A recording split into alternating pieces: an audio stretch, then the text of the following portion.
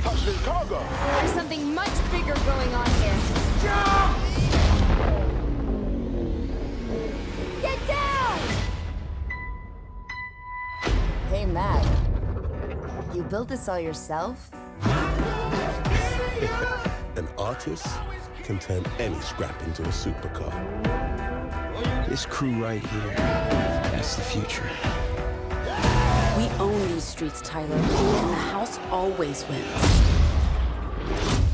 Well, not tonight it didn't.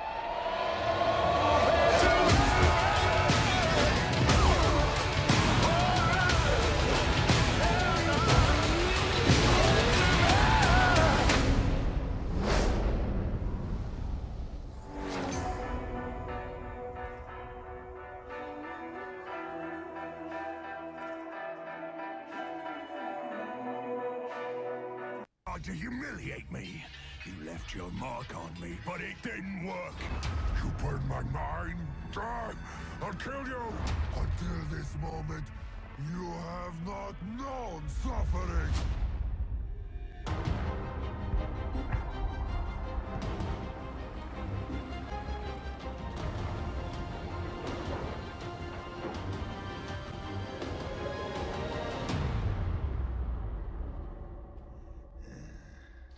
I've had enough of your mouth, Bruce. So now I'm gonna kill you, for all these orcs to see. Always said you were an optimist. Know what that is, mate? It's about sizing up a situation that's bloody impossible and saying, yeah, all right, I'll have a go. I'm exactly the same way.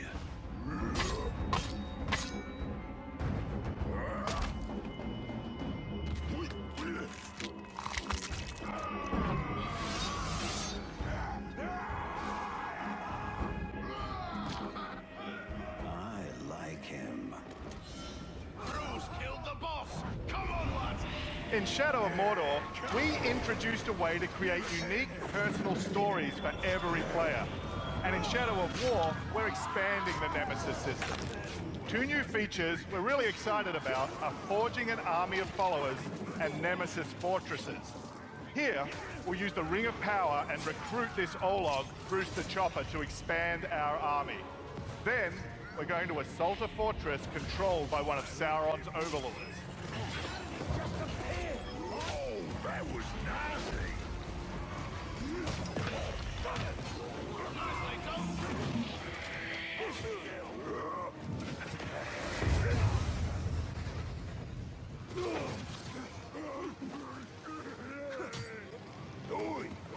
Reckon you're going to skewer me?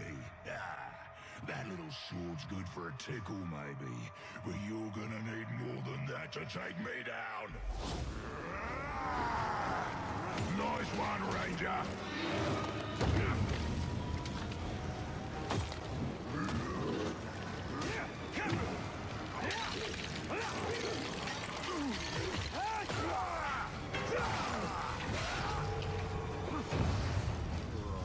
This never happened to me before.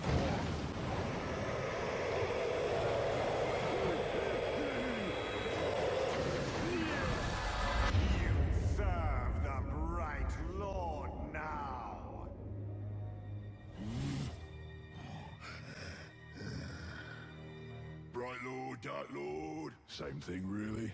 End result's me ripping spines out, which I like to do anyway, so either way's a win. A fine addition to our army. Name's Bruce. From here on out, I will be your shadow. No one gets to you without my say-so. Don't worry about my enemies.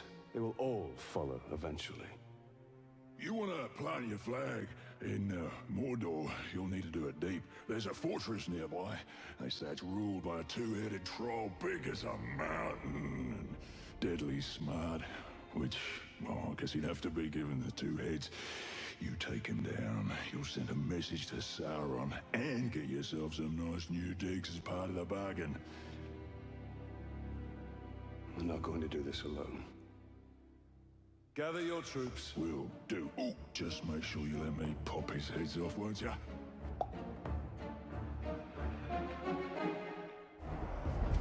So we already have a few loyal followers in our army, and recruiting Bruce means we're ready to assault the fortress and overthrow the Overlord. We're enormously expanding the open world of Mordor to new regions like Saragost and Cirith Ungol. Mordor's a massive, living, breathing world filled with orc society, tribes, and wildlife, as well as stories and secrets. You cleaved me in two. Any other orc would have died, but I survived. More than that, I thrived.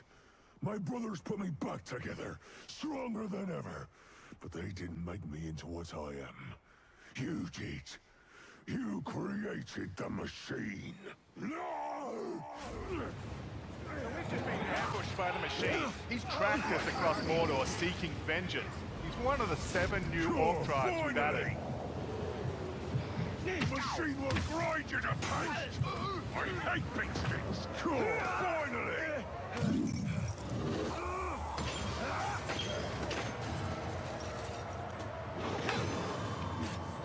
You dishonor the Styrians!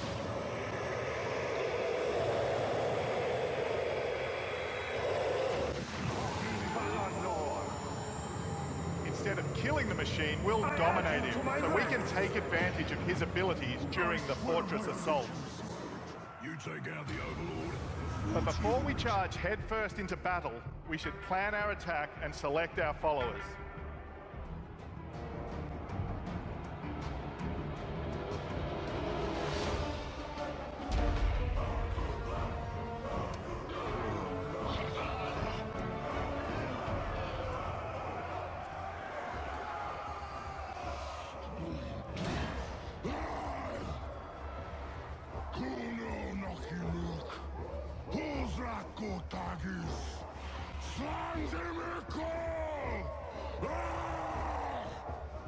My black speech is a little rusty.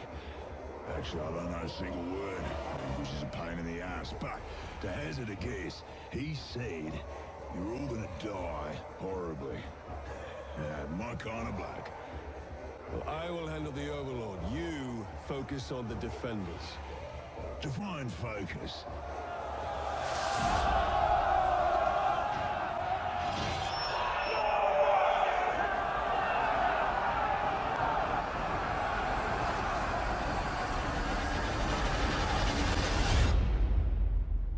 There are unlimited ways to forge your story and conquer Mordor in Shadow of War, and we can't wait to show you more this week at E3.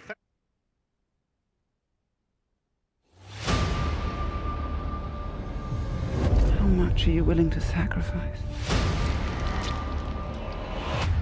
To suffer? I have given up everything.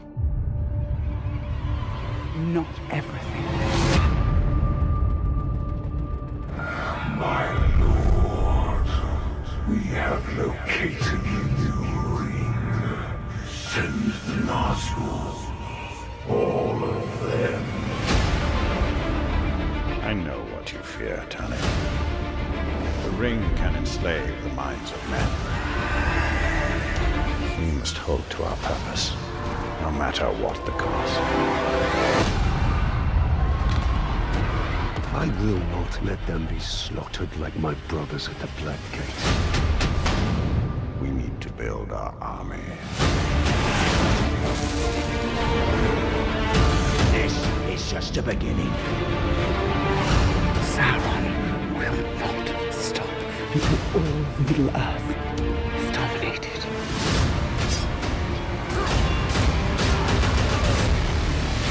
We do not serve the Dark Lord! We will take this land for our own! You fight for Mordor! You fight for the Bright Lord! What new devilry is this? I come for you, Town of Gondor. Try not to kill him too quickly. New ring. Our ring is not marred with his shadow. It is perfect. I strike down men corrupted by these rings. Do not become one of them. When the time comes, I will do what is needed.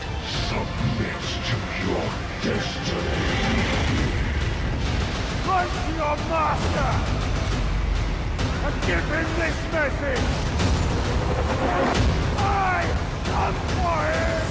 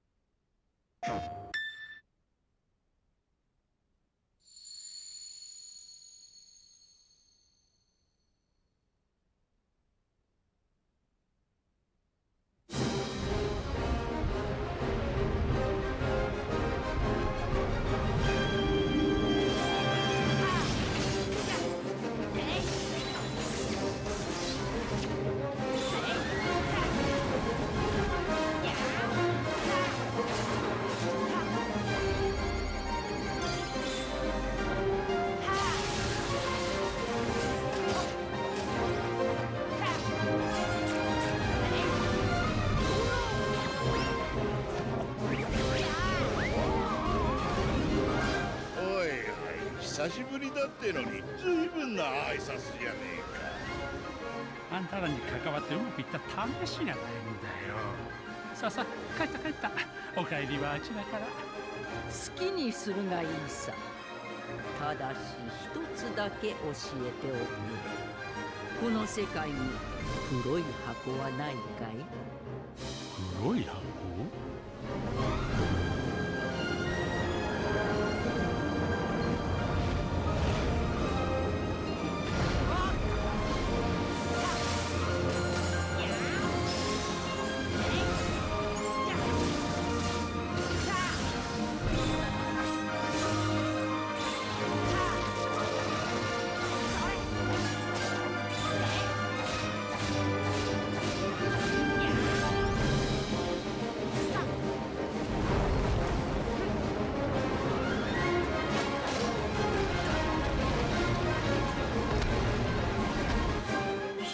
しないものをどうやってこの世界に呼び戻すというん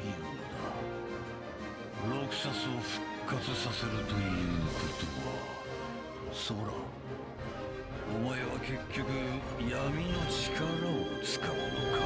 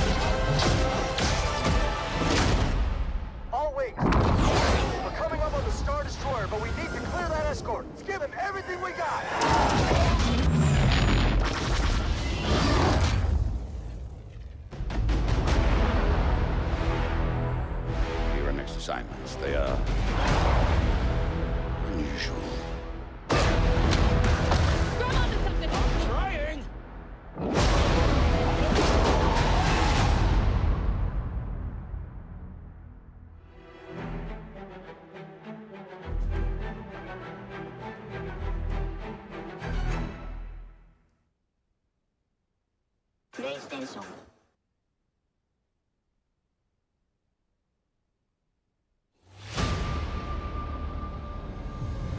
How much are you willing to sacrifice?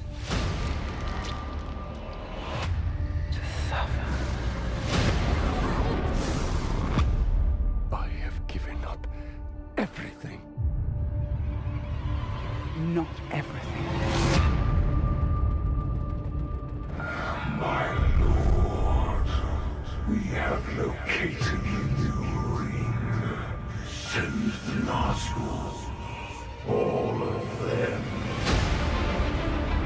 I know what you fear, Tani. The ring can enslave the minds of men. We must hold to our purpose, no matter what the cost. I will not let them be slaughtered like my brothers at the Black Gate. We need to build our army.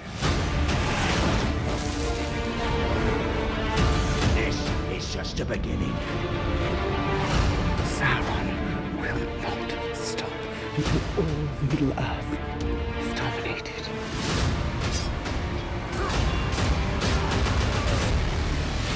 We do not serve the Dark Lord! We will take this land for our own! You fight for Mordor! You fight for the Bright Lord! What new devilry is this? I come for you, Town of Gondor. Try not to kill him too quickly. New ring. Our ring is not marred with his shadow. It is perfect. I struck down men corrupted by these rings. Do not become one of them. When the time comes, I will do what is needed. Submit to your destiny. Fight to your master! And give him this message! I come for him!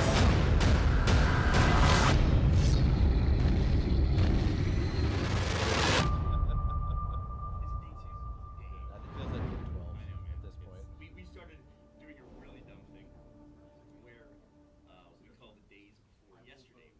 We call it -1, -2, -3. Somehow made it worse. Yeah. Just made it worse. Made it seem even longer. We were using imaginary numbers. We got some time. We're gonna be sitting here a little bit, I think. You want some coffee or something? Oh, okay. Yeah, I appreciate it. We go live at 10. We're starting at 7.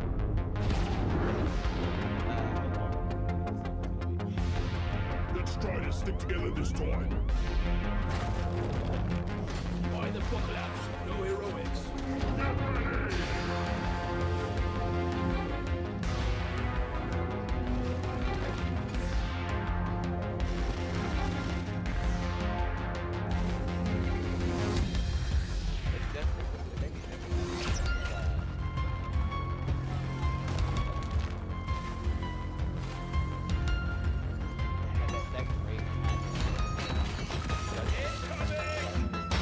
Or something like that. When they were sitting there shooting and all the enemies come out there, it was like it made me feel. Yeah.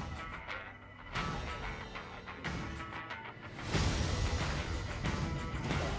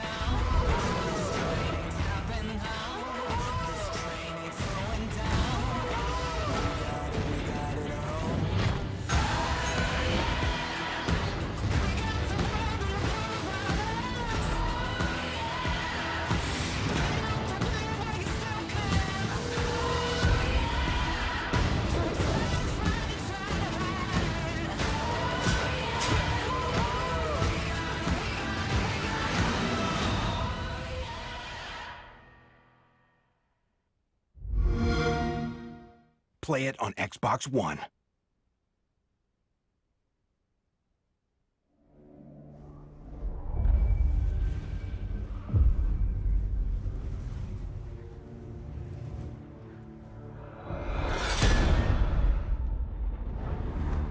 Услышишь гром и вспомнишь обо мне.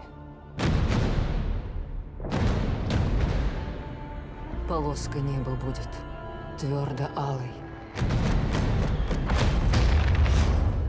а сердце будет, как тогда.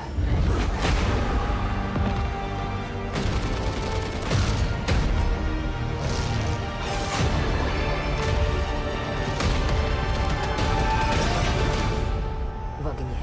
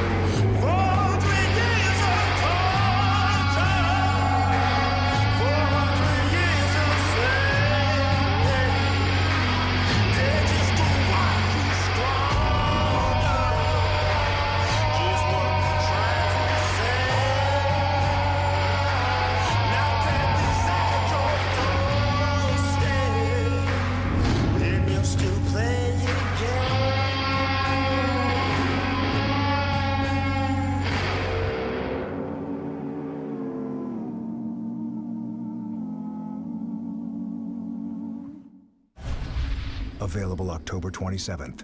Pre-order now and get a bonus mission, Secrets of the First Pyramids.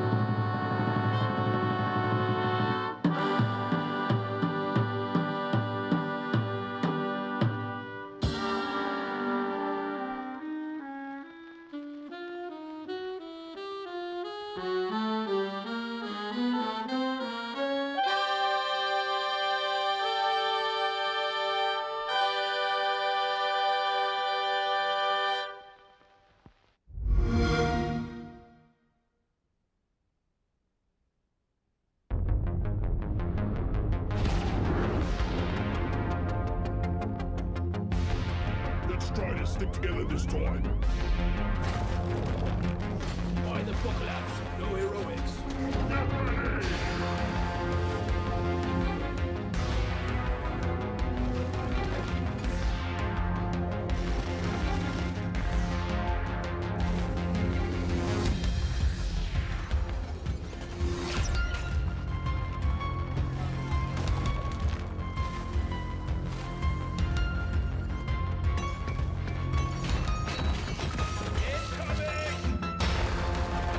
Don't waste your ammunition. Make every bullet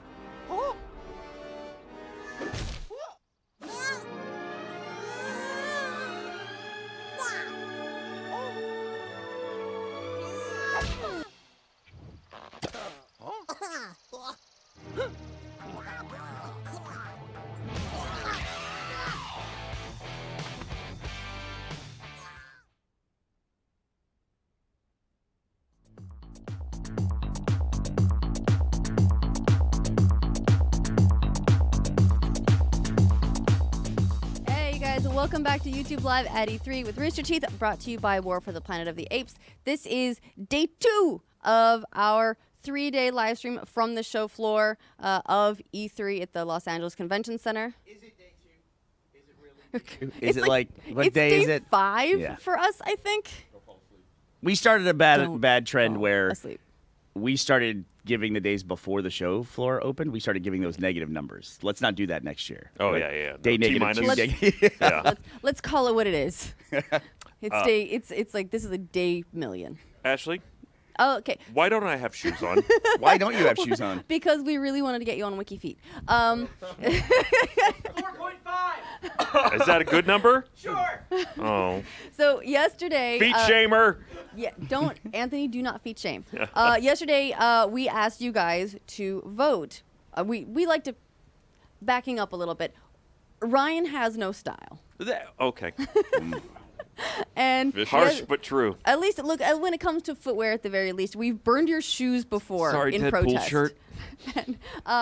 And you always turn up with just like weird ass socks. This is how we're opening E3. Yeah. So we decided to fix that, and we asked you guys to help us with that. So yesterday, we put up a poll where you could vote if you go to live at e3.com on like phone or a tablet, just any browser.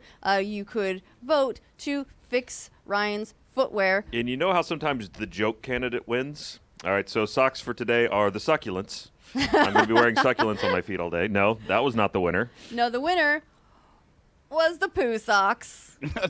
That's not better. Arguably, wearing poop on the foot is worse. Well, they smell okay. Okay, For good. now. For now. For now. So we have fixed your footwear problem for today. Fixed. And we're going to, later on, we'll have some additional choices so that we can also fix your footwear for tomorrow. I'm sorry, people here seeking news of the video game industry. You get poop. That's about how we roll. So we've got, speaking of video games, it's E3. That's what we're here for. And we've got a ton of stuff we're going to be showing you guys today. It's 6 straight hours of video games. We've got developers coming by to share all of the latest, all the details on the games and the content they've got coming out. We're going to be seeing Crackdown 3. We're going to be seeing State of Decay 2, Lawbreakers. We're going to see new content for XCOM 2. We're going to see The Crew 2. We're going to see Far Cry 5. We're going to see a lot of And succulents. And we're going to see so many succulents because this is the most succulent show at E3. Oh, look at those socks. And the best poo socks on the internet. And all the poo socks you can handle. Look what you have wrought, Pole. Look, here's the thing. We have to go for like the best in categories that we can really win. Poop. So succulents Best and in poo poop. socks we Yep. got. Nailed it. But we're working on best of video games, but that's a little bit harder to do than Lots best of competition in that field. We got to shoot for the low-hanging fruit. Exactly. Yeah. Exactly. So first up, we're going to see Crackdown 3. So we're going to kick to Bernie and Gus to learn more about that. Hey, I just want to say, Ryan, if that character is good enough for Sir Patrick Stewart to play in the movie, then you should be honored to have the poop emoji on your Well, feet. I mean, the movie's still forthcoming, right? So Is that Patrick Stewart? Yeah. Wow. They got. I would have loved to have been in the room for that meeting. Wow. Yeah. But he went in. Yeah. He's the voice of the poop emoji. This is a conversation. This is 2017. We're talking about. Yes. Patrick Stewart is poop. I never think that like moments in time. It's telling when a game like Crackdown 3 is now coming out. One of my favorite games from the Xbox platform, and it's if you think sometimes like how good could games get. Like when I first saw the very first Crackdown, I thought, oh, this is perfect. This aesthetic's awesome. We'll never see a game that's better than this. And here we are now with Crackdown 3. Yes. And it looks incredible. We got Clint Bundrick, who's the design director at Microsoft Studios. Thank you for having me. Thank you for coming out. I think Crackdown is a game that both Bernie and I really enjoy. It's a franchise we love. So we've been super excited about Crackdown 3. And we're eager to learn more about what's coming. Very influential franchise in the history of our company in a lot of different ways. It's like we get associated with Halo because of Red vs. Blue at Rooster Teeth. Of course. But Crackdown was really instrumental in inspiring us to get started on gameplay recording of video gameplay. I mean, there's like our guy Jeff who runs Achievement Hunter, our gaming division. You remember his story with Crackdown? No, what was it? He played the entire way through the first campaign without knowing you could lock onto enemies. So he was manually aiming at everything while flying through the sky and everything. And I was like, I wish I could have seen this idiot playing this game like this. And then, of course, the collectibles, which I think the Crackdown franchise took to the next level. It's just, we got so into collectibles with the orbs and then the hidden orbs and everything. It just became such a badge of honor if you found all 300 of the orbs in the original Crackdown. So can you confirm? Will there be orbs in Crackdown 3? You'll see them on the show floor right now. Yeah. Nice. They are absolutely in there. There's at E3 there's always like cool like little items, and I've seen actual physical Crackdown orbs. I've signed a couple of those. Are those so like, jealous. like fan made? Like people made them? No, they're giving them out. Yeah. Oh, holy crap! Yeah. I don't even have one. Where's your booth? That's the way it works, isn't it? Yeah, that's the way it works. So we've been getting teased with Crackdown 3 for a while. What's the latest? Like, what's changed? What are the new things that you're showing off now? So we're here at E3 to show the campaign experience for the very first time. Our campaign experience is playable offline and single player or online for 4-player co-op. We've talked a lot about destruction in the past and our cloud compute, how that gives you 100% destructible environments. That's our competitive multiplayer experience, still absolutely part of Crackdown 3. We're learning a lot more about that in the future, but we wanted to come and show campaign for the first time. So, okay, I have a lot of questions there, but it sounds like you're talking about those later. A big reveal about the new iteration of the game in the press conference was, at least for me, I didn't know that Terry Crews was a voice actor in it. Can you talk a little bit about that, about working with Terry Crews? I think we all got really excited. Like, we saw Terry Crews come out, and we all said, perfect. It just seems like a perfect fit. Yeah, when you see it. He is a perfect fit with his energy and his presence. He's a real-life agent. And he loves games. He's used them to connect to his son, so they're kind of near and dear to his heart. Mm-hmm. He's been a great partner. And a funny story, when we were on set shooting that, and he's running around doing his thing and flexing and being Terry Crews, right. He kept breaking the suit. Oh, my God. Panels would break and flip up and cover his face, and somebody have to come out and glue him back down. And that gun he's carrying is not CG. We built it. And when we first saw it, we're like, that's a big gun. That's huge. And then you get in his arms, and you're like, that's about right, actually. It's like Master Chief in the armor kind of thing. It's Exactly. like surprising when you see it. Yeah, it's great because like the energy of Terry Crews and just his personality, it just seems like such a perfect fit for Crackdown. It's like even when he finishes, his lines, then watching the characters jump up the building, I'm like, it makes total sense, And it was such a great moment too to see in the reveal trailer when everyone's soaring to the sky, the 4 different agents that are playing together and they're just jumping. I'm just dying to get back in and play this. Yeah, I mean, it's been really exciting, letting people get hands-on with campaign for the first time. And one thing about Terry Crews, he is also a playable character. Oh, really? Yes. So I guess his Commander Jackson character? Yeah, he is a playable character in campaign as well. And do you guys have the art aesthetic, the visual look of Crackdown? I mean, do you guys have a special name for it? Because it seems almost like a hybrid between a couple different things, like some cell shaded, but also like just some other like more flat 2D renderings. I mean, how did you describe this visual aesthetic? We describe it internally as the living graphic novel. Oh yeah, that's always been our term. And Crackdown's this crazy, bombastic game. It's about a character where at the beginning of the game you move and you jump, but within a couple hours you're jumping over entire skyscrapers. Mm-hmm. At level 1 strength you're throwing rocks or trash cans, but 2 hours in you're throwing giant fuel trucks. It's just this big bombastic sandbox, and that kind of living graphic novel style brings it to life. Have you talked about the way you're mentioning here how your powers increase over time and your strength increases? Is that going to stay largely the same tried and true formula that we all love? I mean, we absolutely use that as a base. I mean, we wanted to take Crackdown back to its roots. We wanted to bring it so it's all about dismantling this criminal empire, which I can talk about in a minute. But in terms of the skills for kill systems, what you're talking about, it gives you that exponential power curve. You get orbs for everything you do. The system, we use that as the foundation, but we also wanted to bring in new abilities. So, for example, with agility, we've given you a double jump. We've given you an air burst. And Crackdown is this vertical platformer. Mm-hmm. Very vertical game, yeah. It's kind of, buildings as puzzles. You see that orb, and you're like, I don't know if I can get there yet, but someday I will be able to. Yep. And these abilities now give you more ways to do that. And we're seeing people use them in ways I didn't even expect. I've seen people jump off a building, fire a rocket, double jump, fire another rocket, and then airburst backwards back onto the roof they just left. And so I'm seeing people play it even on the show floor in ways I haven't seen before, and that's what I love about Crackdown. You just give players the tools, and they kind of create their own chaos, their own path through the game. Have you seen anything yet that you think you're going to need to nerf? Like, oh no, we can't let that slip through. Oh no, I mean Crackdown is the OP game. So for example, there's a weapon that's in the show floor. There's a tiny shot of it in the trailer that's called the Singularity Gun. So that creates black holes. But because it's Crackdown. Yeah, of course. Why not? And because everything in Crackdown is physical, and Crackdown's about breaking off props and using them to bash people and do that kind of thing.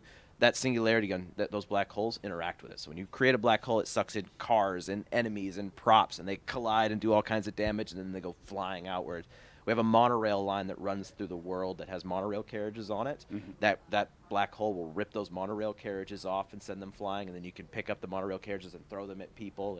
The original Crackdown was one of the first games I remember of people creating YouTube videos of them kind of creating their own stunts, and co-op obviously is a huge part of that, and we just wanted to give the players even more tools to play the games in ways we didn't expect. Now, what you're talking about when players start to play the game, once you push it live to millions of people, stuff just comes out of the woodwork you never expected. It's one of the bittersweet things I've noticed about being a game developer. I'm not a game developer myself, but watching other people do it, is that you guys are the best people in the world at this game for about 12 hours, and then it's if over. that. Yeah. That's. I mean, I'll say this. Yesterday, we released like a 10-minute playthrough of the show floor demo, and that's me playing, and that was one of my best playthroughs. And it was about a 26,000 playthrough. I think the max I've gotten is 29,000 because it's a skills for kills challenge we're doing on the show floor.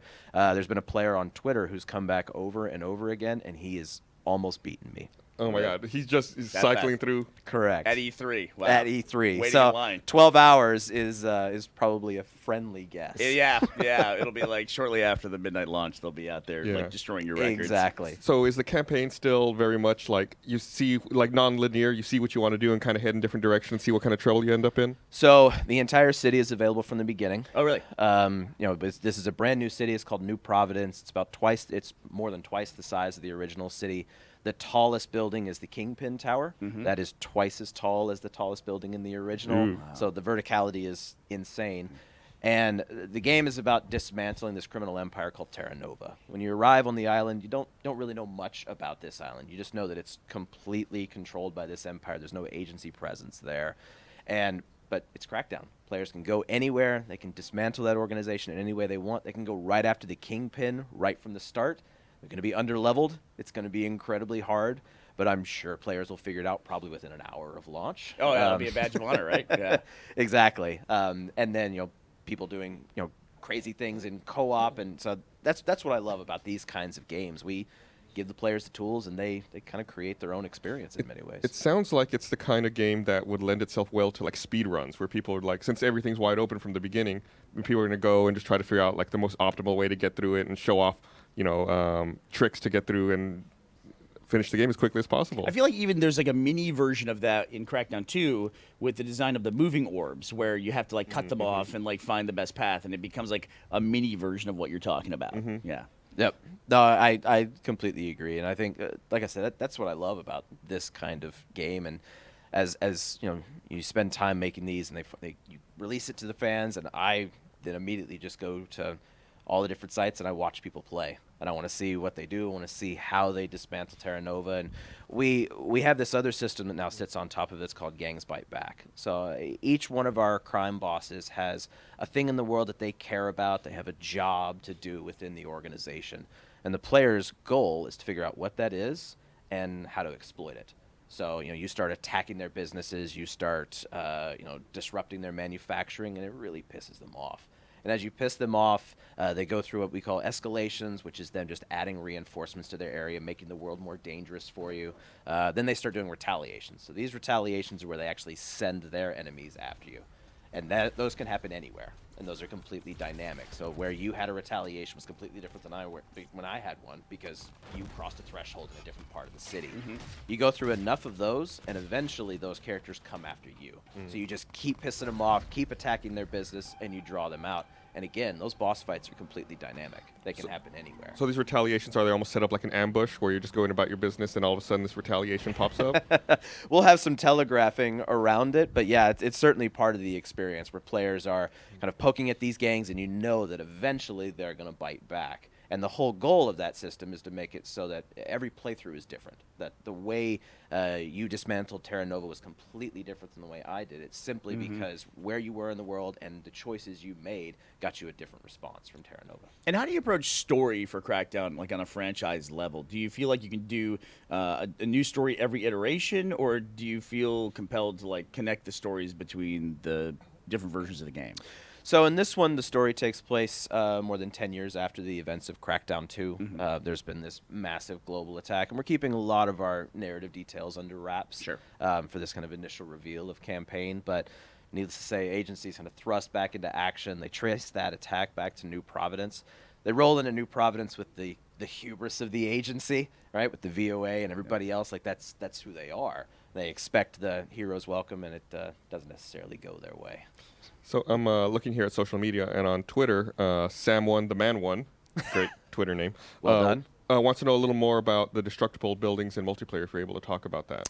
So we'll be talking a lot more about the competitive multiplayer experience very soon, but right now we were just focused on showing campaign for the first time. I got you. Oh yeah, I'm really curious to learn more about everything. Since orbs are everywhere, you mind if I ask an orb question? It's a very specific question. Of course. So we've made this conjecture that orbs are definitely in Crackdown 3. Absolutely. If they're there, can you still hear them? Oh, yes. Because that's like a Pavlovian thing with There me. it is. That sound is like when I hear it. It almost, people in my house don't like it because I'm like, shh, shh, shh, shh, shh. Well, follow-up question then. What? Do they appear on the map? That's a good question. Generally, no. I actually like the idea of players having to find them. I think it's a big part of that experience of exploring the world. And now with this Gangs Bite Back system, as you explore the world, you find these bosses. You find things they care about. And orbs are a great way of encouraging players to explore. And the thing that's interesting about the orbs for me as well is you're kind of off doing one thing. You're like, all right, I'm going to go attack this Enforcer precinct. And I'm going to see if this is enough to draw out this boss fight. I don't know if it's going to be. We'll see. And you're halfway there, and you're like, oh, orb. And then you're just off on a completely different path. Yeah. And that's what works so well with them. Or you tell yourself, I'm going to remember where that was, and I'm going to come back. Yeah. Exactly. And you never do. Or like what I end up doing is I end up chasing the orb and then just derailing my story progress. Because then it's like, oh, I'm just going to look for orbs for the next half hour. Right. Yep. And then, Or you get one, you see one in the distance, Right. like in the horizon on another building. So off you go. You get one, and you're like, oh, if I get maybe 3 more, I'll level, and I'll hit level 4. Like, okay, that's all I'm going to do next for the 3 hours. I think that's a sign of a great game is when you can get sucked into a little mechanic where you're just like, oh, just one more, and then the next thing you know, you've been playing the game for several hours. Exactly. And that was one of the reasons why we wanted to come over the top of that skills for kill system and kind of layer in some new abilities, right? So it wasn't just this exponential power curve. It was also like, not only am I getting faster, am I jumping higher, but I'm actually getting new ways to play. And we wanted to layer that in over the top of the skills for kill system. Well, and I appreciate that you guys are, your philosophy of not putting the collectibles on the map because there's just something special about that I think with the Crackdown franchise. And, we're talking about earlier about how some of the first gameplay videos when that started, when people started doing Let's Plays or just posting, accomplishment videos. One of our guys had a great story from it was he got 299 orbs. Couldn't find the 300th orb. And he was like, I swear, it's bugged. My save is bugged. I got to start over. Complained about it forever. And his wife goes, do you want me to look for it? And he goes, no. Okay, fine. He gives it to her. She found it in 30 seconds. And he'd been looking for it for like 2 weeks. And she just decided to look in a different direction and found it immediately. It's all about that different perspective on the world. It is. Funny how Fresh that eyes. works. Yeah. Yeah. She's never going to let him live that down, though. So. No, but I agree. I think it makes it more satisfying when you're just working off of sound or when you're really out there just trying to find it. We say that now. But when we're playing after midnight launch, we'll be cursing you guys. So, speaking of launch and, when players get their hands on this and become the best players in the world, when is that going to happen? November 7th. November 7th. So this year we get a Crackdown title. Yep. That's amazing. And it's on Xbox One, Xbox One S, Xbox One X, Windows 10, and it's cross-play across all of those devices. Okay, what does that mean with cross-play? Means if you own it on Windows 10, you can play with somebody who's playing on Xbox One X. Fantastic. That's awesome. Well, I see we ran a poll here using Megaphone. We asked our viewers what their favorite power in Crackdown 3 will be. And by an overwhelming majority of 74% of the vote, it was agility. Yes. It's that verticality. It is a vertical platformer. Yep. I think that's what, that we keep talking about it, but that's what sets Crackdown apart. And that's what I loved, and that's what sucked me in originally, is I'm normally not a fan of platformers, but I love being able to scale and go up and just, watch your powers progress, and like you said, do more and more, pick up bigger items, throw bigger things. Of course. Yeah. But I think too, with the agility in Crackdown, it works so well with all the other powers, because this isn't a game about pixel hunting. This is a game about jumping over buildings, and then while you're flying through the air, locking onto an enemy vehicle, sub-targeting the gas cap, shooting the gas cap, the vehicle goes flying through the air. And so agility modifies everything you do. And we always talk about, like, you know, we don't want players on the ground. We want them on the rooftops. We want them jumping. We want them moving through the air. Like, that is what makes Crackdown Crackdown. Well, I'm looking forward to it. It's like everything we talked about, the verticality, the collectibles, and then to me, one of the things that really sets the franchise apart is the environment's like a character. Because of that verticality, it's like when you're looking around the city, you're looking at things that you want to conquer and fight, and those are buildings, and you know, or level design, and that's really cool. And now the world is way more vertical. Like I said, the tallest building is twice as tall as the tallest in the original. So you can imagine all the buildings between those heights. Like the world is massive and incredibly vertical. And you mentioned it's going to be on Xbox One X. Do you have like all the bells and whistles to take advantage of that? 4K, Atmos, and a game like this, I think it looks beautiful in 4K. And certainly, you know, for those who have Atmos systems, the explosions and the just kind of bombastic nature of a game like this sounds pretty amazing. In Well, Atmos. let's be honest. If you have Atmos, it makes listening to orbs even easier. That's true. It becomes crucial. Yeah, for you hear your it above hunting. you. Great. Now I'm sold. All right, cool. Well, thanks so much for joining us. Thank you for having me. We're all looking forward to Crackdown 3. Once again, what's the date when we can play? November 7th. November 7th. All right, and now we'll kick it over to Anthony and Ryan. Hey, welcome back to the side stage. Anthony, thank you for joining me today. Oh, thank you for joining me today, Ryan. That is an amazing shirt. Thank you very much. Those are amazing socks, and I'm glad you chose Thank them you. yourself. I did. No, I went to the best of internets and said, Internet, gird my feet. Yeah. And they did. As you do. They as one responded does. in true internet fashion with an emoji. I love it. I love it. Day 2 is going to be so huge for us today. That's right. Coming up later today, we have the Dishonored 2 team coming by to show us the new DLC, which I'm very excited about. We've got Far Cry 5 coming up soon. We've got XCOM 2. Oh, I'm so excited for XCOM. Ooh, the new XCOM stuff looks so good. Yeah. Absolutely good. We also have, as our interstitials have in the past shown you, intrepid, on-the-floor reporter Mika Burton.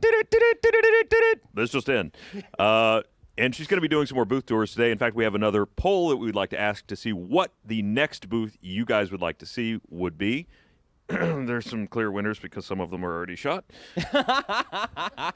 But we're sending her based on your answers. Totally Believe us true. when we say this. Yeah, no, we will. We're not going to roll all of these throughout the next couple days. No, God, No. It's They're some not of pre-shot these, and ready to go at any time. Some God, of them no. are shot. Some of them are not shot. So if Please you could choose one that is done. Maybe you could vote a different way. Oh no. Maybe you could vote it. I'm not going to say where to vote. Like I don't want to push you, but maybe not that way. Okay. I'm going to tell you what you'd see in the Nintendo booth right now. I'll spoiler alert for what the booth tour of Nintendo would look like. It'd look like the back of someone's head. There's just 1,000 heads. It is absolutely cramped in there. The It's line to get in. 15,000 heads. It is insane. The booth has persistent weather this year. It has a weather system. Well, they had to follow up the day-night cycle. It literally does. Last year they had a day-night cycle in Hyrule. I am not helping this vote change at all by describing how amazing the Nintendo booth is. Nope. You guys don't want to see Nintendo. It's just people right now. Can we interest you in a nice Shadow of War, maybe? I don't know. It's like a riot only with hats with eyeballs. We will be sending Mika to whichever one you choose, whether or not that is convenient for Mika. Yeah, don't make it convenient for us. It's okay. And remember, we have tons of polls going on at live@e3.com all day today. Tons of ways for you to interact and change what we are doing all throughout the day. We want you to use the hashtag YouTubeE3 and the hashtag RTE3 if you have any questions about anything that you see on screen, anything you want to see later in the day. We will take those questions as we're interviewing people. We want you guys to drive this thing. We want to know what you want to see. I hate to throw another monkey wrench in here, but if it comes up later, just want to point out the Monster Hunter booth has a gigantic dragon. I don't know if we showed it in yesterday's tours of the floor. I don't think we But have. it's pretty impressive. Okay. As the Shadow of War also has a dragon. So who has the best dragon? Oh, best dragon of E3 2017. Who wins the succulent? It's like season 7 of Game of Thrones on the show floor right now. Who knows? I don't know. Listen, I think any dragon's a good dragon. Yeah. Well, you can ride the Shadow of War dragon. What? Wait, what? Why are we sending Mika out on the floor? I Why mean, am I not allowed to go see this dragon? You can sit on it. I mean, it doesn't leave with you. It's Is not that like a is that pony euphemism? ride. Sitting on the I- dragon? I don't know Bernie, what's can on you the look back up of there. sitting on the I'll look dragon it on up. Urban Dictionary, Urban please, and Dictionary, see if pull it up. anything comes up? Thank I'm you. not sure what protrusions exist along the like Neckel Ridge. Yeah. And once again, that's all about what you're into. How's it going? It could be. We're not here to dragon shame. We're not here to sock shame. No, dragon positive, We're sock dra- positive, poop positive, Poop positive. succulent Positive. positive. So succulent positive. That's the best way you reward someone. Do you know what else I'm positive of? What? I'm XCOM positive. Yeah. I'm 100% pro XCOM. So let's kick it all the way 3.5 miles down the street back to Bernie and Gus with Jake Solomon to talk about XCOM 2. Hey, thanks for vamping for us. Gus, got Bernie, and we got Jake Solomon here, who's working on XCOM 2 to tell us all about the new announcements you have in store. Anthony, I love your shirt, by the way. It's a great Bernie, shirt. I love you for saying so, buddy. I ate in many 80s themed diners when I was a kid. So it's, I feel that this is my extra in Back to the Future 2 ensemble today. this is the Back to the Future version of what 2017 was going to be like. That's exactly. What that I shirt wrote is. in on a Mattel hoverboard. Just this the morning. 80s started and never stopped. They Never. just kept going and got bigger and better. All right, so enough of that. Sorry, guys. I want to talk about XCOM 2. It's a pretty sweet shirt. Yeah. XCOM 2 is. In fact, we're going to put that in the game. Are That's you- our biggest announcement. Soldier Confirmed customization. DLC. Anthony Carboni. Everyone will be Carboni shirt. They'll Yeah. constantly be recalibrating their monitors, right. trying to figure out what's wrong. That cannot be right. They, There's some did, kind of they weird couldn't have graphic intended glitch. that. Yeah. It doesn't render the shirt. I don't know what's wrong. I completed a mission, everyone survived, and that's what I unlocked? Yeah. Was this shirt? Okay, so it seems like the War of the Chosen expansion is huge, Yeah. But it also seems like it brings some pretty core changes to the way that the game itself is going to play. What was the goal, I guess, in making these changes? What's the goal in pushing this update out? Yeah, I think that the original goal there were two. One, we wanted to make something massive. We wanted to add tons of content to the game. And XCOM 2 was already big, but we really wanted to make this feel like a very different experience when you played. But another part of it is adding personality, because I think that the game whenever you're making expansion, you're kind of looking for holes. You're kind of looking for, hey, where could we add? What could we do better? And I thought like being able to add actual personalities to the game, I think would be something we've never done before, and that's why we added the Chosen, who are these 3 distinct characters, and they have distinct personalities, and so they will talk to the player. So when you're fighting them, they'll be talking to you about how their last fight against you went, how the other Chosen are doing, things you've done in the past, and they'll comment on the weapons you're using, and then they'll talk to you outside of combat, and they have these big personalities. And then we've also added resistance factions, which add a whole bunch of new classes that the player can use.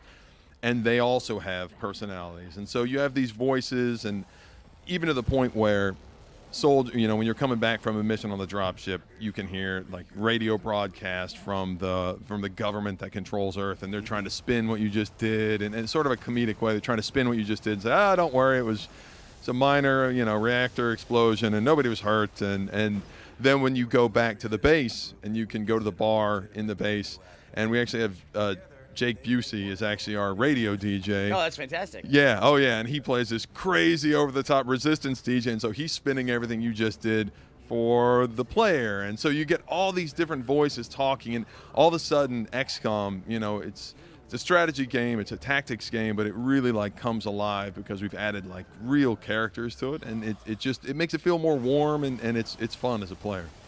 So in the past, the way that I always tried to add character myself in the past was I'd always try to name my squad mates, my friends and my coworkers. We'd still be able to do that, have our own custom names, our custom build on our squad. Yeah, you're right. So there's two sides to the story, right? There's the sort of directed cinematic story when we've added to that.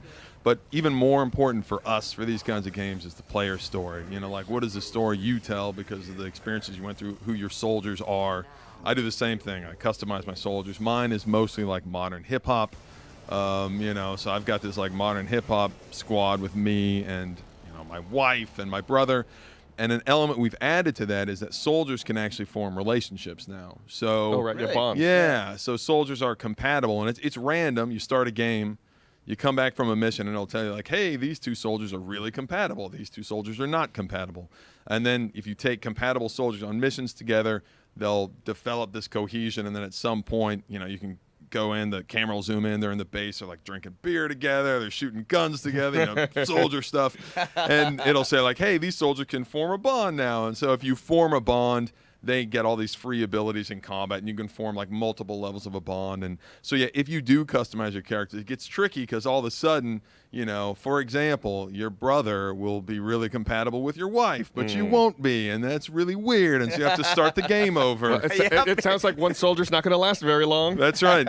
So I had a good run with your brother. Why don't you go kick in that door? Yeah. Right. I had that happen, actually. Kanye formed a relationship. He was like forming a bond with my wife, and I was like, He's the worst when it comes to that. I know. He's So I played a mission, and he actually got killed, and normally I'd reload, but I was like, no. Like, but then you got to nurse your wife through the heartbreak. That's right. That's right. Tough. Yeah, your bond mates, if your bond mates die, they go berserk. And so, yeah, it's this really neat system that just adds this extra layer of storytelling to the game. Guys, not to make this too personal or anything, but did you ever name a character after me? Oh, yeah, of course. How'd I do? You're the best at kicking down the door and getting shot in the face. That's exactly how I play at home. So yeah, you're good. You're best at something, right? That's right. The best. You know? At being a bullet sponge. Hey, it's important to reveal where the enemies are. That's sometimes, right. Sometimes you right. gotta get shot in the face for that to happen. Send them in. Can a soldier be bonded to more than one soldier at a time? No. What kind of freaky game I'm do you just think saying. we're? I don't judge. 2017. I'm not judging if people want to bond to multiple. No, the bonds are simply 1-to-1. So Okay. Like a battle buddy. Yeah.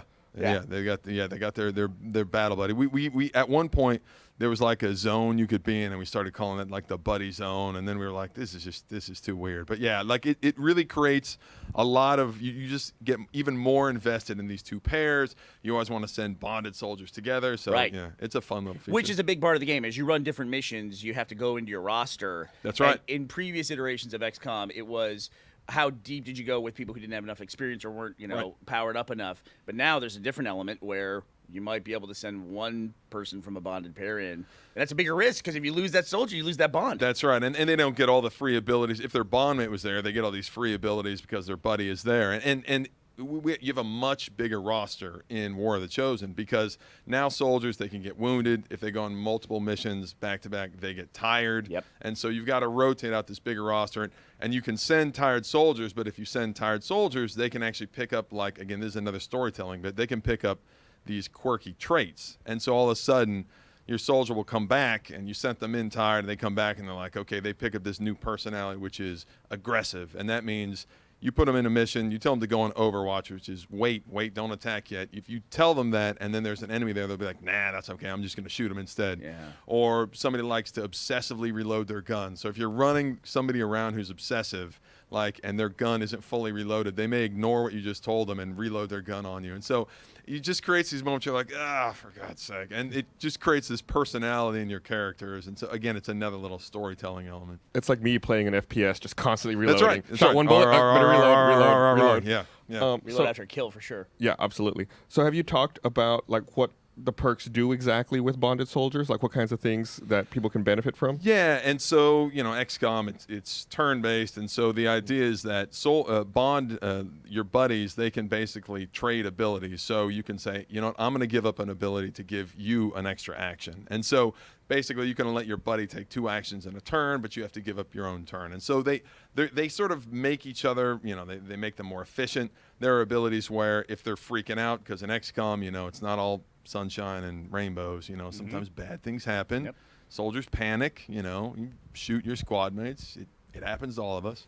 And then when that occurs, if soldiers are panicking, if they're somehow stunned or knocked out, if their bond mate comes and stands next to them, that'll just completely remove any negative mental effects. So, okay. It's like Is a that shoulder. the only bond mate perk that you get that's proximity based?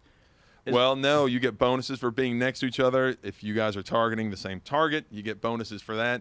At the highest level, you both attack the same target at the exact same time, and it doesn't cost your buddy anything. So, again, it gets more and more powerful. So, yeah, the bonds is like it becomes very powerful. But, of course, you have to invest time. You have to make sure they're going on missions together and all that. I like the idea also, like you talked about, how there's a bar back at the base where they can hang out and drink and shoot guns. They're always together. Those are the kind of silly little things that I love. So that, you know, when you go in your base, your bond mates, they'll always be together. They'll be, you know, talking, or they'll be looking at a computer monitor.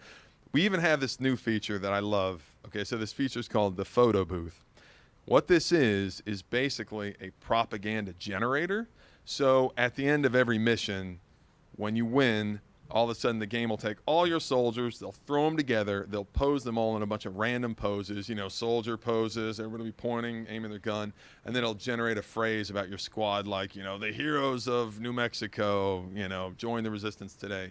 And the player can completely change that. They can write their own text, they can put filters over it, they can pose their soldiers however they want, rotate them around. So you make these, you know, obviously you can move the camera all around, so you're generating your own propaganda posters. And then when you do that, when you go on missions, you'll now see those posters plastered on the sides of walls. Oh, that's great. They're up in the base, and So in levels, when you're playing, those posters will be there? Yeah. Oh, yeah. that's great. Oh, yeah. So all the propaganda you're generating will then start appearing throughout the world. It's like this really fun element of, you know, creating your own propaganda, and you just feel like you're kind of affecting the world. I feel like that's also the kind of thing that's easily shareable on social as well. People will be, you know, posting their squad online, like on Twitter or whatever social media platform, showing off. Exactly. And it recognizes, oh, are you posing two bond mates together? Then it will say like, hey, you know, they're all out of bubble gum or whatever it is. You know, they generate phrases for, oh, these are bond mates. It's a solo soldier. Like it recognizes what you're trying to do, and it sort of auto generates these posters. And then of course you can customize it however you want. And yeah, it spits out high-res images that everybody, you know, can share. Yeah, I'm looking forward to that. So I want to talk a little bit, something we haven't really touched on is, based on the trailer and what I've seen so far, I want to learn a little more about The Lost. And how they play into the story. Because it seems, from what I can see, it seems like it's a new, almost like zombified human type, or what's going on there? Yes, yes. And so the idea is that, you know, the aliens they invaded 20 years ago, they destroyed some of our cities, and we haven't been back. And so in War of the Chosen, the player takes missions in these abandoned cities, and when you go back there, what you find are these Lost. So instead of fighting, you know, 5 or 6 enemies, the Lost are huge swarms, and so they come in these huge swarms of mutated humans, and so the player has to sit there, and all of a sudden you have to be really careful about who it is you're taking down, because you're fighting 15 enemies. And the interesting thing about them is that they also will fight the aliens, so they'll fight both of you. So you're sitting there, you're fighting the aliens, you're being very strategic. And then all of a sudden the Lost come swarming in because they're drawn to the sound of combat, these big swarms. So if you start throwing grenades, you're just going to get a bunch of Lost flowing in. They'll attack the aliens, they'll attack you, and so you kind of have to pause combat as you're both trying to like just survive. So it creates a very chaotic, in a fun way, very chaotic, very different feel to the game. Gotta be careful. You might bond with an alien during one of those moments, and then you're really screwed. That's right. Yeah. You see the eyes meet across the battlefield. You get a mental mind control connection. I didn't think we actually have there's a new soldier class that is a half alien, half human hybrid. So yeah, they've defected from the alien army, and they can actually join XCOM now. So that it's a class called the Skirmishers. And so yeah, we've actually made that sort of mating, bonding, yeah. No, it's hybridization. Hybrid. Let's stick to hybrid. Yeah. Well, it's funny you say, even like in the narrative, the aliens invaded 20 years ago, but the franchise has been around for 20, 25 years at this point. Right. That's right. So it's almost like it's in real time. And the series, like what you're talking about with, you know, all these iterations of the game, you're able to refine the gameplay and then these elements like bonds between the different soldiers. It's like the franchise just comes so far. It has, and in fact, the other day, 2 days ago, I went to lunch with the original creator of XCOM. Really? Yeah, he's a guy I look up to a lot, and you know, we have a great relationship. We'll share things, because he's still making games, you know, now, and so we'll share ideas and we'll still talk. And it is crazy because you know, I said, like, here you are at E3. It's 20 years on, you know, and it's just really neat to sort of be a part of this whole big long legacy. And yeah, it is very different from the beginning, but obviously we still have that same soul. And is it when you're designing new characters for, you know, this DLC in particular, is there a lot of pressure? Because I mean, some of these enemies you face have been in the game for 25 years. Yeah. There's always pressure. I mean, I think that it's true. It's pressure to be honest to the franchise, and even more than that, making sure that you're doing something. You know, at a certain point, when your game has like a number after it, you know, you get into 2 or whatever, then the audience becomes the most important owner of the title. You know, it's theirs, and they're going to let you know what it is they like, and you're only here because they've liked what you've done before, but you make sure and stay honest by them, stay true by them. And so every time you're designing something, you have to take into consideration, you know, all right, is this going to, are people going to like this? Is this going to add to the game in a way that people are going to like? So, yeah. It's a lot of pressure. Yeah. Well, it's fine. It's fine. I'm fine. But you have a lot of devs on the staff now, I assume, that also Yeah. have played the game for years themselves. Yes. Who grew up playing the game. Some of Yeah, them. it's in our DNA. It really is in our DNA, and that's when you feel free to take new direction with it. Is when you feel like you're so steeped in it that you don't have to stick true to what's come before. You now feel free to sort of go in new directions. Yeah, and I was gonna say, and I think that's something that you've done really well with this franchise, like going from enemy unknown to enemy within, like not being afraid to really change things, and even like what I've seen so far, War of the Chosen, really like kind of tweaking and changing the way XCOM 2 is going to work. And as a fan, I really appreciate the constant fresh innovation on it. I think that's what, you really got to, if you want to ask people for their hard-earned dollars, you got to be willing to say, like, I got to take a chance here, do something different, change the way it plays. You don't want to give somebody the same old thing. And this definitely isn't just adding more of the same on top. It was kind of our goal to say, okay, let's take this and twist this in lots of new directions. Sure. Well, I mean, which is, I think, is true to XCOM 2 itself as a game, is because there was such a change in the narrative of becoming the resistance now in the world to the established government. So So thank you so much for taking the time to join us. This is definitely one of the games I'm most excited about coming out of E3. So awesome. Thank you guys for having me. So we're gonna throw it back over to Ryan, who's gonna update us on his socks. Well, no, actually, I can't wait to start my own playthrough. Yeah, the sock apocalypse is happening, but I want to have two battle men and a half-alien baby, starring Steve Guttenberg. Yeah, I'm bringing it back. It's happening. I want to remind everybody, it's a sockalypse? Okay, fine. Do we have to name everything? Yes. All right. Here on the succulent side stage of naming. With this, the sockalypse on the succulent side stage. We're getting too many S's. Anyway, I would like to remind... Hi. You want to come over? Yeah. You're welcome to the sockalypse. I did something wrong. What did you do wrong? I forgot to tell everyone that the XCOM 2 War of the Chosen comes out August 29th. August 29th. 2017. Wait, it comes out in August? August. I got to go. It's really soon. I got to get ready. August 29th, 2017. Okay. All right, I did my job. Thank you, Gus. I would like to remind you, though, that this is brought to you by War for the Planet of the Apes, coming out on July 14th. If you would like a chance at an early screening, go to warfortheplanetscreening.com, and we've got a trailer we would love to show you. Here we go.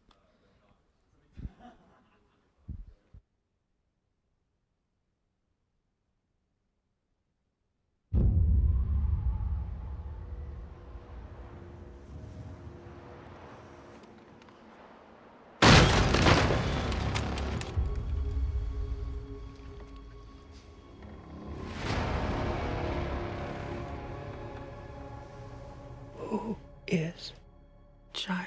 I don't know. But she was you. She has no one else. We are not savages. Apes fight only to survive. Bad human kill ape. All dead now. A long time. Long time. Bad humans. Soldier.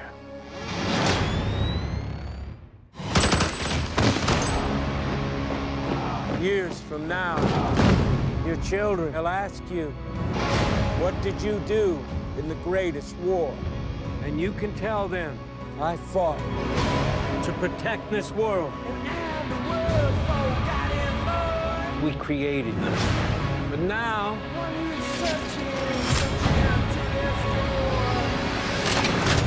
we will bring an end to their kind.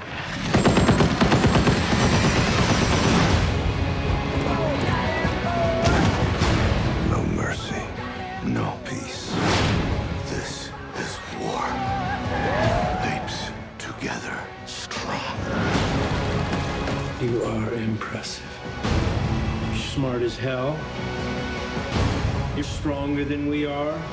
But you're taking this all much too personally. So emotional!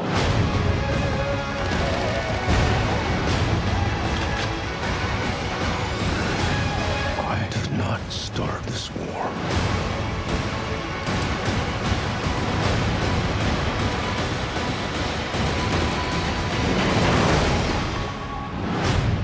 But I will finish it.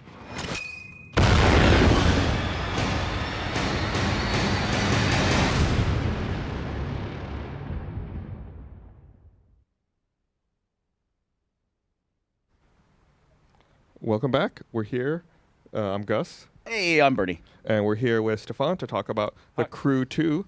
Want to remind everyone, if you have any questions you'd like us to ask, you can tweet at us using hashtag YouTubeE3 or chat with us in YouTube chat, and we'll be keeping an eye on it, and we'll field any questions we see in there.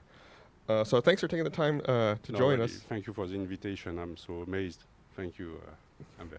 People really enjoyed your presentation Thank as you. part of the press conference. I saw a lot of tweets about you in particular, about Me? yes, about your delivery. You know, you came out with your lines, and then this line, and that line. You were like, again and again. It was great. It was a great moment for me, to be honest. I Yeah. tried to pause everything and to really give to everybody how proud am I about the game, what we have delivered today, and it was a good moment to get all this good vibe from the audience. It was amazing. Well, the trailer that you showed was fantastic, like especially starting with the world and the folding of Yeah. the world. Yeah. Can you talk about the inspiration for that? The inspiration, it's really because it's a crazy world. Mhm. And I want you to enjoy any part of the world as you want. And when we unfold it, we call that the bend. And if you play the game, it will be inside the game also, not only in the trailer. It's really a way to switch from event to event. And when you are in the cars, you go to a boat event. Mhm. Okay, let's fold the game, bend the world, and let's go for the next place. And so that actually appears, that aesthetic appears in the game? Exactly. Oh, wow. Exactly. You have to play the demo. I do. I have to come down and play Yeah. on the show floor. You all have a On demo? the show floor, yeah. And what can people do if they come down to E3? What can they play as part of the demo? They can play cars, bikes, boats in the Live Extreme Series event, and they will enjoy, as we can see on screen for the moment, jet sprint, powerboat, airplane, aerobatics, street racing, because we are driving here at the core. And we have all this type of family inside the games. We call that family, street racing family, pro racing family, off-road families, and freestyle family. Every player will find a way to play that he really loves. So, are you able to switch between the different sports at will? Like, if you want to, I don't know, focus on just boats today or cars Exactly. today. It's a non-linear story. It's really up to you to choose which discipline you want to play, which family you want to embrace, where you want to go. You prefer to go on street racing because you like adrenaline and compete? Okay, let's go for urban competition in street. You prefer the line, you prefer the track? Let's go for pro racing. You prefer exploring the world and forge your own path through the nature? Go off-road. You prefer to do some tricks? Okay, let's go for monster truck in freestyle or jet sprint inside lake and rivers. It's really up to you to choose. Choose how you want to play and enjoy the game with your friends, of course. So it seems like, you know, the worst part about coming to E3 for us is that we have to sit here. We don't get to go down and really see the No. demos because we're talking about video games all day instead of playing video games all day. So, you know, in watching the demonstration for The Crew 2, I was trying to figure out like maybe what the story was. It seems like you're a character who's the king of all motorsports. I think is what I saw on Exactly. on one of the magazines. You will embrace the different family of the game, street racing, off-road, once again, and each time you will have a rival that you want to beat and become the king and to replace the king of the motorsports. But at the end of the day, this is an online game, and everybody wants to be the king, so you will fight against the other player and become the king of the world inside the game. So is that a big component of it, the online aspect, course. and the Exactly. competitive side? Exactly. Will it be online only? Online only, yeah. Yeah, I think that it's a shared world. When you see the other player playing at the same time as you, at this moment you make some new friends or with your friends, and it's so cool to really enjoy this open world with so many people around you at the same time, doing stuff. And okay, let's go for a round and a ride with you. It's so cool. It seems like when you're developing an open world game like this, there's a balance that you have to figure out between the size of the world and the density and detail of the world. Yeah. How do you balance that? How we balance that? It takes a long time, to be honest. We create so many playgrounds for each type of disciplines, each type of family for the street racing, that we try to get a real density inside the city, outside the city. When you go off-road, of course, we've got plenty of playground for motocross, monster, or the other type of disciplines. And each time it's a nightmare, we say, for the well design of the world. But it's so cool when you are on a plane and just fly in this world during 1 or 2 hours, and you never see the same thing. Oh, I saw the I saw the bend right there. By the way, there's a bending from the you car see the racing to bending boat way? racing. Okay, it's inside the game for real. So it's funny you were talking about balance right then, Bernie, because I was thinking about a different kind of balance myself. So I look at it, you know, and it's obviously there's a huge racing element here going between all these different sports, but it's in a very fantastic way. It's not necessarily strictly 100% real. So it's like, how do you? That's the balance that strikes me, is how do you make it semi-realistic, but still keep that fun element in there? Simulation versus right. Driving game, you know. Yeah. But for me, I try to get arcade because I want everybody to enjoy my game.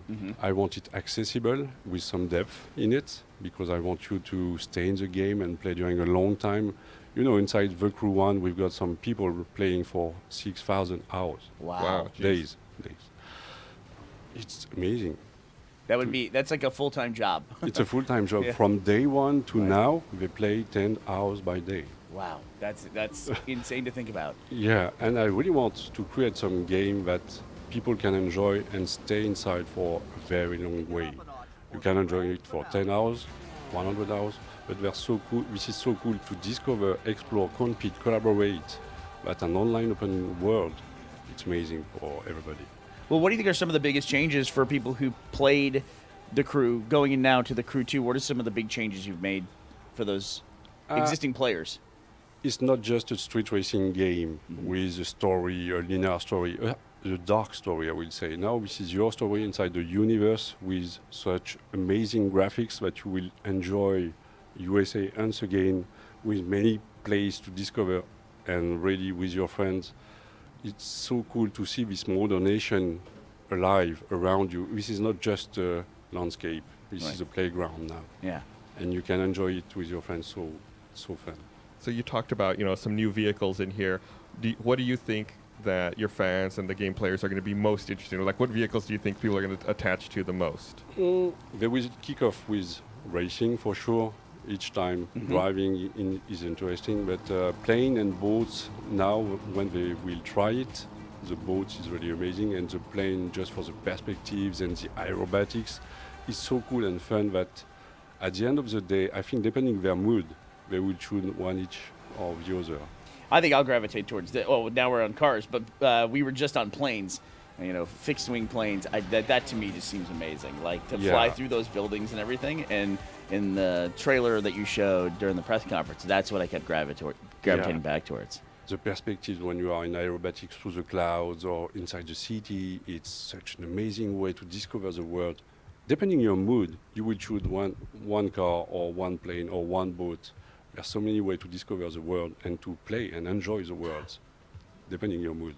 And I saw in the actual trailer, I thought I recognized some of the locations. I had some notes here: San Francisco, New York City, Northern California, and the Southwest. Do you model it after real parts of the world? Of course. Or are they more inspired by?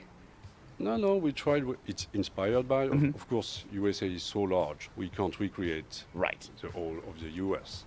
But we try just to inspire each place really with in a credible way. And we've gone in each place that you've got inside the game to really recreate this in the right way. And it's the same thing for the boat, the plane, and the cars. I've gone to Florida last year. It was during my holiday, super holiday. And I try everything. What you play, I try everything. Each time. I do aerobatics during 2 days, and it was amazing. Oh, really? Really. Fun research. Fun research. My job is a good job. Do you have a personal favorite vehicle in the game, or in that also that you've researched? To be honest, the plane was my favorite when I played it inside the game. But it depends once again my mood. If I'm in a rush and adrenaline, I will choose cars and go for a run, in a ride, in a competitive way. If I'm more in the exploring mood, I will go for the plane and take just a ride and enjoy the world. And I missed the person's name, but someone on the internet was asking, are the controls going to be as easy to pick up as the Crew 1? More easy. Even easier? Even easier. It was really important for us when we kick off the project to have something very accessible for everybody at the first second. And each type of handling is different with a different DNA, but it's so much easy to take it that, okay, you enjoy it immediately. But with some depth, okay, that's cool. Yeah, it seems great, and it's great that it's so easy to pick up and people can and just jump into it. And by the way, everyone also on Twitter was going crazy when they saw the bend in the gameplay here. It was a surprise that we keep and not showing it during the E3 show, but now you can play it, see it. It's really an amazing way to bend the world and switch from event to event. It's beautiful. Yeah, when we saw the trailer, we weren't sure if it was like a metaphor or if it was something that was going to actually physically exist in the game. Yeah, like so it was a cinematic device. And when I said this to the team, we will do the Inception effect inside the game, they said, oh my God, how we will do that? And finally we have done it. So I'm so proud of the team. It's really, the engine is amazing and beautiful. So do you think sometimes some of the racing scenarios are kind of unrealistic. Do you intentionally try to think of like kind of crazy ideas, like the planes racing around buildings in Manhattan and things like that? Is it kind of like fantasy fulfillment, things that you wish you could do? Yeah, I really wish. And you will see many type of discipline where you will enjoy your plane with aerobatics around building, things like that. It's so cool to create your own story. And during all the playtests, we see the players creating so many stories, but it's really amazed me. So this being an online game, online only, it seems a community would be a big part of it. It's called The Crew as well. Of course. So this is the first E3 show that's been open to the public. Has that changed the way that you approach E3? To be honest, no. I really want to show my game as we want always and just experience it so I don't modify my way to present it. I really want to be generous, and everybody should play, players, journalists, and just play. Come on, play. We've created and crafted for you something that we really enjoy and proud of, so just enjoy. So when you start playing the game, when you start a new campaign, is there a wide number of vehicles unlocked to start with, and then many more you unlock through playthrough? Yeah, of course. There's plenty of vehicles to unlock. But from the start, you will choose boat, plane, cars, bikes. From the start, after 5 seconds of tutorial, movie of this live extreme series, just enjoy the world with the vehicles that you want. And finally, you will unlock new disciplines through the progression and with new type of customization, because we are a customization game. And you have plenty of things to unlock during the 10, 20, 30 hours of progression. Or 6,000 hours down the road. Yeah. If you last that long. And 6,000 hours, they've got everything inside the game. It's got to be it's an open world though, so they can explore it in different ways all the time. It's always amazed me to see how community take a game and really enjoy it during so many long time. So I see a couple of people are asking the same question. Both Aziz and Stephanie are asking, is the Crew 2 going to be cross-platform? Of course. So we'll see it, it looks like we're going to see it on Windows, Xbox One, and PS4? Windows, Xbox One, Xbox One X, PS4, PS4 Pro, all the different platforms. No Switch, sorry. No Switch. Will players from different platforms, like from Xbox and Windows, will they be able to play in the same worlds? We will see. Yeah. We don't know for the moment. Very tough technical challenge to pull that off. We already have so many challenges that we will see depending the priority, but why not? Why not? So the game is currently, I believe you're windowed for early 2018? Yeah, exactly. So is it still, is this like the beginning of like a crunch time for you guys, like trying to figure out It was already a crunch time to deliver everything that you saw today. Right. Okay, yeah. It's the team is really focused, and of course it will be a crunch time to deliver it for early, but we're on the right track. All right. As you see, the world is there, gameplay are there, playtests are very good, so it go fine. Great. Is there going to be any sort of beta or any way to get in earlier? Are we going to wait? Of course, beta will be there. I want everybody to enjoy the game before and help us to have a sweet launch for online. It's important.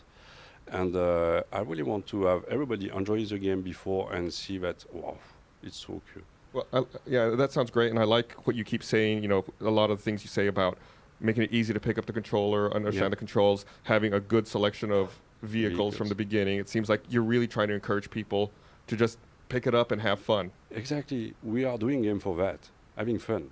There are plenty of type of game, and really, finally, a game without violence, where you can play with everybody, with your child, with your friends, and enjoy it during a long time. It's cool. It's new and innovative, I would say. Well, I can't wait. I'm going to get down to the show floor and check it out because I want to see the demo. And if you happen to be in the Los Angeles area, E3 is open to the public. I don't know if they're sold out of tickets. I think they're sold out. Well, you can figure something out. You can find a friend to get you in. All right. That's a secret. Then you come play. Thank you so much for taking the time to join us. Really. And looking forward to checking out the game in early 2018. Come. I will present you the game. Oh, fantastic. Well, I will take you up on that case, invitation. I'm getting out of here. Yeah. You guys got to take over, guys. and we're going to go play a crew too. We're leaving with Stefan. Everyone can find a friend to just sneak them in, right? Yeah, Everybody owns yeah. Rooster Teeth, Yeah, right? Everybody that's owns fine. Rooster Teeth and gets snuck in through the back door of I love everything, it, yeah, right? Yeah, okay, yeah. cool. Bernie. That's what Bernie says.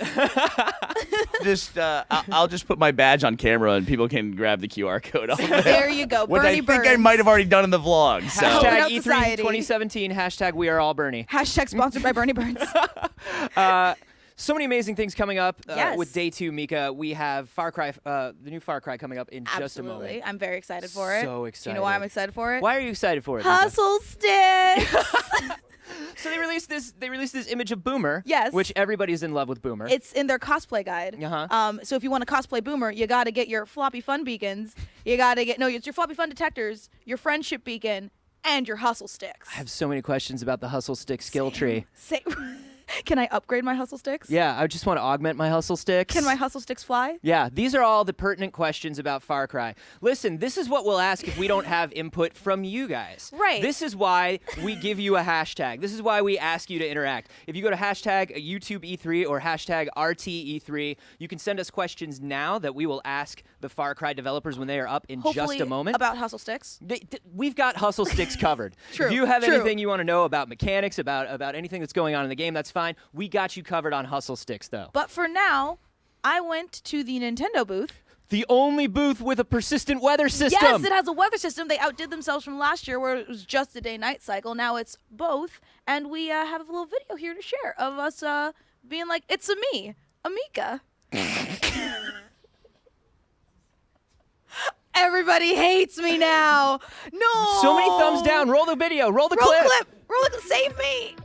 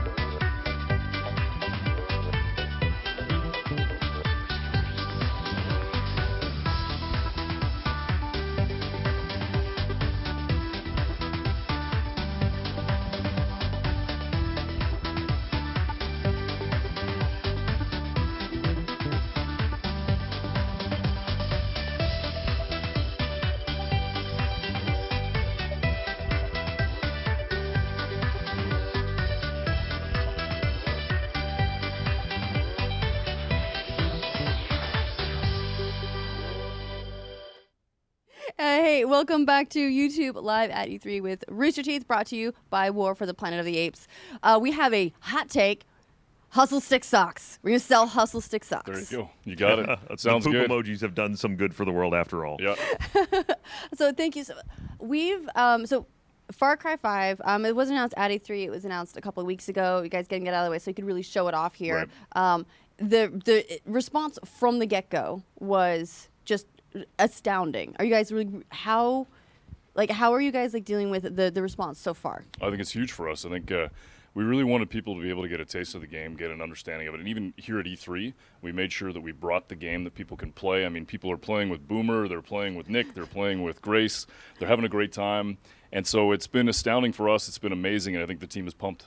And oh boy, are they playing with Boomer. Oh, yeah. So Yeah. here's the thing. We have a list of questions. They're all about the doggo. Okay. Okay. I have a few superfluous questions that are not dog related. All right, fine. So you shut your hustle mouth.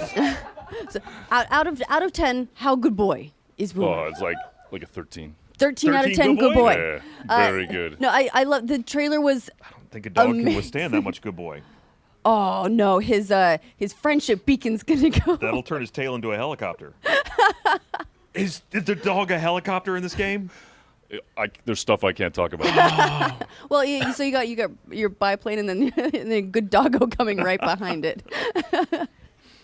So the one of the fun things about this is here at E3 you guys were showing you do have help, you have additional characters that are able to help you out, and that plays into the co-op as well, right? Yeah. Everyone's got their role. So I think that for us, we really wanted to build a game where, when I think back to the things that we built in the past, we built this glorious anecdote factory where you could run in and you could sort of, you could make your own stories. But what we thought about on this game is how do we make it so that you can kind of bring it with you?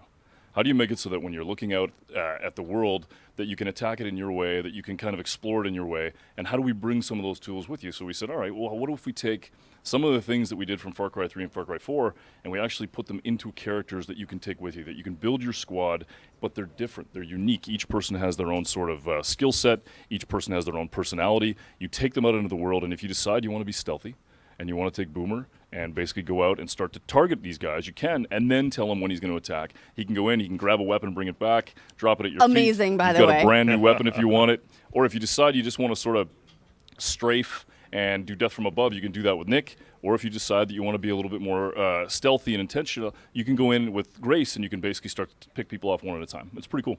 I mean, in the past, all these Far Cry games have had really astounding, dramatic locations, and they're all traditionally fairly isolated locations. So a big question people have been having lately is, all right, come on, I live here. I just leave. We got infrastructure. We've got cell phone reception. What happened? Why not call in the National What's Guard? really interesting for us is that we actually were thinking about that as well as we were making it, thinking, how do we make this believable? How do we make it so that the feelings of you being isolated and maybe cut off and trapped and not knowing people and not being able to trust them, and just the idea that the cult could kind of take over that space. So we went to Montana, and we were out there for about 24 hours, and we were driving around, and all of a sudden our cell phones dropped out. And we're thinking, okay, it's going to be back in like 10 minutes. It's fine. Didn't come back. Well, it's going to be a couple hours. Didn't come back.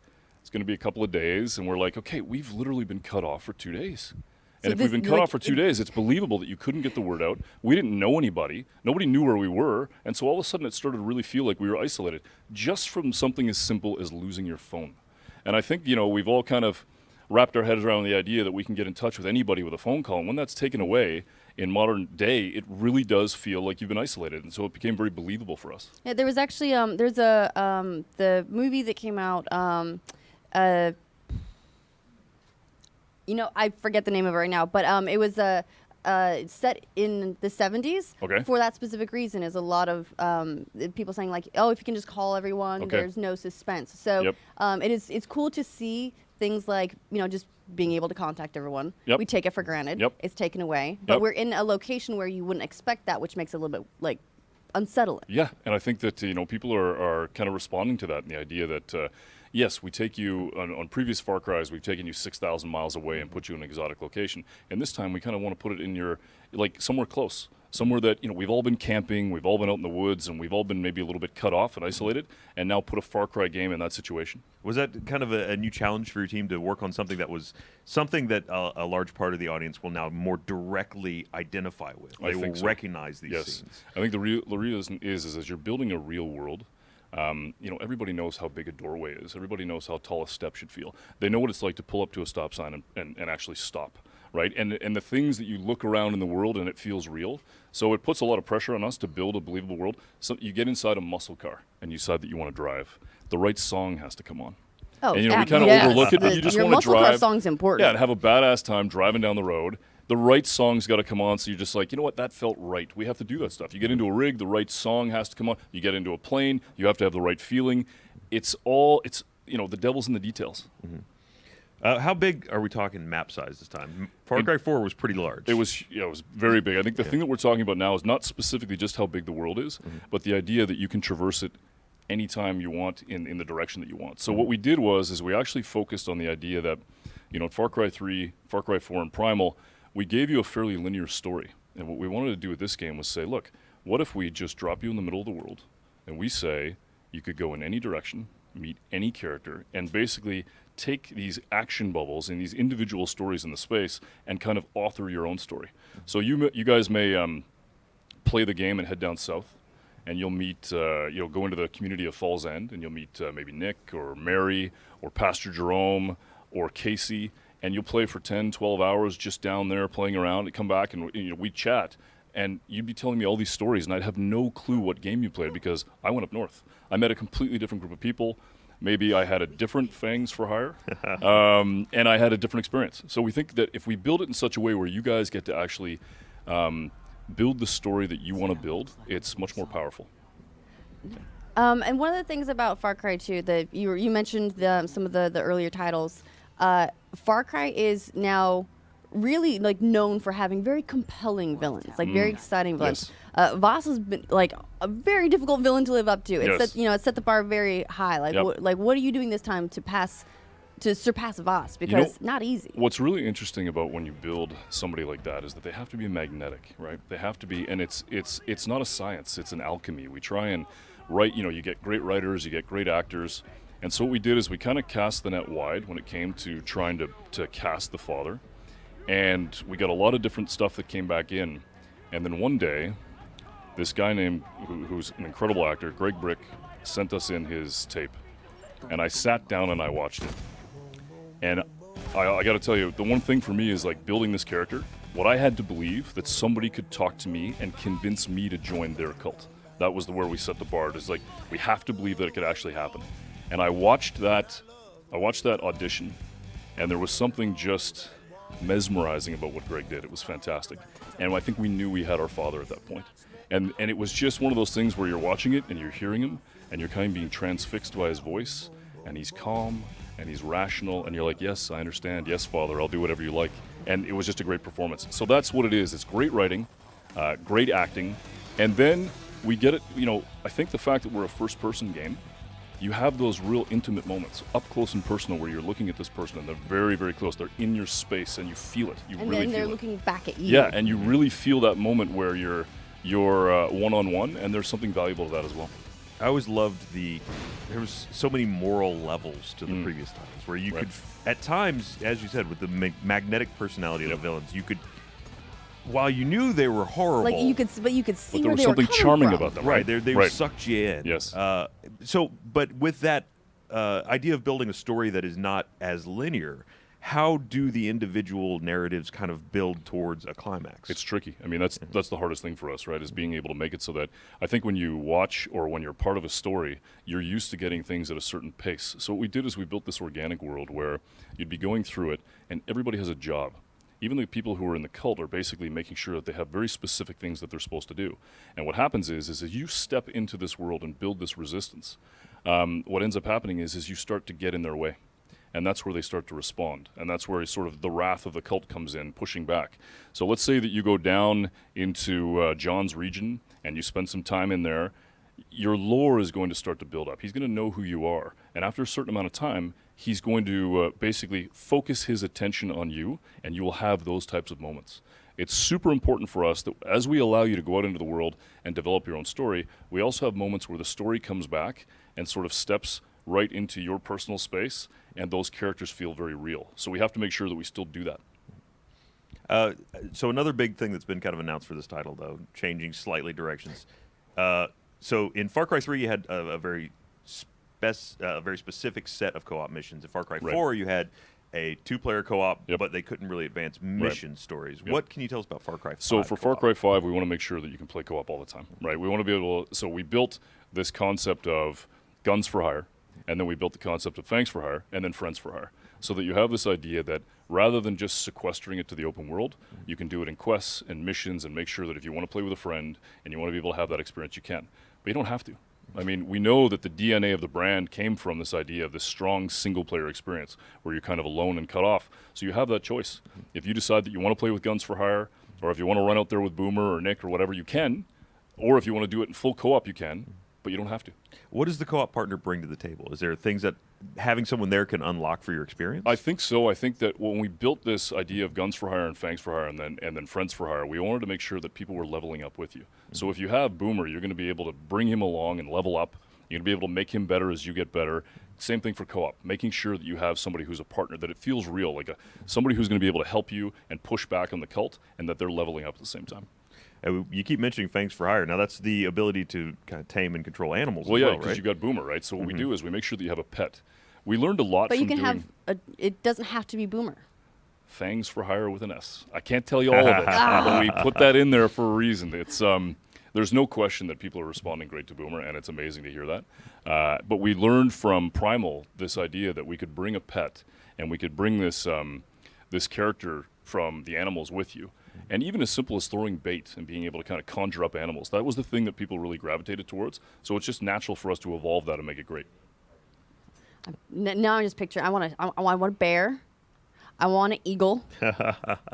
I want an American tiger. Well, that was one of the really amazing things about the Far Cry 4 multiplayer experience was being able to summon in all those animals too. So yeah, and so are there in buffalo? Oh, we're Montana. We have all the. Okay, don't name every animal. Fish. unless there's fish for hire. You can fish. I mean, that's one thing that we saw yesterday. Right, People, yes. people on the E3 they're basically running. Like we build this great big demo. We build this world. We have Falls End, and then what happens is we got folks who just wander off and fish for half an hour and have their own sort of. I just caught something that was 50. I caught something that's 52. I caught 53. We actually had a tote board of all the things that people were. They were loving it. They're just sitting there fly fishing. Can I still fish the way I fish, which is just with guns and explosives? I think you can. Yes.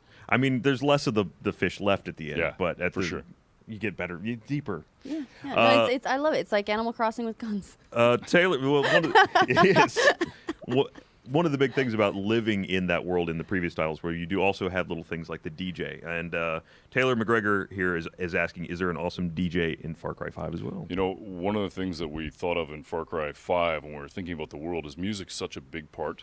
That, you know, you get into that muscle car and you're driving through. And so, yeah, we want to make sure that there's personalities in music.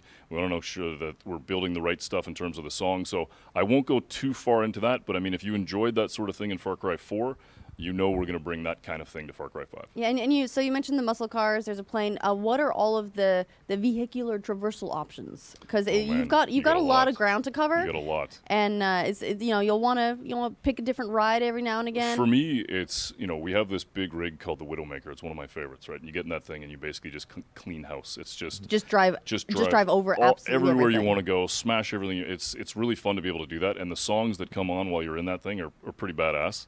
But the plane is also pretty cool. I mean, for us, if we're going to go to a place that's known for having a big sky, and we're going to give you the option to be able to traverse it, it's got to be fun to play in there. And I think for me, when I'm playing, the thing that I like to do is just go toe-to-toe with one of the cult chosen who shows up in their own plane and have dogfights in the sky. Music's coming on, you just kind of feel like you're really out there kicking ass, and it's super cool. At the same time, what we're noticing is sometimes people just get in the plane, and they just fly around and they just chill, look at the world, relax a little bit, and they love it. So we do have one request just to end on a high note. Okay. I want to make sure that this gets to the dev team. We would very much like if we roll the windows down in our big rig. Boomer stick his head out. we want Happy Boomer.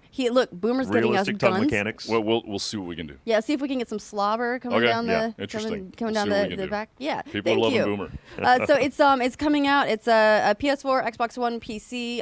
It's February 27th, 2018. Where can got it. people go to learn more about it or Basically, get hands-on? if you're at E3, come down to the floor, take a look at the Ubisoft booth, and actually get your hands on the game, and then just go online. We're all over online, and people are loving the game. All right, thank you so much. I'm really looking forward to it. This looks amazing. I'm so glad everyone is excited for the game. I am. Cool. Thanks, And guys. we're gonna kick it over to Bernie. Hey, thanks, Ashley and Ryan. Yeah, Far Cry 5 is definitely one of the games from E3 2017 that I'm most looking forward to.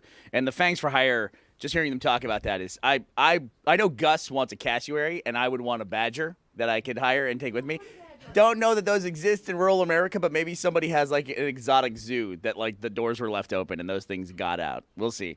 Well, as a big part of YouTube's coverage of Live at E3, every year there is the annual trailer battle where you all get to tell us what the best trailers of E3 were, and then we declare a champion based on your votes. And the next candidate we have for the trailer battle for 2017 is one of the most historic franchises in all of video games as they return to their original historical era. Let's take a look at the trailer for Call of Duty World War II.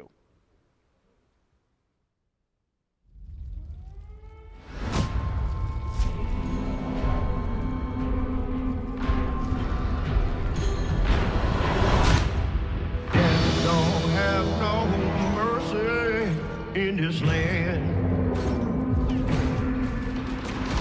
Death don't have no mercy in this land. And it come to your house and it won't stay long. You look in bed, somebody be gone. Death don't have no mercy in this land. Time to show what you're made of, soldier.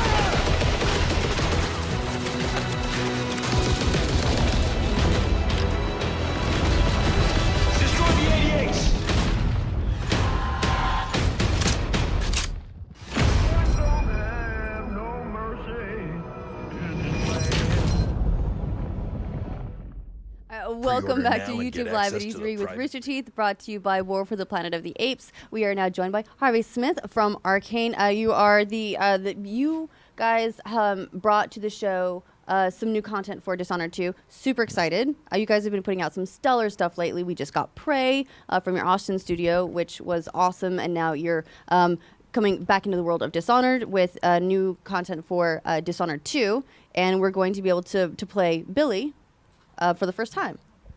Yeah, we Arcane. I mean, I have to say, the people at Arcane have worked so hard. I'm so proud of them. Over the last 8 years, we've shipped Dishonored 1, Prey, and Dishonored 2. And along the way, we also have had DLC for Dishonored called Knife of Dunwall and Brigmore Witches. And so now, in support of Dishonored 2, we have a standalone. It's important. People have been asking. It's a standalone adventure, a little shorter than a main game. But we're so happy. It brings about the legendary assassin Daud that everybody's asked about, and Billy's mentor. and you play Billy Lurk, a fan favorite, one of my favorite characters. We've been building toward this for a long time, and it's called The Death of the Outsider. Yeah, so Billy first appeared in is the Knife of Dunwall DLC for Dishonored 1, and is now going to be playable here in Dishonored 2. And there's going after the Outsider. And tell us a little bit more about that. That's a pretty heavy hitter to take yeah, on here. That's asking a lot. It sounds ridiculous at first, or it sounds super intriguing depending on how you react to it. But I'll I just promise, go kill God. You know, it's fine. Yeah, no big. That's what I mean. A, not the, but yeah, lowercase g, right? But it the way we handle it is really interesting, and I think fans are going to be intrigued. There's been a lot of attention paid to Dowd. Like, where's Dowd? Where's Dowd? You know, Dishonored 2 takes place 15 years after the first game. And Dishonored 2, one of the biggest parts in the game is this boat captain, Megan Foster, voiced by Rosario Dawson. And as this is a big spoiler if you've not played Dishonored 2, you know, cover your ears. But she's, you know, working under a hidden identity. She's got a true name. And she sort of reveals that and moves on after the events. After Emily goes home after Dishonored 2, picks up the story of Billy Lurk in Karnaca. And Dowd is kind of a mentor figure, a mission giver in a way. And they find this sort of ultimate quest to give their lives meaning and to make up for the bad things they've done is kind of the way they see it. So redemption. It's a redemption story in a way, yeah. Yeah, it's always difficult when you're when you want to add a new playable character as well into a world that exists and has already been built, and you've got a game in that people have played and are used to. It feels familiar. And you throw a new character in, you've got to balance it. It's going to have effects on gameplay, on level design. How is it different for Billy? Yeah, that's a really great question. I'm glad you asked that. Somebody tweeted last night. I think it was Daniel Hines, the stealth games specialist journalist from Sneaky Bastards, that the Dishonored games in the last 8 years have had 4 fully playable protagonists, each with interweaving stories and across the time period, and each with different mechanics, different abilities. And that's true. You know, we started Dishonored 1 with Corvo Atano, and then we did Knife of Dunwall and Brigmore Witches with Dowd as the playable character. We then did Dishonored 2, where you could play, primarily people played Emily, but you could also play Corvo Atano again, both fully voiced that time. And now, in the standalone Death of the Outsider, we're bringing Billy Lurk. And so, to your point, yeah, every time they've had different mechanics, right? We just didn't want to mail it in with like a general pool of mechanics that you could keep choosing from. Although we did consider that, just like one big pool of mechanics, and we kept, you know, we could have added a couple of powers each time for the new character and giving you the same choices. But we thought it was more interesting. Our game design team thought it was more interesting to change it up each time. And so Billy's powers are different, but her gear is different also. You know, she has powers that we've shown off in our trailer. She's using Displace, where she, like, what you do basically, it's different than Blink, where you leave some sort of like virtual marker in the world that the enemies can't see, and that at any point you can snap to that. And so you can put one out in the hall and then go into the room and like hide, and then if you want, like, you know, snap back to that spot when a guard walks by so you're behind him or whatever. There's many different ways to use Displace. She has a power called Semblance, where she can take someone's identity. She has a Void Strike that you also see in the video. It's very powerful. She has a talisman where she can hear the whispers of rats that provide little weird clues and color about the world, as you might imagine from the perspective of a small group of rats. But then on top of that, she has gear that's different as well. She has a kind of a voltaic gun strapped to her wrist that can either be used lethally or non-lethally with these electrical pellets. And then on top of that, one of the things we're really happy with, she has a thing called a hook mine, which is a magnetic device that can be used lethally or non-lethally again, but it's very emergent. It's very freeform. It's very fun to play with, where you can put it on the wall and it will drag people toward it magnetically, and you can put multiple on the walls, so it will like drag them and rip them apart. You know, it's really flexible the way you can use it. Well, it sounds like you guys are maintaining that focus on having the flexibility of morality, maybe, where you can choose to walk a couple different paths. Not that Ryan's worried too much about morality. Okay, maybe I'm known for walking one particular path. Yeah, I mean, like in terms of games, like obviously there's a huge audience for action games where you can take on the fantasy of striking down your foes, you know.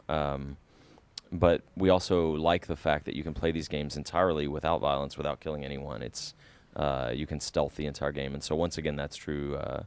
Billy Lurk is known as an assassin from the past, but the choice is up to the player how she actually approaches the situation all the way through the end.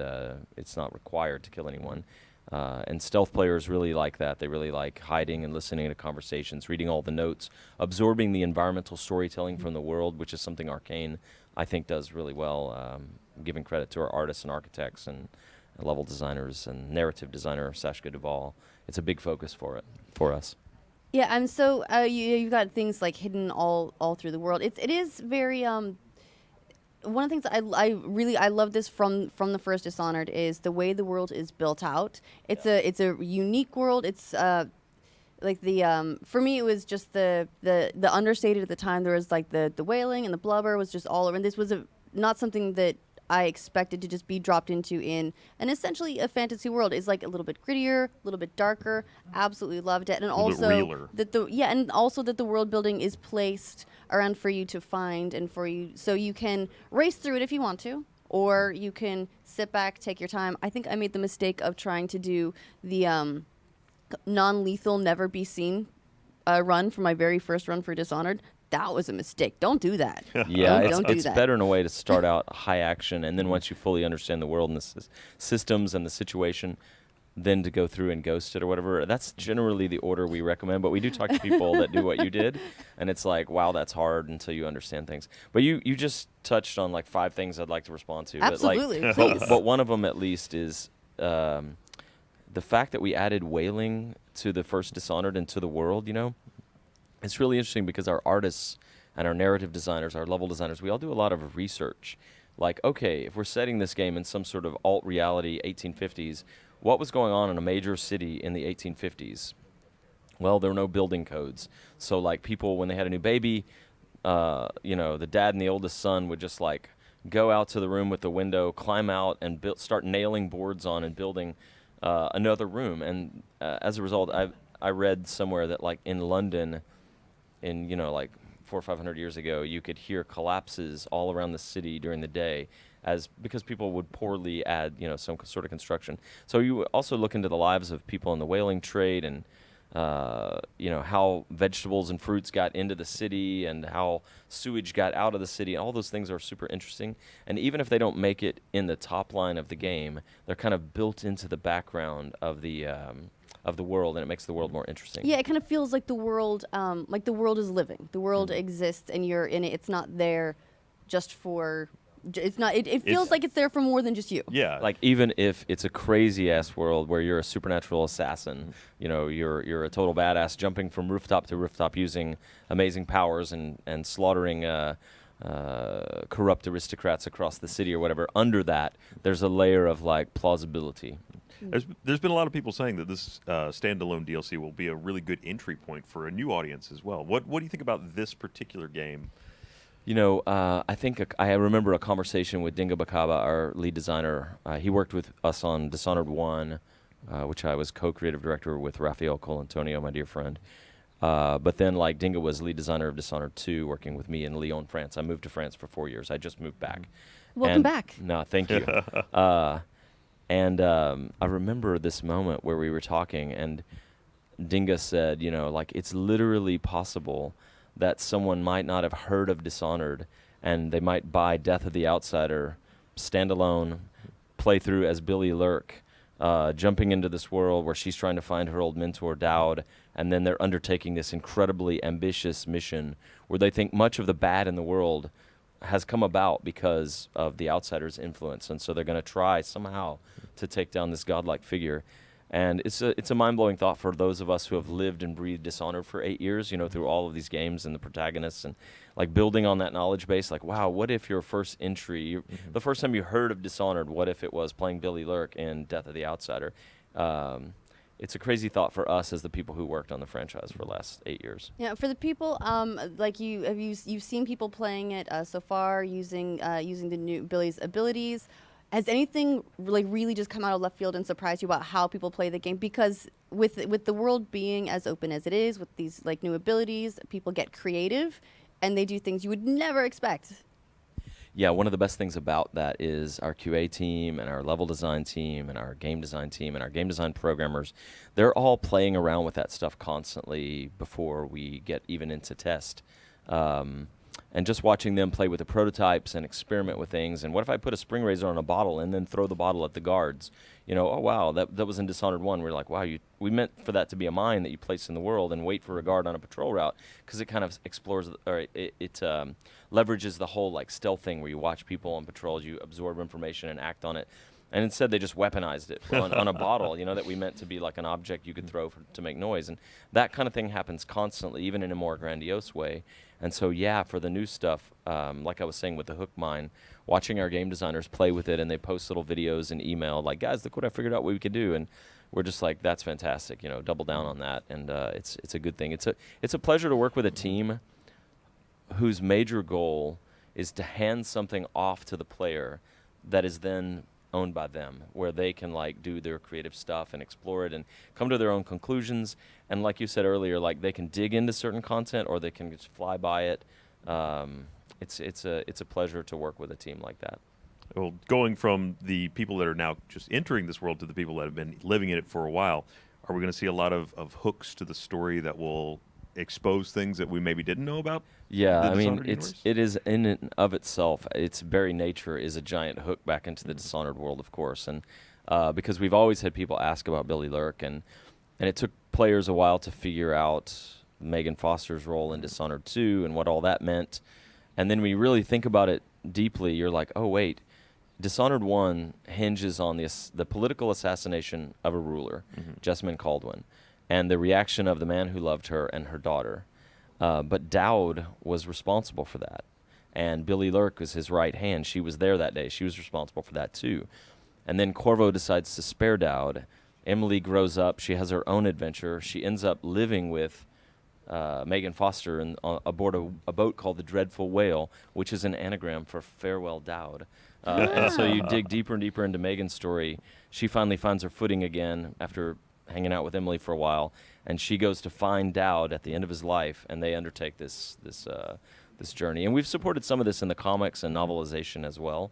But yeah, for the hardcore fans, this is like I feel like it's an extravaganza of the content that they love, you know, the stories that they love. Yeah, so we had a poll for you guys where we were asking if you played as Emily or as Corvo during like which character you chose, and it was overwhelming. 65% said Emily. Did that surprise you guys? No, we kind of saw Emily as the main character of Dishonored 2 all along. We gave her the new powers. The story really revolves around her. She's missing her mother. A woman shows up saying, I'm your aunt, you know, I'm your mother's sister, but also I'm the rightful ruler here in Dunwall. I'm taking your throne. By the way, I turned your dad to stone. You know, so it's like a... Don't mind me. I'll just be over here throning. Yeah, exactly. And so we saw Emily as a central character, but then we love Corvo so much, and we thought, wow, what would Corvo be like with a voiced by Stephen Russell? So Erica Luttrell plays Emily brilliantly, and Stephen Russell, the famous actor who was Garrett in the Thief games, and has done many voice parts. He was also in Prey and the Fallout games. He's got a good gravel. Oh my God, yeah, he nailed the part. It's just like a world-weary version of Corvo. So out of pure nostalgia, we brought Corvo back, and that was a lot of extra work for the team, but we brought Corvo back with all of his powers as well. And so one thing to tie this back to Death of the Outsider is that when you play Billy Lurk in Death of the Outsider, she's not marked by the Outsider, so she has a series of powers that come from various artifacts, and I've just described some of them. But when you've completed it, we have a mode called OG Plus, which jokingly, originally we were calling Old Game Plus, but it's Original Game Plus. Basically, once you complete Death of the Outsider, you can replay it and replace some of Billy's powers with some of Corvo and Emily's powers from the earlier game. So it really contextualizes the experience, and you have to figure out, when you don't have Displace, but instead you have Blink, you have to figure out how to respond to that, you know. All right, so when will people be able to check it out and learn more? Yeah, so we'll keep supporting it as we move towards ship, but the game is available September 15th. Very excited. Thank you so much for coming on. Dishonored 2, fantastic. Love to have more of it. Love to have more of that world.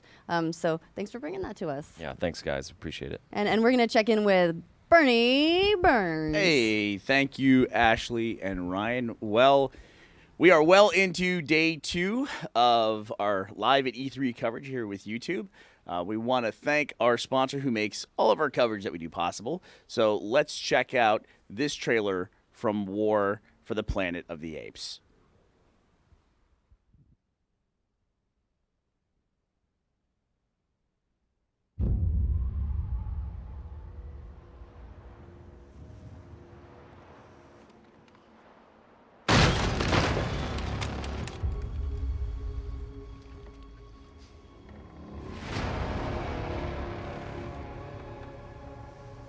Who is child?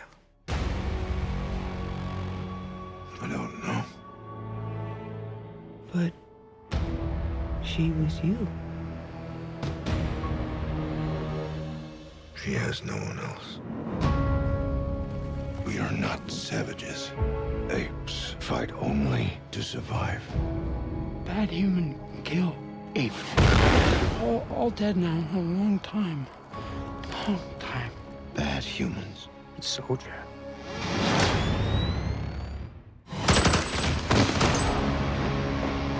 Years from now, your children will ask you, what did you do in the greatest war? And you can tell them, I fought to protect this world. We created it. But now,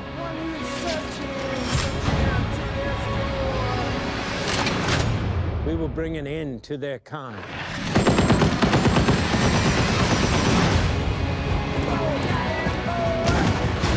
No mercy, no peace.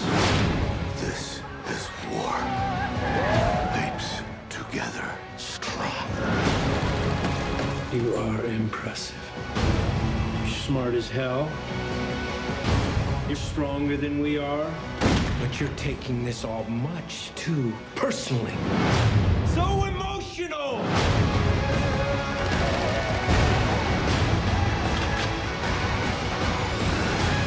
I did not start this war.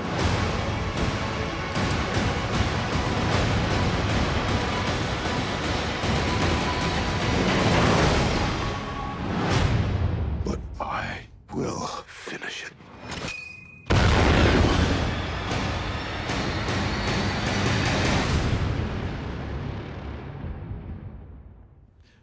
All right, thank you. So, yeah, go check out warfortheplanetscreening.com if you want to try and get an early look at that movie. But right now, are you ready for this? Do it. So ready for this. I'm not. I've been holding onto your microphone because I'm afraid of you fan squealing.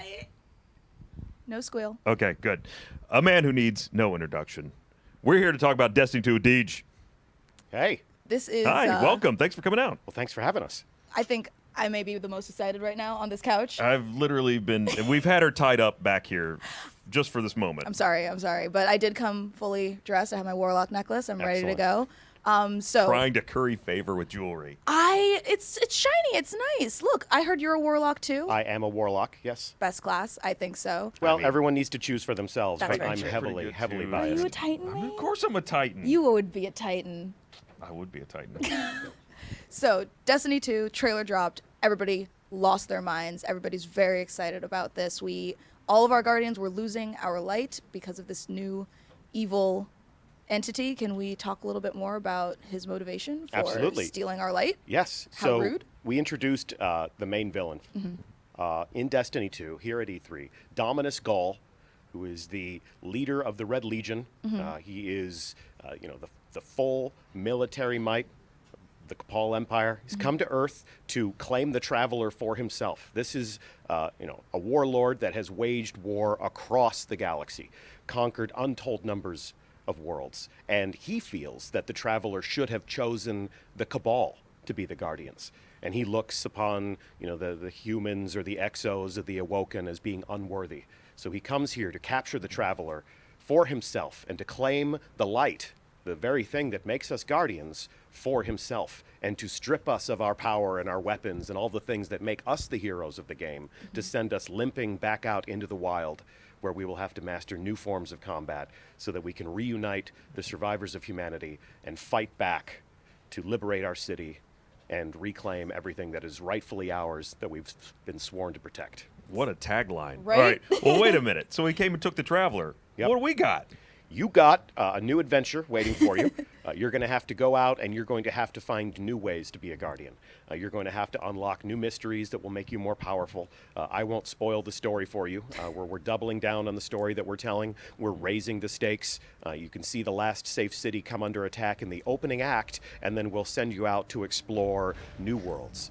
You'll be able to go to new places across the solar system and back again. You'll discover the Vanguard, who are out there fighting for their very existence as well. They're not just hunkering down in the tower waiting to give you helmets or give you walking orders. They are also struggling for their very existence. And by reuniting the forces that protect humanity, you'll be able to launch that counterattack and see if we can reclaim the city. So that's the basic theme of the game. It's at first about loss, and it's at first about struggle, but Destiny is always about the hero's tale. So it'll be about recovering the things that make you more powerful and taking the fight to this brand new enemy, the most powerful enemy that we've ever set against you. So speaking of the hero's tale, we see our Vanguard, our Arcade, our Zavala. They're sad, they're broken, they're on these separate Don't planets. forget Ikora. Of course, I would never forget Come on, Ikora. Warlock. I know, she has a special place in my heart. So are we going to learn more about their history, about their backstory? I know that lore and character development is something that's so important to this world. Can we expect to see something about our old favorites, maybe the Sov siblings, maybe Master Rahul the Cryptarch? What is he up to? Yes, he was the main villain in Destiny 1, Master Rahul the Cryptarch. At He least is in the his first blasted dice. Yeah, exactly. Oh, this He is and like his music. blue Ingrams. Oh. So I think you'll find these characters living in the now, and you know, when we were at the Destiny 2 gameplay premiere earlier last month, there was sort of an origin story about Zavala. So we are interested in talking to you a little bit more about the motivations of these characters. But as they are confronted with not being guardians anymore, as they are confronted with not having the power, especially for a character like Ikora, who's all about, you know, the arcane mysteries of the Traveler and the mysticism that turns us into heroes, to see them confront that reality and to find them out in the wild dealing with this new reality all in their own way, I think you'll learn a little bit more about what types of heroes they are, what motivates them, and you will experience them as characters in a story more than vendors in a space where you come to them to sort of cash in the rewards from your journeys to get new stuff. Stand on their table, annoy them all the time. Dancing on their table. table. Dancing furiously. Absolutely. And we get to fight alongside them from what we saw in a little bit of a clip. It looked pretty awesome. Do we get to see any special new powers with them, or is it just pretty much the basic? Well, every single player of the game gets to embrace special new powers. So you're going to become the Dawnblade. You're going to become the Sentinel. And that's one of the great things about Destiny is we're always challenging the players of this game to embrace new ways to fight, or to go to new places, or to discover new aspects of the story, or to take down new raid bosses. You know, the Crucible is a great place where you get to do that. You know, we've got here at E3 this new mode that we're calling Countdown, and you can see some of the characters in this environment using some of those new abilities, using some of those new super attacks, even if it's just punching someone in the back. So brave. And this is all about detonating those captured explosives that you see. And there's 2 of them on every map. So you have to choose which direction you're going to go in. Here's the Arc Strider in action, you know, the combat gorgeous. acrobat with a staff of pure energy. And that's a charge that's been set. So you defuse that charge to win the match, or you clear the map of your opponents. So you guys, I mean, it took a fair amount of time to really get the balance right in Crucible when it came to these using these superpowers. And so you just taking it all the way back to 0 again. Yes. Well, it could be said that is a job that is never done. But indeed, our sandbox design team took a look at when we're making a sequel, there's such a culture built up around the Hunter, the Titan, and the Warlock. I mean, you're wearing Warlock jewelry here at E3, and we love you for it. But what we wanted to do was we wanted to preserve that sense of personal investment in your class, but also give you new and different ways to fight that you can embrace and master. And that is a challenge, to take the sandbox that people know and love and infuse it with some new abilities, some new different types of attacks and fighting styles. We're also changing up the way the weapons work. If you want to carry an elemental primary weapon, you can do that. Wait, what now? They're back? They're back. I can't wait. The Sunshot exotic hand cannon deals solar damage. It's a great combination with a scout rifle or a pulse rifle, so you can take down those enemy shields with your energy weapon and then finish the job with your kinetic weapon. You know, that's where you deal in lead. And then there are the power weapons. So if you're used to those one-shot, one-kill weapons like sniper rifles or shotguns or the new grenade launchers, those are all in a power weapon slot, and you can acquire.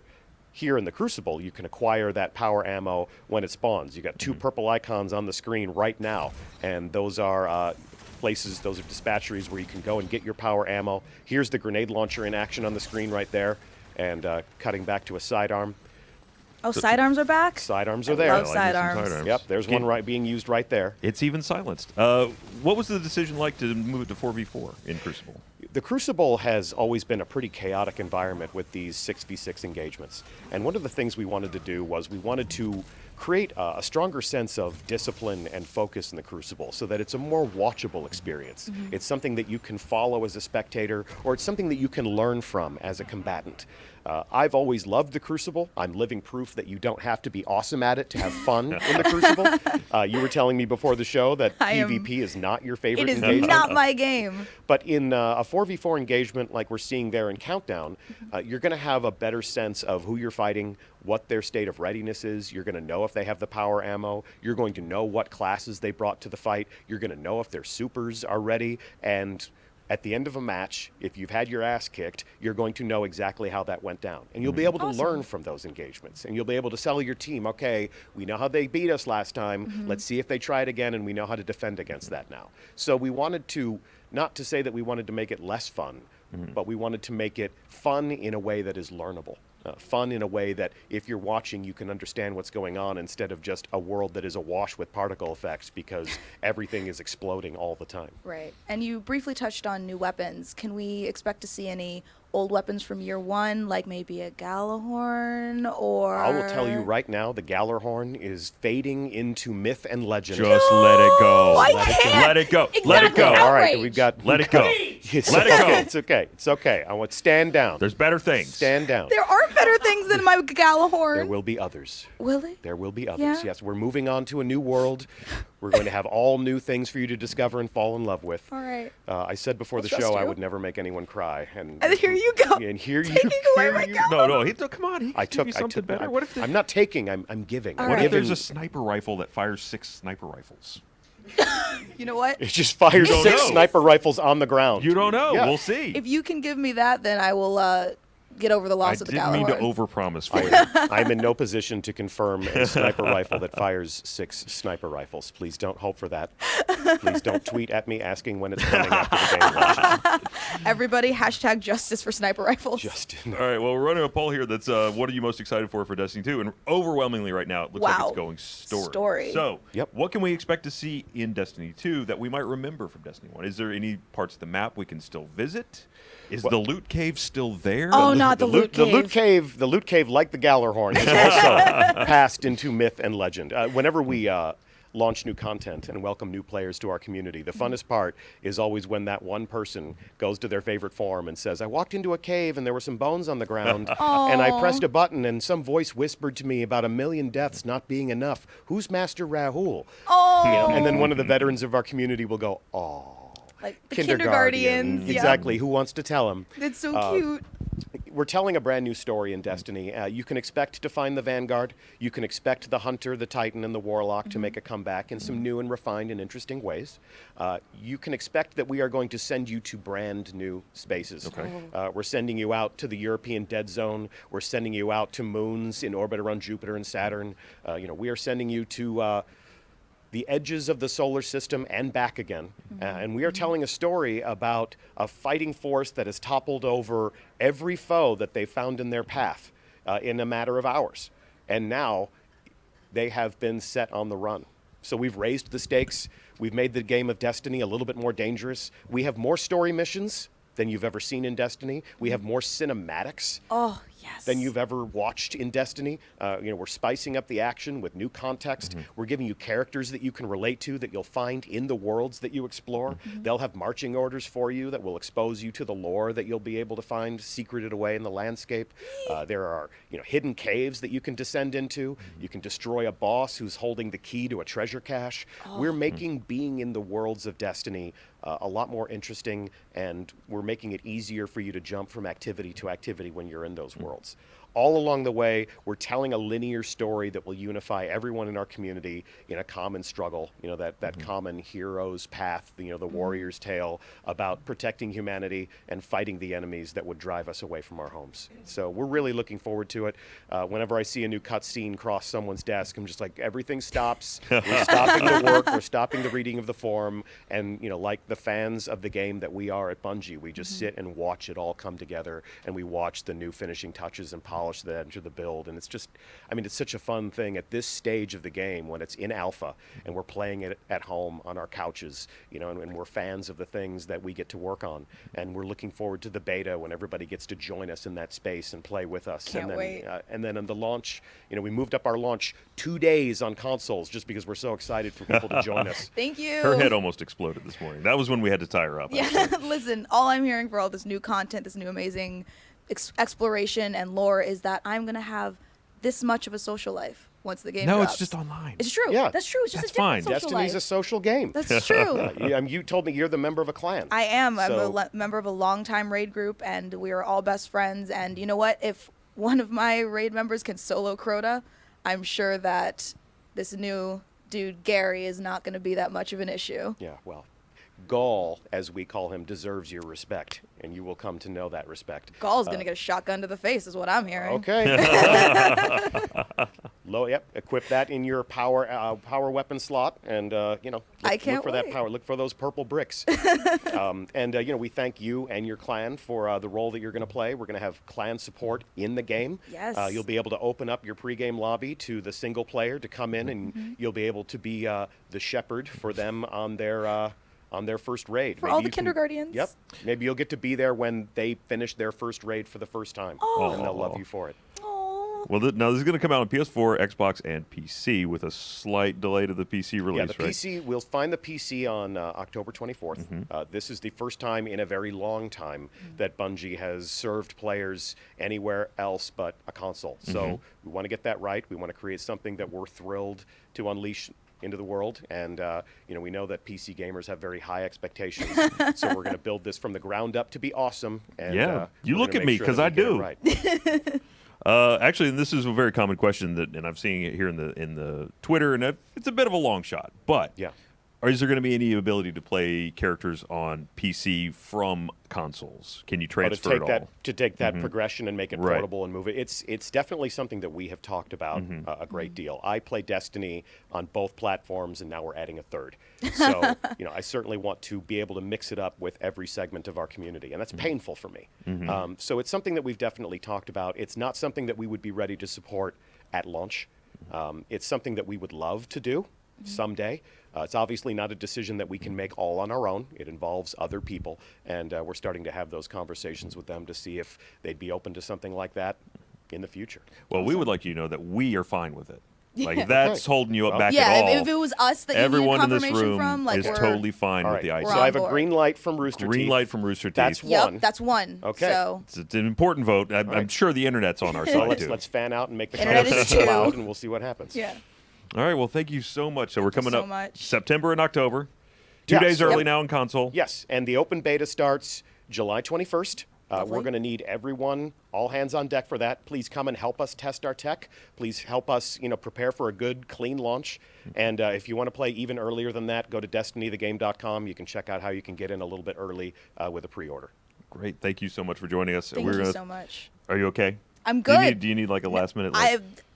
Listen, this has been an absolute dream, so thank you. You have made your order proud. Okay, now I'm getting emotional. You killed her. That's good.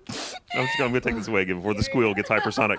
All right, and we're going to throw it over to Gus and Anthony over there on the side stage. Thank you so much. So, it's tough because we're here all the time. We don't really get to spend too much time on the floor checking games out.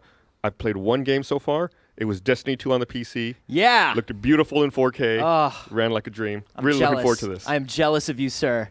I am so excited. I'm so excited for the beta. I'm also very proud of Mika Burton. She made it 99.93% of the way through that interview before squealing and breaking down. That was amazing.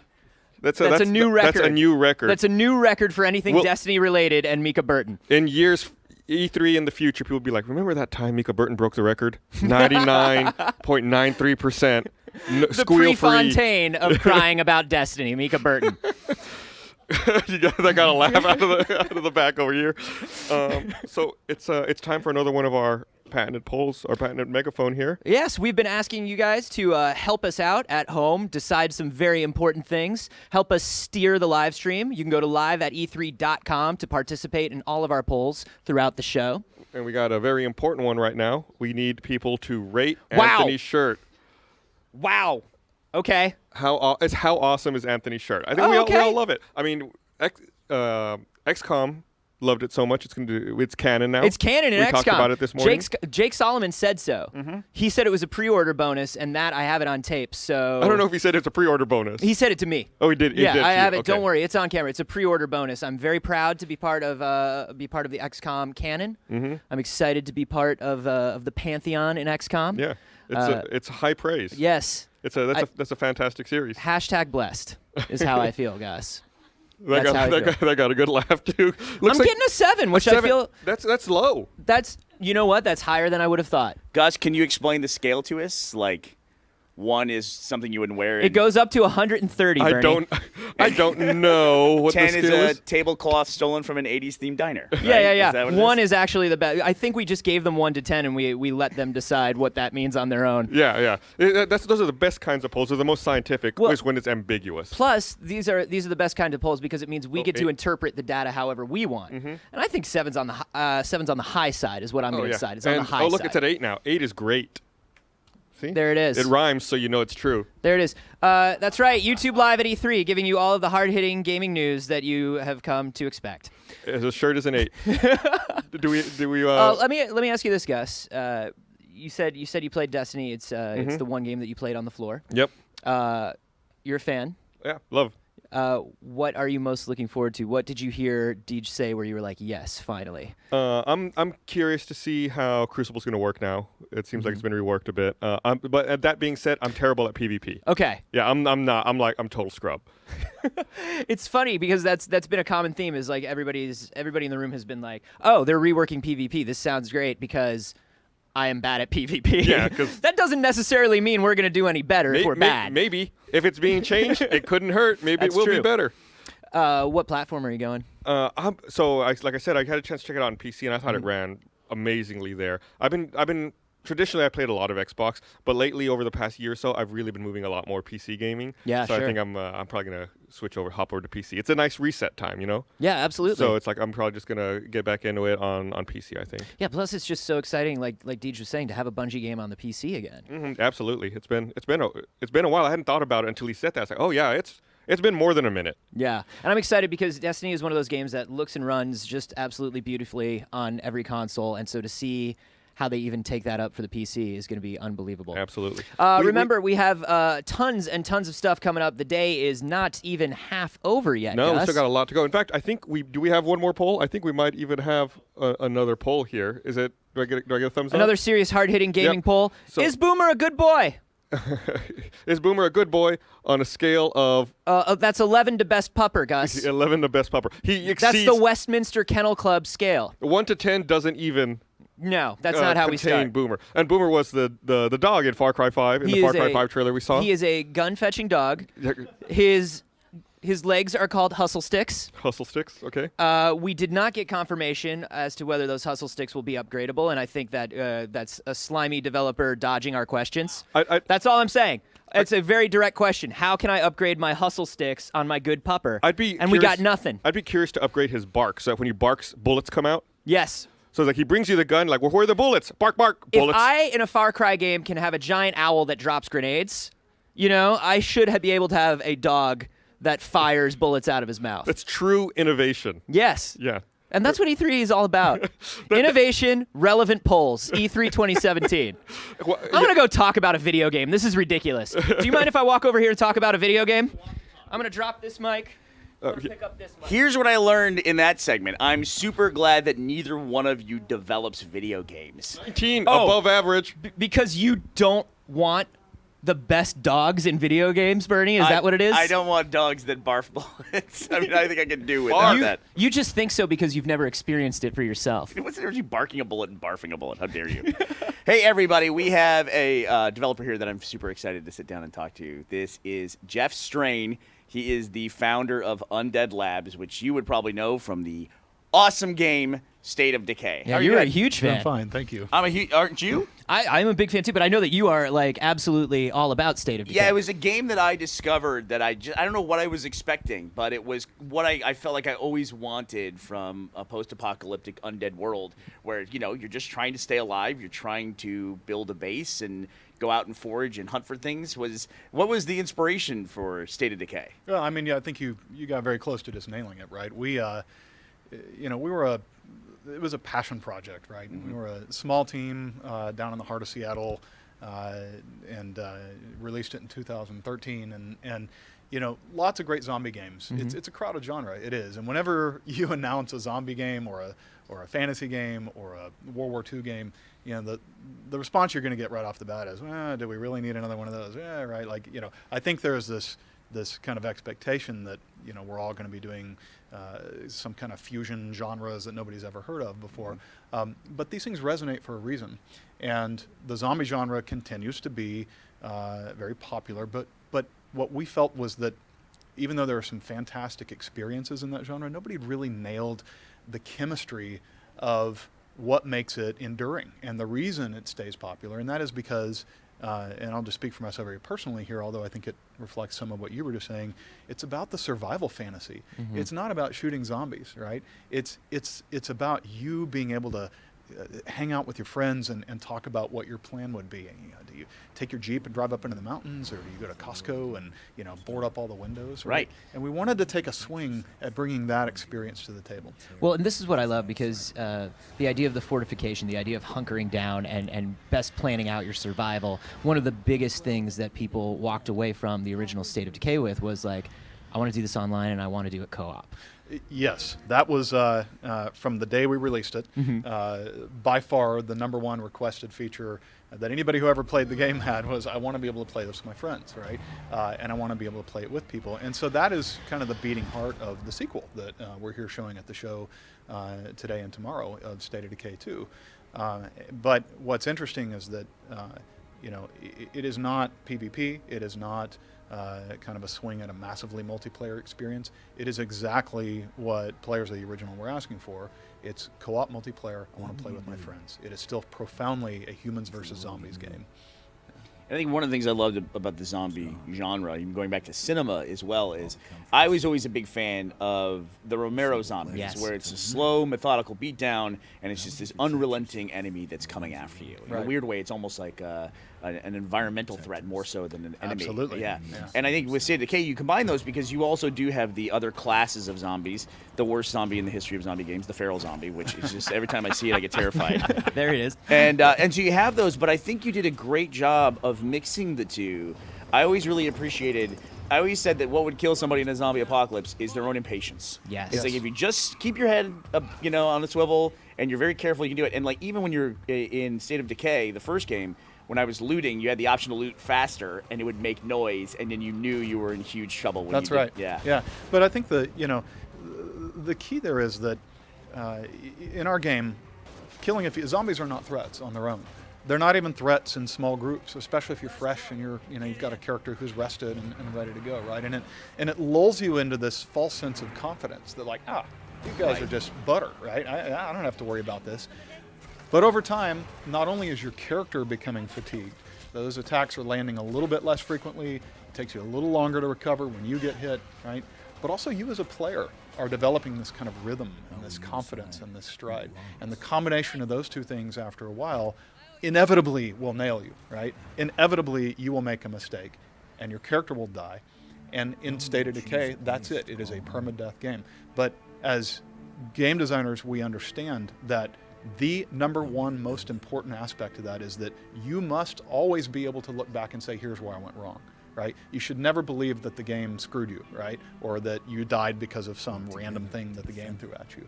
Right? And so that's something that we're very kind of religious about trying to maintain. And I love those kinds of games where then your experience is so much different than your other friends who have played it. You know, even with the characters and everything, it's like you said, it's permadeath. Had a conversation with somebody in my office where we were talking about it, and I was talking about Marcus, my character that I was using primarily, and he's like, "Who's Marcus?" I'm like, "He's the main guy." He's the main guy. It's like, "Oh, I don't know who you're talking about. He died like in mission 1." I was like, "What?" Yeah. Well, I mean, that's one of my favorite things too. These randomly generated characters that you get to pick from Go. You know, so it's not like this is the character that I feel best represents me. I'm building the character that is me. It's you're given this small cast of characters, and you're like, okay, who can I do the best with? Right, and we've really extended that. In State of Decay 2, you know, the procedurally generated characters are far deeper. You know, whereas the original had, you know, maybe 100 or 200 individual traits, we now have well over 1,000, and the combinatoric effects of those are staggering. And so everybody will have a community of very unique survivors. Yeah, I want to talk about some of those because when I heard that you guys were expanding on those sort of traits of these characters, can you talk a little bit about the nature of that? I heard there's some of them have to do with some passive things like scavenging and things like that.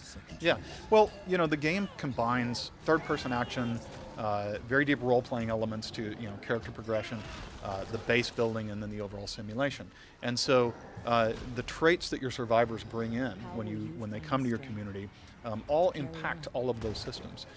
So, for example, you might have a character who was formerly a groundskeeper, and so she has some existing skills with gardening, and that's actually modeled in the game and winds up being a prerequisite for some of the facilities that you can build in your base, right? Another character may have he was a set director, and so he has some kind of ability to kind of schedule people out and improve the labor that you have within your base. One character that we're showing here at the show snores, and at first you see that and you're like, oh, okay, so what? But it does matter.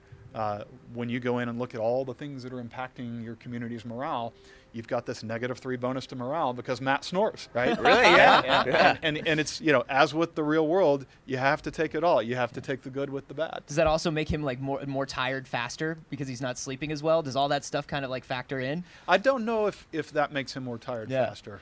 I want to talk about. I'd be a little concerned, by the way, see what they would model the traits for YouTube host. I don't know those transitions. Too loud. The question is, does that Never shirt increase or decrease the morale of your community? It increases morale, but it also increases my visibility, which is an issue. Okay. I think that's going to be a problem. That's right. But I want to talk about this, how these traits and everything come together and how we're going to play together online, not just with the traits that our characters get, but with the traits that we have as players. If I'm somebody who loves to hang back and build a base and just fortify things, and that's what I love about the game, and Bernie's somebody who likes to get out there and like scavenge and shoot and like and destroy stuff. Yeah. Right. How do we play together when we're online? How does that work? Yeah. Well, first let me just say that that's an interesting play style kind of proposition, because ultimately the combination of the survivors that you choose to bring into your community and the way that you choose to upgrade and modify and build out your base, those are what put the tools in your toolbox for your play style and how you want to survive.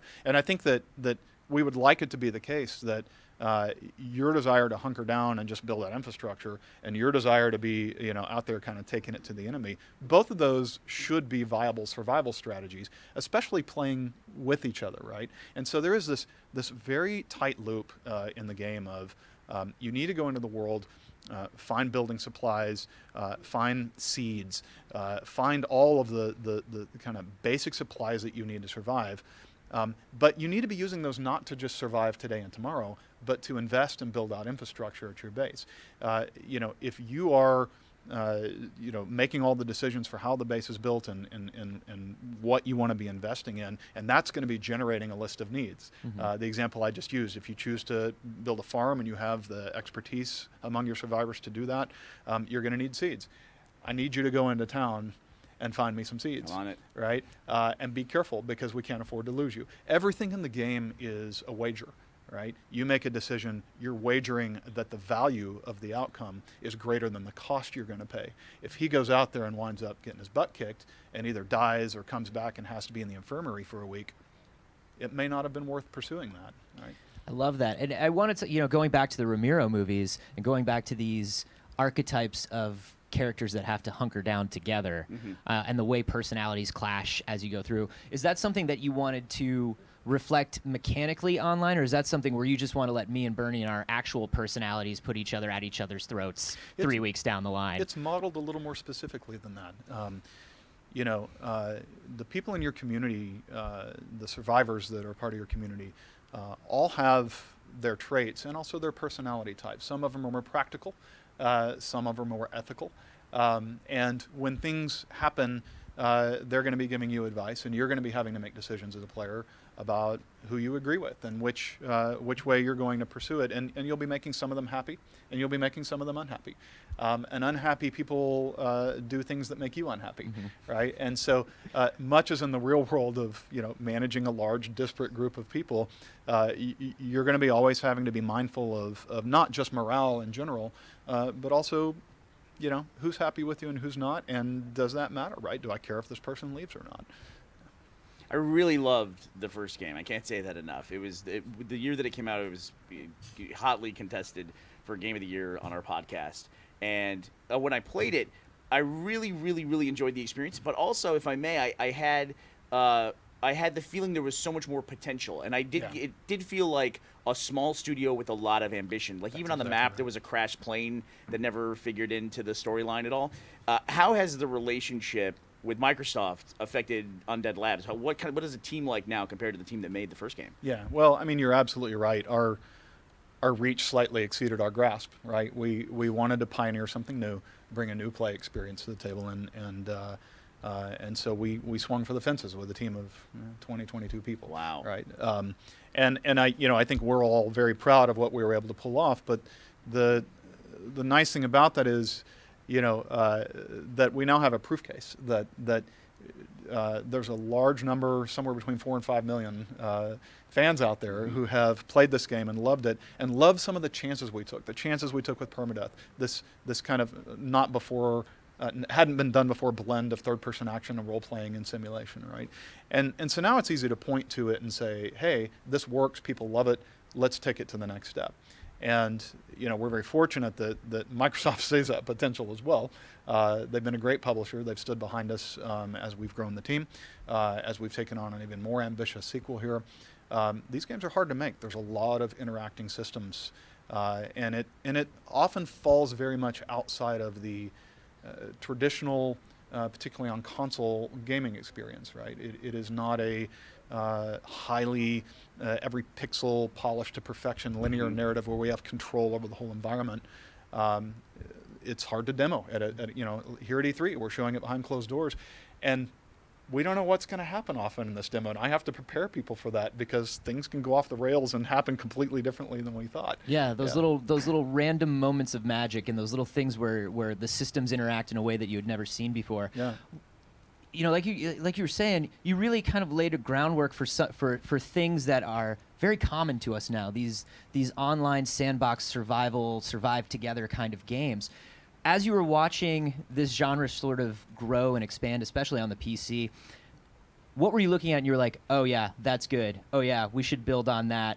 Oh yeah, these are the things that I really want to bring to the next one when we take this up to the next level again? Yeah, well, I think, it's easy to think of the game in terms of the mechanical aspects of it, the simulation in particular. What are the inputs into it? What are the outputs from it? How do we make that visible to the player? But ultimately what glues people into the game is connection with characters, right? State of Decay 2 is very profoundly a character-driven game. We put a lot of work into giving them personalities and backgrounds and traits and integrating that in with the simulation. And where we hope to go with this is that you feel more and more like you're telling a story, right? That we give you the tools and the expressiveness within the world and the way the world reacts to your decisions to tell this story in your head. I'm a big fan of, and we're never supposed to talk about other games when we're here talking about our game, but I love XCOM, right? And one of the reasons I love XCOM is because you get these at first just random soldier with procedurally generated names, and they're just meat, right? You're just going to throw them in there. But after a while, something cool happens, or one of them survives for 3 or 4 missions, and all of a sudden this person is flowering in your mind, right? And you're starting to kind of hang some background on there that the game isn't really You even get your doing, head right? cannon for your guy that got out of a tight spot. That's right. Give players just a little bit to hang on to, and they'll run with it and tell these, amazing stories. That's really where we want to go with this, is let the game support the players telling these magnificent stories. It's funny you say that, because the moment you mentioned the groundskeeper as a potential former career before the apocalypse, I got a post from one of our Twitter followers who wants the greenskeeper from Bill Murray from Caddyshack. So since he's so good with explosives, you mind a couple questions from Twitter? No, not there at seems all. to be one that everyone seems to be asking. It's been asked several times over and over again. Okay. People want to know about the size of the map. Can you say anything about the scale of this world from State of Decay 1 to 2? Yeah, so right now, there are 3 maps in the game that are each roughly the size of the map in the first game. Wow. Yeah. And that was not a small map. No, it wasn't. It's interesting. You're always kind of you're trying to balance between the overall scale, how much of the world is there, versus the density. And yes, it's 3 times as large, but we also are really investing a lot to make sure that the amount of stuff that happens within each of those is both more diverse, and there's more of it as well, just in terms of the way the system's populated. Does locating new bases, is that working the same way pretty much as in the first one? Mechanically, it works the same way. We still elect structures that can be made to be bases, but you have a lot more granular control over how you build them out and what you actually do there. Yeah, I can see some of that in your announcement trailer, if you can call it that. That it seemed like very modular, what you could do with your base. Right, and those facilities and those bases play off each other a lot more. It's if you were putting it in strategy game terms, there'd be a deeper tech tree. All right, and when can people get their hands on State of Decay 2? Spring 2018. Spring of 2018. Yep. Well, thanks for stopping by. I'm obviously a huge fan of the game, so is Anthony. I'm super excited. Thank you so much, Jeff. Yep, appreciate the opportunity. Take care. Have a good show. All right, thanks. And let's kick it over to Gus. That's another one of the games I'm super excited about, just like those guys over there. I was a huge fan of the first State of Decay, and really looking forward to getting that second one. So I want to remind everyone, if you want to interact with us, you can tweet at us using hashtag YouTubeE3 or hashtag RTE3.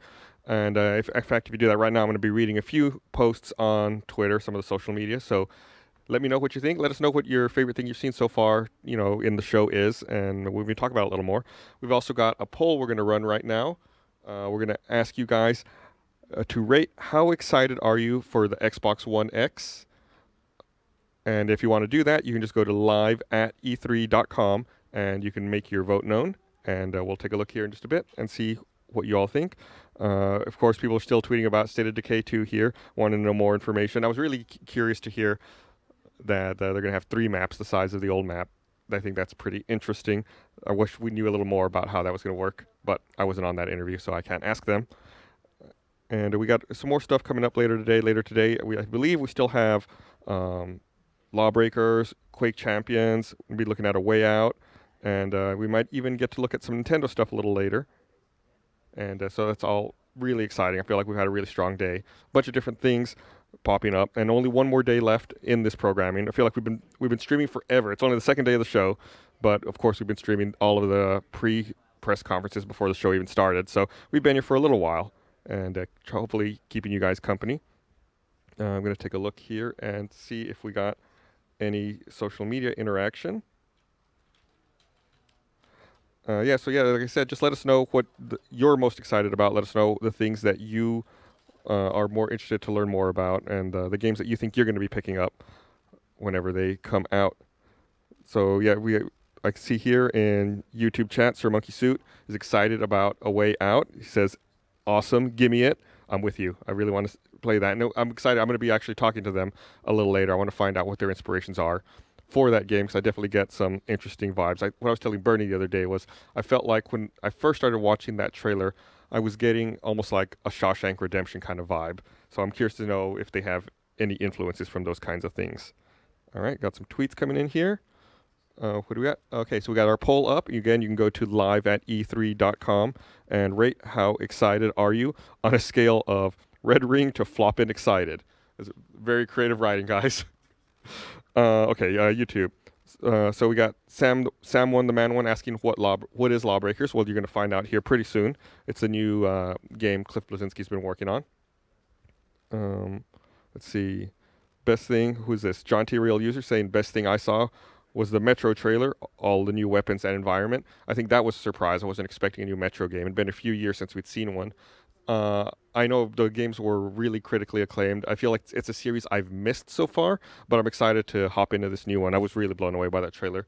And our proclamation of mole bears. I think that was Mika who came up with the mole bear name. Let's see, what are things? So Peter Hayes, F1, saying one of the most interesting things from E3 is how wide the impact of the technology level of the Xbox One X is. And I think that's something we're all really interested to see more about. And how's our poll going here? People are saying audience average around 6. Okay, kind of in the middle. Let's see. Crew 2, who is this? Joseph Renner on Twitter saying, Crew 2 looks amazing, super excited about the new vehicle types.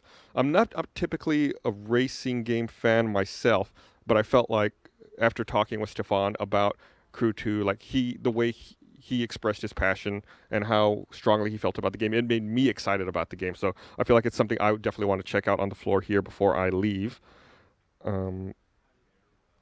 So who is this? Epic Gorilla Vid saying they'd love to see some stuff from Don't Nod. Of course, they want to learn more about that Life is Strange prequel. And again, Peter Hayes F1 saying best looking trailers he's seen so far are the Crew 2 and The Last Night. The Last Night looked really great out there. It was that pixel art game that was during, I forget which conference that was in. I think it might have been in the Microsoft one. Who's this? Emily Bird. I'm excited to see the probably Until Dawn prequel. I don't think that's here. I don't think there's been any news about that. So I think we're getting settled. We're going to be cutting over here in a little while. Just a couple time for your last comments in here. So get them in while you can. Max level. Gus is so sassy. I'm not that sassy. I think Anthony's got me beat for sassiness. Then who's this? Samuel Love saying never played any of the Monster Hunter games, but I really want to play Monster Hunter World. Again, same with me. I think that was a really cool reveal they had. All right, well, I'm going to cut it back over to the main stage where Ashley and Anthony have a new guest that they want to talk to. Take it away, guys. Thanks, Gus. Thanks, Gus. You're sassy. You're plenty sassy, I got sir. some sass. I'm not some sass. I'm not the sassiest though. I don't know what to think of. On the sassy scale, Gus is pretty high. Yeah. Never sell yourself short, Gus. Thanks, is guys. what we're trying to say. You're making me feel really good about myself. Oh my gosh, guys, we are so excited to have joining us on the couch now. Mr. Cliff Bleszinski is here. Hello, folks. Very good to see you. Oh. So how many E3s is this for you? This has been, you've been I think it's about 400,000 at this point. 400,000th E3. Yeah, I'm a little older, guys. Just Jazz Jackrabbit was a long time ago. And I honestly, like when I was a wee lad who wanted to make video games, I used to look at what used to be CES, where they used to show off everything, and as that is the Super Bowl, and then E3 eventually became its own thing, and they had it in Atlanta for a couple years, and I'm at the point where you can hear my voice is already starting to go. Like we're day 2, halfway through it, I'm like, please hold. I still have to yammer on camera a lot more, and I still love it. And this, I was chatting with you guys before the show. This E3 means a lot to me because it's my studio now, and Lawbreakers is RIP, and it's no longer Epic. And for me to see that banner and just somebody already got a tattoo of the game, and to see the cosplay we have on the show floor and the lineup, the least I could do is reimburse the guy because he has an Unreal tattoo on his neck and a Gears tattoo, and I'm like, come on, get the Jazz Jackrabbit tattoo in your. And then it's just your face full size on his abs. Well, that's when it starts getting weird, right? But I mean, this show, it's weird because the ESA has finally opened it up to the public, which, quite frankly, I think they should have done quite some time ago because Penny Arcade's been eating their lunch for some time. And, you get more hype, you get more enthusiastic people. Like, when it's only trade people, sometimes you get the kind of jaded, hungover types at these events, right? And, standing in my booth and having these awesome Lawbreakers hats and getting everybody hyped and tossing them out, it's amazing. And so you get that energy from the actual fans there. Well, you get into this bubble, right? You get into this bubble where it's a bunch of people who've been doing this for a very long time, and they all sit in a circle and they tell each other things that they already know, and you kind of lose that direct conduit to the fans. And it's got to be so wonderful to see the direct excitement on people's faces. And they all want to shake your hand, and I would love to shake their hand, but we've all been at these conventions and have had. You know better than to shake all the hands. The E3 packs, the PAX Pox, all that stuff. You just hand sanitizer. So I'm like fist bump. Cliff hires Fizz an wants the same intern thing. that is his stunt hand that will shake his hand for you. It kind of sticks his hand through. I think I'm going to turn into that like weird Howard Hughes germaphobe in my old age because it's just like, you know, getting sick is the worst, especially after a convention because you're already tired. And it's like these conventions, the high of them is so high, especially launching a new IP and seeing the banner and pressing the flesh with the fans, and to walk around the show floor and to see people wearing the Deadzo, which is kind of our signature. It's like the Crimson Omen of this new IP, the hoodies and the hats. It's like, oh my God, people are really feeling the game, that this is an amazing skill-based, gravity-defying shooter. That's pretty much the marketing line, but it describes the game rather well, I'd like to think. Yeah, let's talk about that. I mean, so exciting for you to have. I mean, you said it's its own banner. It's a new IP. Yeah. This is your your studio, your baby, your project, your everything. Yeah, I'm a little emotional. So it's one of those things that if you look outside the convention center right now, every banner is for a sequel or an established IP. And our partners at Nexon, they double down. Those banners aren't cheap, by the way. They're spending some marketing money. We had that amazing trailer that was, you know, with the remix of Spirit in the Sky. That's at like 5.3 million views on YouTube, and it has this little Guardians of the Galaxy vibe. You can kind of see the personality of the characters finally coming through in it. And for me, you know, I was asked at some point by Kojima-san to work on the Silent Hill IP and to kind of work on that with him. And I'm like, A, I would probably screw it up. And B, I don't want to work in anybody else's world. I want to create my own. That's what I've done since I was 17 years old, and that's what I hope to continue to do. You know, we're hoping to launch Lawbreakers. Well, we are launching Lawbreakers on August 8th, $29.99. Plug. It's so soon. Yeah, you well, got to be stoked. We're finally getting traction and hype, honestly, and it feels amazing. And like I'm happy we didn't have the hype before, because the alpha, it was all right. You know, it's only 4 roles, 8 characters, a couple maps. The first beta was good, and the second beta, people are like, okay, I'm really getting this. And now that we're shipping with the full 9 roles, the full set, and then afterwards, like, I've played the 10th role. That's just going to show up on your version of the game for free.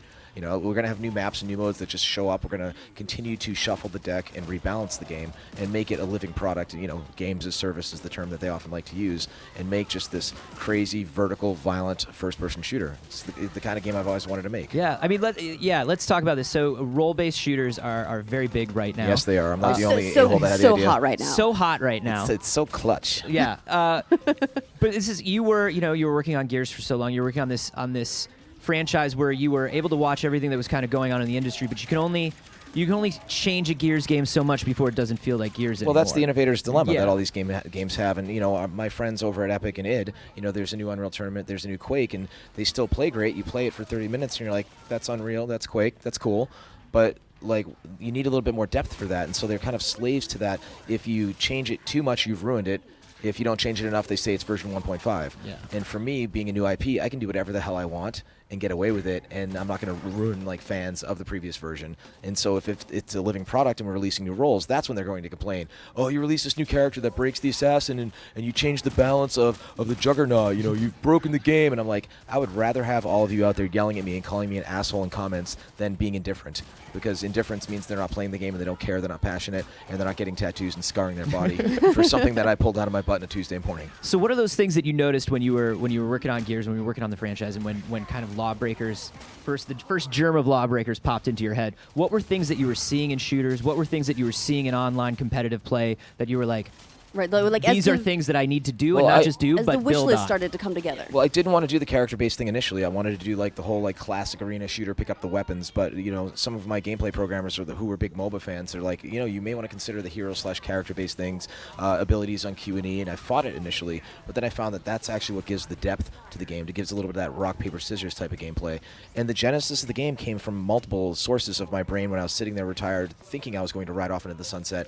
Whereas I was reading Leviathan Wakes, the book, and that, you know, in The Expanse as well, and it wound up becoming this thing where what happens if you fire a weapon in microgravity? Well, you go the opposite direction, right? And then I was able to do the zero-G flight many years ago, where the plane does parabolas. It goes up at a 45-degree angle, then it goes down, and you are like the cat in that famous internet video where you're floating, and it is an amazing You get like experience. 30 seconds to vomit, and then it goes up Well, again. everyone who's intelligent goes to their doctor and they get a little anti-nausea pill. Right. Several of the people did not, and they usher them off to the zero-G side with a little zero-G bag. Worst OK Go video ever. Yeah, you want to be seeing globules of... Oh, God, that's good. You want to be seeing globules of, like, water or, like, M&Ms flying by. You don't want to see, like, somebody's, like, regurgitated croissant floating by. Yeah, so that was a lot of it. And I used to have a nightmare as a child of, like, gravity inverting, and I'd be sucked up into the atmosphere and, like, wind up getting hypoxia and falling back down and dying. Yeah, I don't sleep well. Yeah. But yeah, for me, this game's all about the verbs. It's all about the flow. How can I defy gravity and stay off the floor, because the floor is lava, essentially the game. Also at a goddamn good frame rate. We're 60 frames a second on PS4. If you have a decent PC, you're at like 144. Like none of this 30 frames a second crap. So we're watching right now, we're watching a blitzball mode here. Can you tell us a little bit about what's going on? Because we are seeing this central shaft that has the microgravity. Yep. We're seeing a lot of mobility outside on the perimeters of this map. How does this work? So the game was built around the idea of modifiable gravity. Almost every map has a modifiable gravity section in the middle. A lot of maps have gravity spheres that you can get a gravity-assisted launch on. What you're seeing is this map called Blitzball. This person's playing as the Juggernaut, which is kind of one of our real true tanks with a shotgun called the Instigator. It has a blade on it.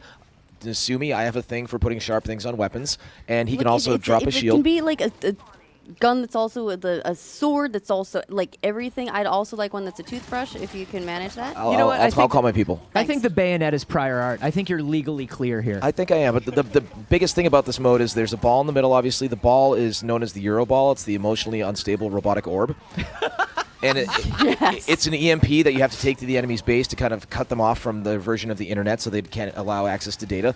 But at the end of the day, I was like, how can I make this ball interesting? It has a little face on it, and it actually talks. And it has a shot clock that counts down, and it gets increasingly panicked. And I wound up casting Justin Roiland, who voices Rick and Morty. So the ball kind of sounds like a mashup of Morty and Meeseeks. And it's like you pick up the ball, it's like, wow, you're pretty strong. And then as it starts counting down, it's like, oh, we're gonna die, because the ball explodes if the counter goes down. Oh my gosh! So I love that. So you have this risk reward thing of carrying the ball in, where it's like, and you can't toss it. We had a pass mechanic in there, but we found people control their teammates. So once you have that ball, you better take it and score, or you're going to explode into little bits. Oh, so you literally have no choice but to carry it in once you pick it up. And it's hilarious how it actually will give you commentary if you kill people while you're carrying it. Like, well, nice shot right in the face. Right? And so it's Justin being Justin and bringing his sensibility to it. And we had an event with YouTubers and Twitch streamers and whatnot. And whenever I stood in front of them and I informed them that Justin was in fact doing the voice, you could see their faces all light up because he's such a goddamn talented voice actor. He's so amazing. So I love the little bits of character that you're bringing us, because we have seen in these role-based shooters so many people, they don't just have their main because it's how they like to play mechanically, but it's because it's the character that they love the most in terms of personality. Can you tell us about some of the characters that we're seeing, both in terms of abilities and who they are? Well, one of my favorite is one of the medic known as Fang. And our medics in our game, all of our support abilities are very much fire and forget. You notice with the Juggernaut, they just drop the shield. They're not doing the whole Reinhardt hold it. Our medics throw a healing orb at you. They don't follow behind you like Mercy does. That's kind of one of my MOs of very much fire and forget gameplay. Fang is this Taiwanese asshole. He's the head of Shura Corp, which is this Asian technology company, and he's modified himself to be a cyborg. He has a robotic jaw, which is my wink at Kojima-san with Raiden and whatnot. Nice. He has kind of a prosthetic arm as well, and he can kind of hover around. And he's very much full of himself. I also love Hellion, who's this kind of Palestinian badass who's a double amputee with her legs that kind of have blades on them, and she's an assassin using her dual blades and swinging around the map and whatnot. And she's super bubbly and super sweet, super cool. And all the way through to Kronos, who's an ex-prisoner who's now embraced the fact that he was a lifer, essentially, is this kind of subgroup. And we have cosplayers that we had put together of Maverick and Kronos on the show floor. And I'll tell you, it's the high of the banner, the high of the tattoos, but also characters that you really helped come up with. Seeing them walking around in front of you in character, Mylin playing Maverick and she's doing the whole hold the gun and everything. It's a little creepy but amazing at the same time. Well, I mean, if Kingsman: The Secret Service taught us anything, it's that sword legs are always a good idea. Absolutely. For me, it was one of those things having a fairly diverse cast in the game. I saw a cosplayer who was playing Furiosa a while back, who was an amputee with her arm, and I thought about that. I'm like, oh my goodness, to have somebody who actually has had that, and then if they ever cosplay it, that would be crazy awesome to see that at a show. And for me, cosplay is such an amazing thing. My wife's gotten into it. It's Jess Negri also, she makes all of her stuff. And so, I'm praying that this game does well so that I can go show up at, E3 or PAX or any of these shows and see these awesome folks who've, worked for months on end, blood, sweat, and tears to make outfits for these characters. And from my end, I wanted the game to be a smidge more serious. Overwatch is such a good game. It's such a great IP. I main Pharah, my wife mains Mercy. But it's I don't want to really do Space Gorillas. That's not really me. I want to do something that's a little more for the Halo and Call of Duty crowd that doesn't necessarily have a little bit of that Pixar look at it and actually has blood coming off people people, the occasional curse, as well as jibbing people, because jibbing in games feels like a lost art. That's one thing I always loved about Quake as well. No one does it anymore. Thank you. I mean, it's one of those things. Thank you for bringing it back. Kids today, they don't even know. They don't even know about jibbing. They're not even going to know what that means. Well, they're going to learn, goddammit. And like when you have somebody with low health and you're the Wraith and you stab them in the face and they explode into little bits, you feel good. I love this because this is peak Cliffy, man. I'm loving this because you really are bringing your entire sensibility to this genre, and it's wonderful to see it. I think I'm bringing my sense of incredible impatience to the game because it's like, get me to the point, like slide, run, jump off the wall, do a triple jump, do all these crazy moves, ground pound, jump on everybody, and just like it's this kind of ADD that I kind of get that when you watch the game, it winds up being very compelling. And to this day, I find myself in the test lab. I'll just go by to get a refill of like a water or soda, and I'm looking at it. I'm just like slack-jawed watching our own game because we made something that's fast, it's crazy, I guess you could say peak Cliffy, but the watchability is there, the drama's there with the game modes, the countdowns when you have the battery and you have the 20 seconds and everyone's rallying to try and steal it at the last minute. It's those buzzer beater moments that we go for that kind of maybe one day might be an esport, but I'm not going to be that person that just says this is going to be an esport because there's so many people out there. Like I say, literally everything is being presented as an esport right now. It's a 4K virtual reality esport with roguelike elements. Yep. And I'm like, say esport one more time, motherfucker.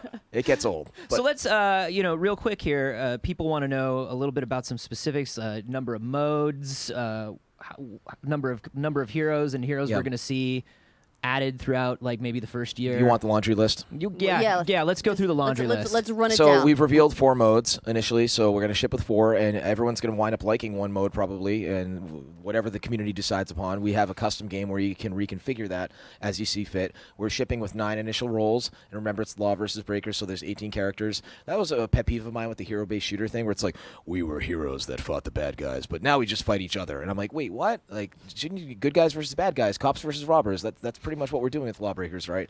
As well as I'm not really committing to the map number, but it will be a healthy stable. Like maybe 9-ish, 10-ish, maybe a little bit more. But I've played other maps that are going to be available after release, as I alluded to. People have joked, you're not pay to win, you're not free to play, you're pay to skin. And I'm like, I guess you can kind of say that because we have kind of our own crate system with a soft currency. But the power of seeing, a different, skin on your character when you see the hands, you see the legs, you die and you see your character in third person. If you're the MVP and you see the kind of final podium screen and you look great, as well as the power of weapon skins, which Counter-Strike Go has been leveraging nonstop.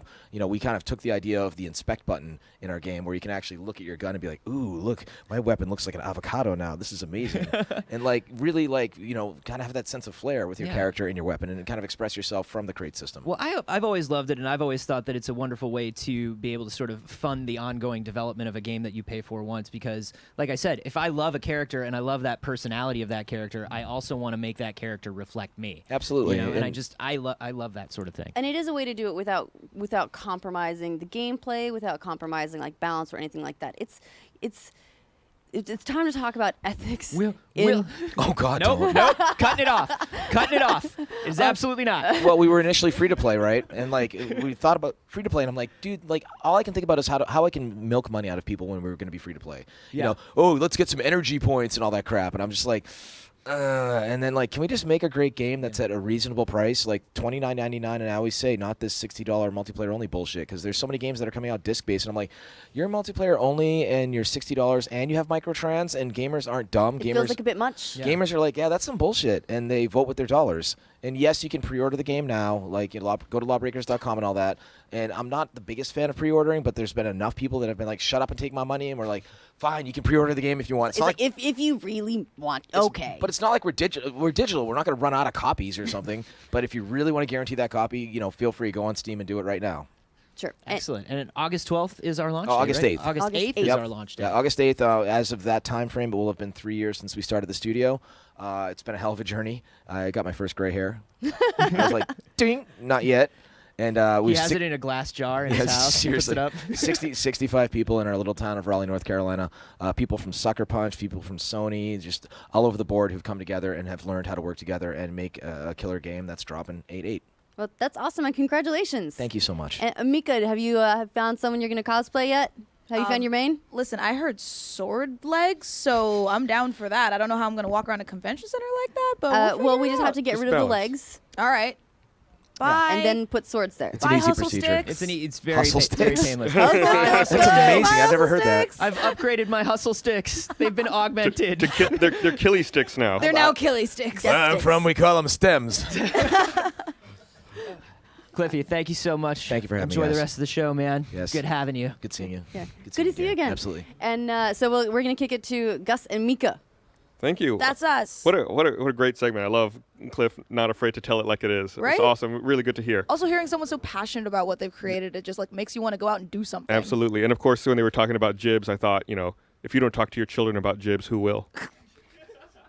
You got to let them know. So dramatic. There were plenty of people in chat asking what are jibs, Jibs.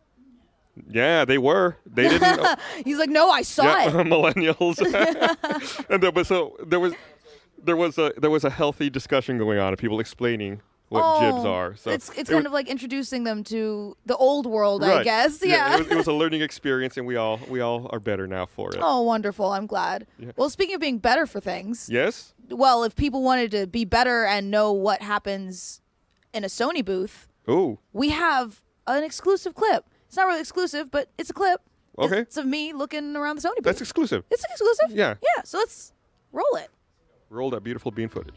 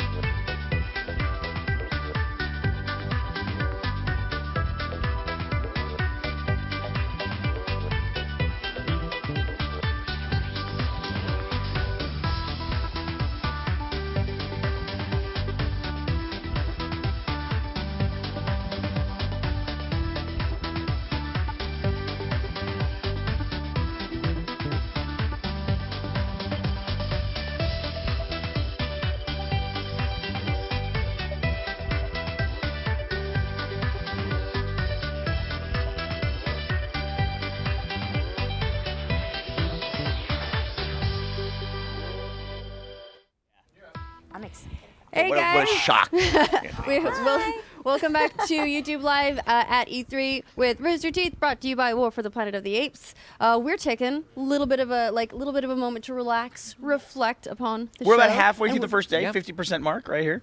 Kicking my shoes off. We're through this, so we're day 2. We're 3 hours into the stream.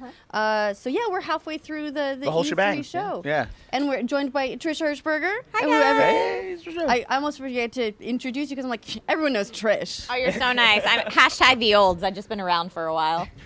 How was your E3 so far? So far, really good. I've gotten a chance to actually play some games this year, which normally, normally I'm like, Right. what? Who gets to do that? So I've gotten a chance to do that this year and just kind of filming all over. That's awesome. It's really fun. Yeah, I'm a So little what bit have at my own pace, which is cool. You've actually gone hands-on with some stuff. What's been good? What has surprised you? Well, what's been good that I haven't been hands-on with is Shadow of War that I'm super stoked about. Have any of you played it? Anybody? Not No, Shadow I played of War, Shadow of but- Mordor. Yeah, and Okay. I've been looking forward to a sequel because that was it was groundbreaking when it came out with the Nemesis system. Yeah. Like no one was doing that, and it made it really invested you in kicking someone a specific guy's It ass. gamified revenge. Yeah. It I didn't did. know I wanted revenge in a video game, but that definitely scratched that itch. And not just your revenge, but revenge for friends. Yeah, I was actually shocked that we didn't see the Nemesis system ripped off in 80,000 games after that because it was one of my favorite expecting things. it immediately. I thought it was going to be the new thing, but I've been looking forward to Shadow of War. I call Shadow of Mordor Tony Hawk's Pro Orc Killer because it's all about sick 90 kill combos where you're flipping off people's backs and jumping on ropes and shooting down beehives. I am so excited for the addition of these rideable dragons. Yeah, my big thing was always being the Beast Rider. Yeah. I was like, we're gonna do this. It's a really weird experience from down here. Yeah, I feel very, very strange. It's like I'm back at being a child. I'm like, oh yes, I'm listening to all the adults talk. About Lord of the Rings. Tell me more about Lord of the Rings. Tell me more about the story for the Ring War. But you got a chance to play Shadow of War? No. Well, I don't know what's behind the closed doors here yet. There is Got it. a closed door demo of some sort, and Okay. I don't know what it is. But no, stuff that was cool that I did get a chance to play. Tacoma, which is the new one from Fulbright. So I don't know if excited. you guys got a chance to Yeah. play around with Not that yet. at all, but haven't got to play it, but it looks really, really We cool. live here in this super room. cool. Okay, Yeah, We we're do the live mostly in this room. The games tend to come to us, but it means that we don't get as much as You have much to other brush chance your to shoulder go off when play you them. say that. You know that, right? You know you just humble bragged. Well, they come visit us, but they don't usually hand us the controls. Very intelligent people Yeah. come to tell us about the amazing things that they made, Yes. which are 2 rooms away. And then- Relay well, us and- stories from the outside. Well, and then they get a little bit sad because all we want to do is ask them about their what are the cut sticks? What are the sticks? Now they're Hustle murder sticks. Hustle sticks. Well, Thank you, Mika. I got sidetracked because we started calling From them murder afar. sticks. When you put swords on the end, they become murder sticks. Tacoma. And the Cannot fun forget beacon. the fun beacon. Tacoma is one of those games. There are very few games where I do this, but I've put myself on a self-imposed media blackout for Got because I love Fulbright. I loved Gone Home so much. So you just know that you're in and you want to go into it. It's Fulbright in a space station, and I'm ready, and I'm just keeping my eyes closed, and I want to play Tacoma. So you don't want me to call you and leave a voicemail just describing my entire Just like, experience? hey, of Anthony, playing I'm the playing demo? Tacoma right now. Yeah. It's she like a needs to go 4-hour delete a voicemail if that's the case. So you should basically just delete Twitter right now. right now. Yeah. Once you say you don't want to know about something on Twitter, I mean, you work for Star Wars. You know that. It's just as soon as you say you don't know something, it's like, well, let me spoil every moment of that for you. That's true. In fact, That's I'm 100% true. gonna bring up our chat right now too because we want to see what you guys have been seeing, watching trailers for, watching gameplay for that you're really excited about. Well, while you're taking a look at that, hold on. We got a very sweet little present from We did get a present. the team from TSA Frisky, which is one of the teams here competing for the. Don't mess. It's this like up. the reveal is good. For a college game dev competition. They had a little interview with us yesterday, and they brought Donut donuts. Friend. Donut Friend might be the best Wow. Look name for at Donut. those. Look at this one. There's an Look at actual that. there are Beautiful. berries on a donut. Yeah, no, have at them. Hey, Eat. yeah, let me Someone see. grab. Open that back up again. Double reveal. Here comes Gus. Here comes Gus. Thanks, guys. Go check out their game. It's Wow. Freezies. If you are not from the LA area, you don't know Donut Friend. Oh wait, is this a thing? That's the thing. Oh. Donut Friend is the thing. They're not the alcoholic donuts, are they? No. Okay. I thought that there's things in them. carbohydrates were illegal in the state of California. Except for donuts. Is that it? Except for fancy donuts. Some of them are stuffed. What? There's things in the things. Oh yeah. Can someone Which one? split a donut with me? Okay, which one Oh you want my to split? God! Somebody split Go it get- with me. go I'm get the- so fat. Go get a plate and a knife. Go get a Anthony, plate and I've been a meaning to tell you for a while. I couldn't possibly have a whole Yeah. donut. All right, I gotta somehow try this. What do you Well, honestly, For at this sure. point, narrowing it down to Ooh, one that's is a going good to be the choice. hard part. What's in there? Oh, man, look it's at- like strawberry it's shortcake strawberry donut. shortcake. Sandwich. That's amazing. Ladies. That's very cool. So while we're getting Donut donuts, I sandwich. just want to remind everybody I'm that's feeling been pressure. watching, we are taking pressure, your it's donut. suggestions. We are taking your questions. Just get at us with the hashtag I'm the either messiest YouTube eater E3 ever. or the hashtag RTE3 to send us anything you want to hear about, reactions to Thank things that you. you're seeing, questions for developers that we have on. We're also running live polls all day. If you go to live@e3.com, we are switching those up throughout the day. Very important gaming issues such as whether Boomer is a good dog. Okay. You know, like Unquestionable. the hard-hitting questions. You know what Boomer's we a should good put up dog. at some point? We should put this up at some point. In fact, maybe we'll put it up now. Hey, Eddie, get ready to cue this one up. Is so the fact that like Boomer gets you guns, has hustle sticks and a friendship beacon. Yep. Like, are we talking like dog meat territory? Do we have a new best doggo in Well, it's games? next gen, right? I mean, this is the new dog meat. This is new, right? It's a new dog meat. Like, is this? But like, dog meat but gets if you you, allowed- gets you items, right? He would hunt down stuff for you, bring you ammo. This has chocolate mousse in it. And disarms opponents, too. That's true. I got a chance to play it a little bit yesterday, and it was real cool. Boomer's the best. And he looks good jumping. I mean, Yeah, that's man. it. Yeah. Jumping over fences together. Come on. So What I want is I want to be able to play co-op in that. I want to be Boomer. that'd be You great. want to be the I dog. want to be the dog. Why not? That'd be so great. Far Cry 5, you are the dog. Trish, tell us a little bit about the demo. What did you see? What did you play through? Well, I died a lot, but I got to play through this town where you start out and you're right by a water tower, and you look down on people just like the religious zealots just abusing the townies. And you have to figure out how to strategize and, you know, do you want to go in all out assault? Do you want to stealth it? What do you want to do? Yeah. So I tried to stealth it and then, as usual, was too impulsive and just ran right in and just got murdered. Yep. Yeah, That's over my and stealth over and play over. style as well. I either run in too fast or wait for 17 minutes and overestimate the AI. Yeah. I'm like, I don't know, that guy keeps taking a little turn there. He may see me. And then I, like, sit for 35 minutes. It's something you don't see in a spy movie, which I only see in a video game, which is creeping, And then for sitting there and 90% of the waiting there? mission. Then somebody spots you, and then you just run like a lunatic in circles, firing at everything. You have to. Impossible. I just snorted and got powder everywhere.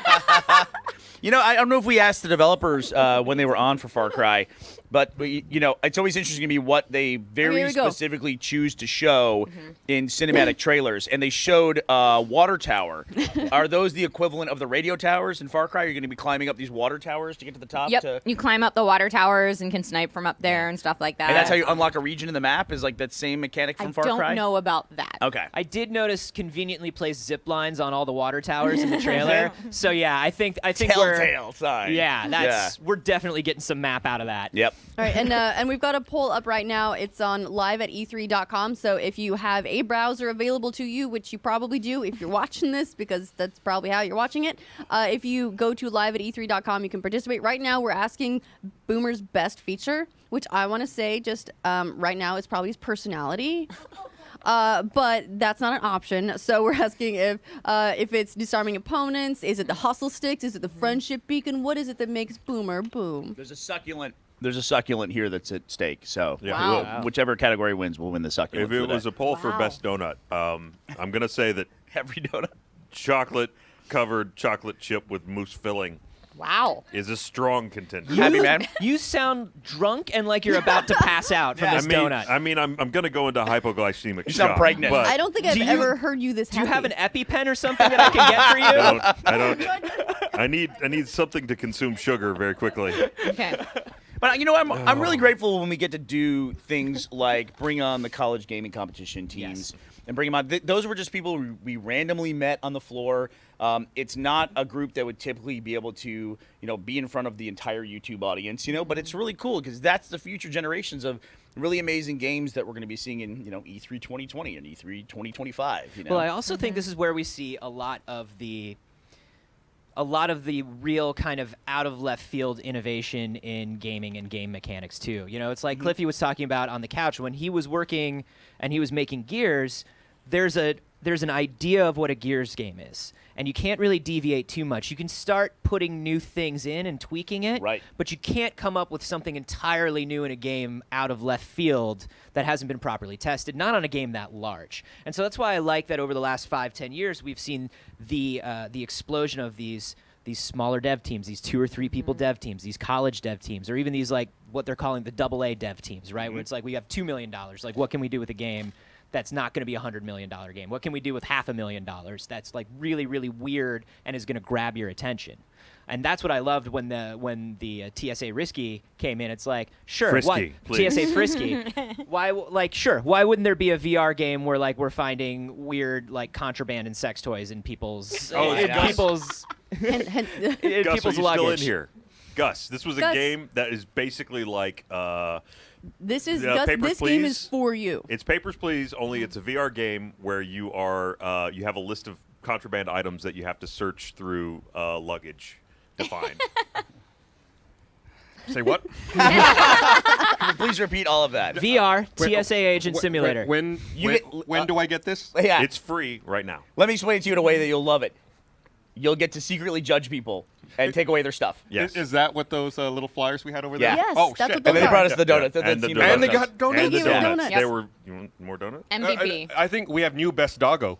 Best doggo. TSA Frisky. TSA You Frisky. called in here. I'm gonna go grab one of those flyers. Speaking of I'm gonna small put these dev donuts up. teams, did you guys get a chance to see the Artful Escape at all? No. It's part of the So ID it at was, Xbox. It yeah, looks there was the super trailer. cool. We have we actually have ID at Xbox on the show tomorrow, so they're going to be Nice. bringing some stuff by. But that was definitely one of the ones that was in the Xbox conference that we saw just a little bit of it and thought, Yeah. It looks cool. There was a playable demo that I was not allowed to film at all. I was super sad, but it's just as psychedelic and rock solid as you would think it would Really? be. Yeah. Yeah, I highly recommend it, and I'm really excited to see It's when very it comes trippy. out. It's Annapurna is publishing it. The people who just published Edith Finch, and they're doing a lot of weird stuff like Gorogoa and like just strange mind-bending games coming out of that publisher, and I they love it. make movies as well. They made They the make movies, yeah. the Seth Rogen animated one. What's the food one? What's it called? Sausage Party. That's it. They Yeah. they produced that as well.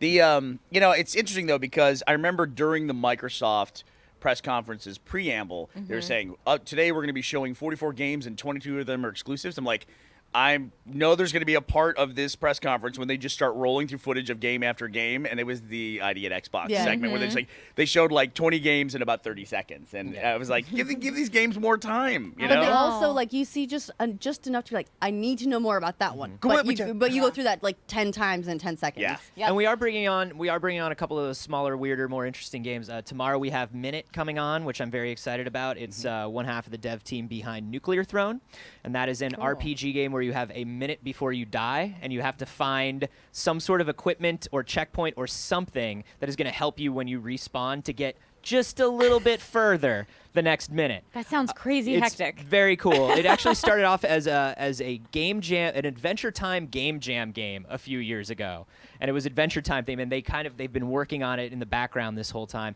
We've also got Tunic coming on, which is a lot of people are calling it Fox Zelda. You know, the Zelda with the cute fox. It's more than Zelda with the cute fox, but they're coming on tomorrow, and That's it's a going to be strong amazing. pitch, though. I mean, It is. Also with if you hustle have to sticks. have like something with something, Zelda with Fox is a pretty good combination. Getting a lot of questions in the chat. Everybody wants to know what's the number one game we've seen so far. Cryptic Ninja wants to ask, and also, what is that? A coffee machine? Ba-ding! What is that, a coffee machine? What was the best thing you've seen, Trish? Best thing that I've seen so far, Fractured But Whole was real fun. I'm a huge Stick of Truth fan. And with them taking on superheroes is perfect. Yeah, so it's going to be really fun. They throwing farts is very different now. That's what I'll say. Ashley, how about you? So far, very mostest excited for. Oh man, it's a tough one. Right? Yeah, this is a hard one. It might be Far Cry. You're covered in powdered sugar, I'm by the way. You're covered in. Hold on, no, look what I've done. She was assaulted by a donut. Look what I've done. Get security. I'm covered. So Far Cry, Snowed huh? a little bit. Far Cry, Far Cry is definitely like a strong contender, but we'll see what tomorrow holds. Shadow of War looks really, really awesome, but yeah, picking just one's gonna be hard. So I'm gonna say Far Cry for now, and then change my mind later. Sure.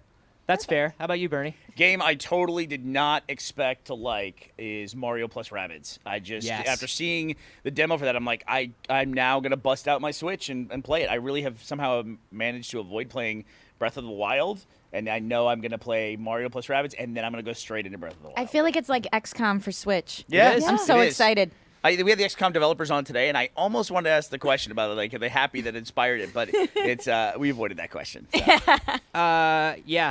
Mario plus Rabbids, definitely very big. Mario Odyssey. I am ready. I am ready for this weird Batman Returns, RoboCop 2, Sonic Adventure, weird-ass Mario game. With real humans? With real humans. New Donk City for life. We have so much more coming up, guys. Remember, we are about halfway through day 2. So many more games. So many games. We're gonna keep taking your questions. Remember, hashtag YouTube E3, hashtag RTE3, and get into that live at E3.com for all of our live polls. Yep, and I just want to say a quick shout out. Thank you to for Planet of the Apes for sponsoring the show, making this entire live stream possible. The movie looks awesome. It's coming out on July 14th. They're actually doing early screenings, which is awesome. And the screenings are like June 19th. Wow. They're soon, and it's it's like several weeks before the movie actually comes out. So that's pretty cool. And you can they've got a list of where those are locally at warfortheplanetscreening.com. So you can go and find out if there's an early screening in your area. But in the meantime, while you do that, check out this trailer.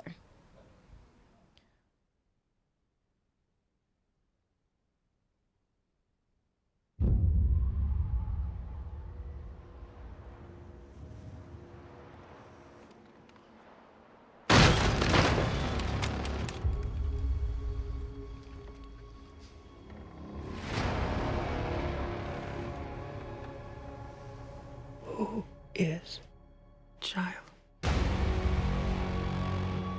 I don't know. But she was you. She has no one else. We are not savages. Apes fight only to survive. Bad human can kill ape. All dead now. A long time. Long time. Bad humans. Soldier.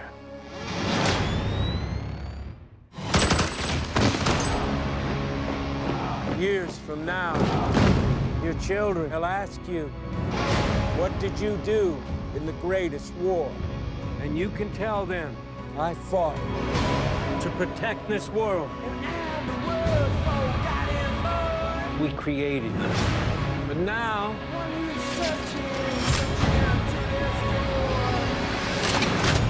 we will bring an end to their kind.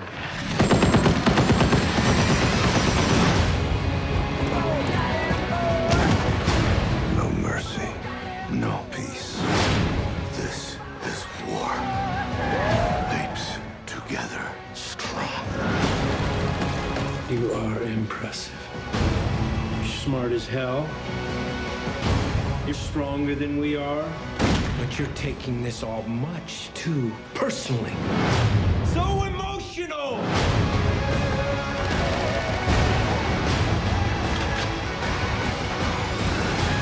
I did not start this war.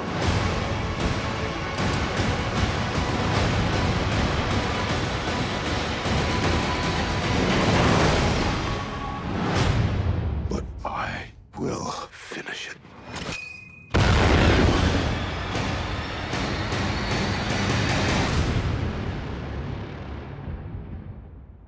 Hey, so now this is one of the things I've been looking forward to by easily the most. This was I thought EA's mic drop moment. Yes. Was A Way Out. And so we have Joseph Arias here to tell us more about it, which I'm super excited. I was so glad we have you coming by. Was a huge fan of Brothers. And then when we saw what you guys are doing with A Way Out, it just once again takes that idea of that like two characters working together in a it's another completely new twist, and it looks awesome. Yeah.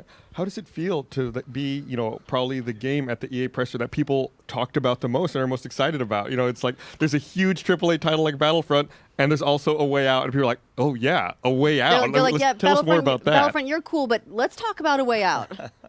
No, it's very nice. Actually, I expected this because I knew that we were doing something special. It's a passion-driven project. I've known from day one that this is going to be so cool. I'm so sure of that. So it's like I'm surprised it's been this high, but I was expecting it. Yeah, so there's and for those who maybe didn't catch the EA press conference, A Way Out. Shame on you. Yes. It's 2 inmates, and it's developed with couch co-op in mind, which is something that not nearly enough games are doing these days. So the thing is like this. So after I finished Brothers, I wanted to do something else that pushed the boundaries on Tell Story without compromising on gameplay, because my back is a filmmaker, but I love the interactivity of gaming. So the idea was for me to the thing started with me and a friend looking for a co-op game that wasn't just a drop-in, drop-out. I don't think I have anything against it, but I just feel that there's an opportunity to tell an emotional story for 2 people together. Experience an emotional story together, you and a friend. So it started from day one. It's designed, played, experience only in co-op, both couch and online. And I even prefer that you play in the couch. It's almost like part of the design. I mean, you can't play it online, but I prefer if you and your friend can play it in the couch. Like that's where you're gonna get the experience. That's where you get the connection. Because we have at some points in the game, which I saw show behind closed door, where you're in a situation where you have to choose something and you have to decide. So it's me, and if you and me play, I'm like, you have to talk to each other. Okay, what do you do? So you can't progress if you can't come along. So you're sit down, you gotta talk it out. Yeah. No, trust me, this game, when you finish it from start to end, you will experience a co-op game like never before. So in looking at the footage here, one of the things that struck me was that the screen isn't always evenly split necessarily, depending on what the action happening is. Look, so what's the priority there? Like, how does that work? The thing is like this. This is a passion-driven project. We're a small indie company, and if someone came to me and said to me, here's $10 million, do single-player campaign, I would say no. So it's always going to be what it is. And what I love about this is the interactivity. As I said, I've done 6 feature movies, and I see sometimes games get too inspired movies, become too passive experience. What you need is the interactivity. That's why, for instance, in this case, as you see now, you have like 65% of one character's in the cutscene while the other player can walk around. So it's trying to give the control to the player as much as possible. Because for me, games, when the control is more on the table than in my hand, then for me it's too passive for me for being a game. And then, so the premise of the game is, so you and your co-op partner, you're playing 2 inmates in prison, and you're trying to escape. So the game starts in a prison, and you're like 2 guys who don't know each other at first, and then slowly you get to know each other. It's almost also like the game starts as a single-player experience, but in split screen, because you don't know each other, and slowly get to know each other. I mean, also gameplay-wise, in a way, it's going to be a lot of variation. I mean, I'm talking pretty much you will experience something here or something there. It's a unique mechanic for everything. And the reason for that is to keep you emotionally connected to the characters. So you're not in a game where like, okay, I'm level 42, what level are you? Or let's drop in, drop out. It's not like that at all. I'm looking for someone to help me take down such and such boss. Right. Yeah, no.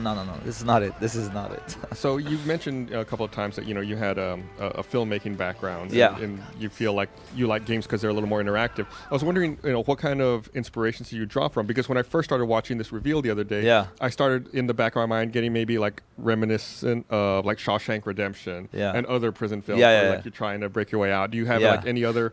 There's definitely a lot of inspiration from many things. I mean, one of them is that. Of course, I've seen that movie. It's a really great movie. But there's a lot of inspiration. It's nothing particular that this one is. Haven't seen Prison Break, though. But I guess there are stuff in here. But you start in a prison. It takes a while, but there's a lot more outside. So the beginning, I would say it's a big chunk of the game being in a prison.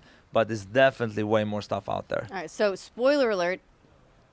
No, it's not really, because the trailer shows that you get outside. Yeah, so the important is that because we were thinking of first showing. I mean, we're doing everything in-house. I even do all the mock-up. I mean, I think I saw on your Twitter you said you're working on it with your brother. Yeah, my big brother. So this is like real life brothers. Yeah. No, my big brother plays one act, Leo, in the movie, and he's done some like Tyrant. He's been in Zero Dark Thirty. He's done, but he's a great actor. But another thing is that I get him for free. So it's like we don't have so much money, so I got to do everything to try to. It's the best part about family. Yeah, exactly. They're Keep free. the business in the family. Yeah. So we've seen some dialogue options with NPCs in the game. Is that going to also affect like the variability or like ways you can approach a problem? Definitely the way you approach a problem, but the way the story is told in one way. And I can't go into details yet because there isn't. the essence of design of A Way Out, I can't really talk about, but I'm telling you, play it from the beginning to the end, and you will know what I mean. But all NPCs in the games have unique reactions for every character, and you will have a choice that they react to it uniquely for every. I mean, I'm saying like, look, for being in the company, I think we have like over 13,000, and we have like sometimes more than a AAA title. I run to the mockups every day, like do stuff. I mean. The amount of content, but it is important because that's how you get to know your character. It's still optional, but every NPC in the game will be unique and will say unique stuff. And so, if you're doing the mocap yourself, do you have to suddenly like figure out or like learn how to do something crazy so that you can capture it for the game? Well, all the stunts I'm doing myself. So my toenail went off at one time. So you actually get to say, I do my own stunts. Yeah. Not a lot of people get to say that. Not only does he do his I own have stunts, to. he does everyone else's He does stunts. everyone's stunts. I have to. I don't have a choice, man. Hopefully in the future, who knows? Like but we will still. It's look, the way I work, it's always passion is going to drive me. There will not be a single decision taken on like, oh, this will sell. No, it will always be the passion that drives. And so for a game like this, because you are encouraging people to go through it with one co-op buddy through the entirety of the game, how long are you expecting the game to take to beat? Well, we're still working very hard with this game, so I really don't know, but it will definitely be long enough. Trust me. I mean, that's what I can say because we are not done with it yet. I mean, there's still. I mean, you can play through it, but it's still like so much. You know, it's coming early 18, so we have a lot of work left. A lot of work to do. Do you think that we'll encounter moments where, you know, like let's say Ashley and I are playing, where we're just gonna have to stop and be like, listen, we need to take a break. Like we're a little angry at each other. Like we'll come back to this game in a little while. I would be take a walk, chill out. extremely surprised if you weren't gonna be at some point like, oh shit. Well, this should be interesting. I'm intrigued. I sound very cocky, but it's just that I can't help it. It is true. Just play it, and you know what I mean. I mean, even said to people like, if you don't like it, you can come and break like every bone in my body. Oh, jeez. That's how sure I am. Maybe hold off on that little detail. You cannot break the toenail though. that's that is already gone. Already done. That's spoken for. Yeah. No, but it's really cool. Well, I love seeing that level of passion, and I think, you know, we've talked to many developers, and you can always tell there's some people who are just that much more driven, and it makes like it affects me. So like A Way Out, I was already excited about, but you know that I think that passion plays through and can affect people who may not care about a game. When they see someone who's making it is so passionate, I think that comes across and might make them a little more interested in the game that they weren't interested in before. I'm even more than passion. You know, it's like I mean, like it's crazy because like for 3 years, even when I did the earliest sketches, for 3 years going to work and like, I don't know, I'm so excited. It's crazy. Well, it's got to be big for you at this event as well because you have been working on it. You've been putting on all this time. You've been losing your toenails. You've been doing crazy stunts, and now you get to unveil it to the world and share it. Yeah. No, it's. I mean, I'm telling you, like. It feels really nice, and I hear the reactions. It's like way over what I expected, way over. So it's super cool. I'm super happy. But also, it's like, it's funny because it's also during this week because I've been having my next project in my head, and it's during this week it finally has landed in me, and I'm like even like excitement for A Way Out and the new one is so much. I hardly can. Sometimes I cannot sleep because I get so excited. It's weird. Yeah, well, and so fortunately for you, you will get your sleep back at some point. You said it comes out early 18? Yes. And early 18. How long have you been in development so far? So 3 years? 2.5 years. Like because we are a new studio. We started as 12 people, so we've been growing because the game is getting bigger and bigger. But yes, early 18 is the time. Okay, and then on what platforms is this hitting? It's Xbox One, PS4, PC. It's pretty much on everyone. So you're in pretty good shape. If you've got a way to play games, you can play. Probably okay. So I see a question here that came in via Twitter. From Gus2510. Good name. It said, "A Way Out looks fantastic. Question though, will the screen still be split screen during online play?" Good question. Yes, it will always be split screen. It's part of the storytelling because it's part like when we go 65%, you will have the cutscene there. So it's all part of the game. This is, I mean, in all. I know that some people are saying, "Oh, couch co-op is back. It's so nice." In a way, it is, but it's so different. If you look at the games that have couch. Normally, it's a single-player campaign that they do like a you- split you screen, share and one you have the screen. same like mechanic pretty much over. In a way, it's not going to be like that. Let's give you an example. Like when you take out guards in a game, normally you take out like when you finish the game, you've taken out like 500 guys. You know, in this game, you will do it, but you will take out maybe 7, 8 each, and that's it. We have a full-fledged third-person shooting mechanic with cover shooting, everything. We use it only where it makes sense in the story, and that's it. So you come in, you come out. You have like bike chase only there, cars only there. It's like there one scene that you play with 1 minute for one of the characters. It takes you 1 minute, over 300 animations just for that scene, and will never come back again. So it's like and that's to keep you on your toes, like all the time, like engaged and interested in the story. So you could say the gameplay serves the story. Now, were there any crazy technical hurdles in getting it, because it is split screen all the time, including online? That sounds like a lot of juggling, a lot of technical gymnastics. Oh yes, that's a pain in the ass. We also have, there's one thing I can't talk about, but what I've been showing behind closed door, we also have sometimes 3 screens.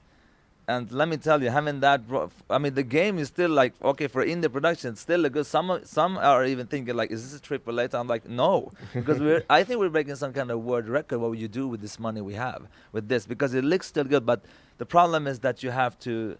I mean, from a technical aspect, it's like you have to draw 3 different screens at the same time, or 2 or whatever, and it takes a lot to optimize, and it's really hard work behind it. And it's also another thing that, I mean, I know that. Because I know the Naughty Dog guys as well. You know, some people are saying, why don't they do split screen for Naughty Dog? But you have to understand this. Designing a game in split screen makes the problem double as hard, because you cannot, for instance, single play game, you can easily control the pacing of the player. Like you say, like when he touches this trigger, the cutscene goes on. But here, how will you know what one player is here, the other is here? He's looking that way, he's looking this way. So there are so many technical problems to solve. It's like, it's crazy. I mean, the scene I'm showing behind closed door, people played in 5 minutes. Like they really enjoy it. Took us 3 months to make. Wow. Yeah. Because like so many different stuff can happen. Like if I looked at making video games, a lot of people don't know this, but it's about covering up for what the player could do, you know. And movies, I've done 6 features. It's a walk in a park compared to it's like I do it like blindfolded. But games is insane, as it's like, because it's a passive experience. You can't just relax it. But sometimes I say the example, it's like having the audience on set running around, touching your actors, touching the camera. You're like, whoa, don't touch. You have to do it. It's like that making game, you know, because you're running around doing whatever you want. And that's a lot of work. Well, it looks. I mean, I feel like I can tell your cinematic background, because it looks great. Even the dynamic way that the split screen adjusts, and I saw even sometimes it's not just vertical split screen, but it's also horizontal as well in some of the footage. We play around a lot of it, but it's also important. Even if this game is very cinematic, it's very important that it's interactive.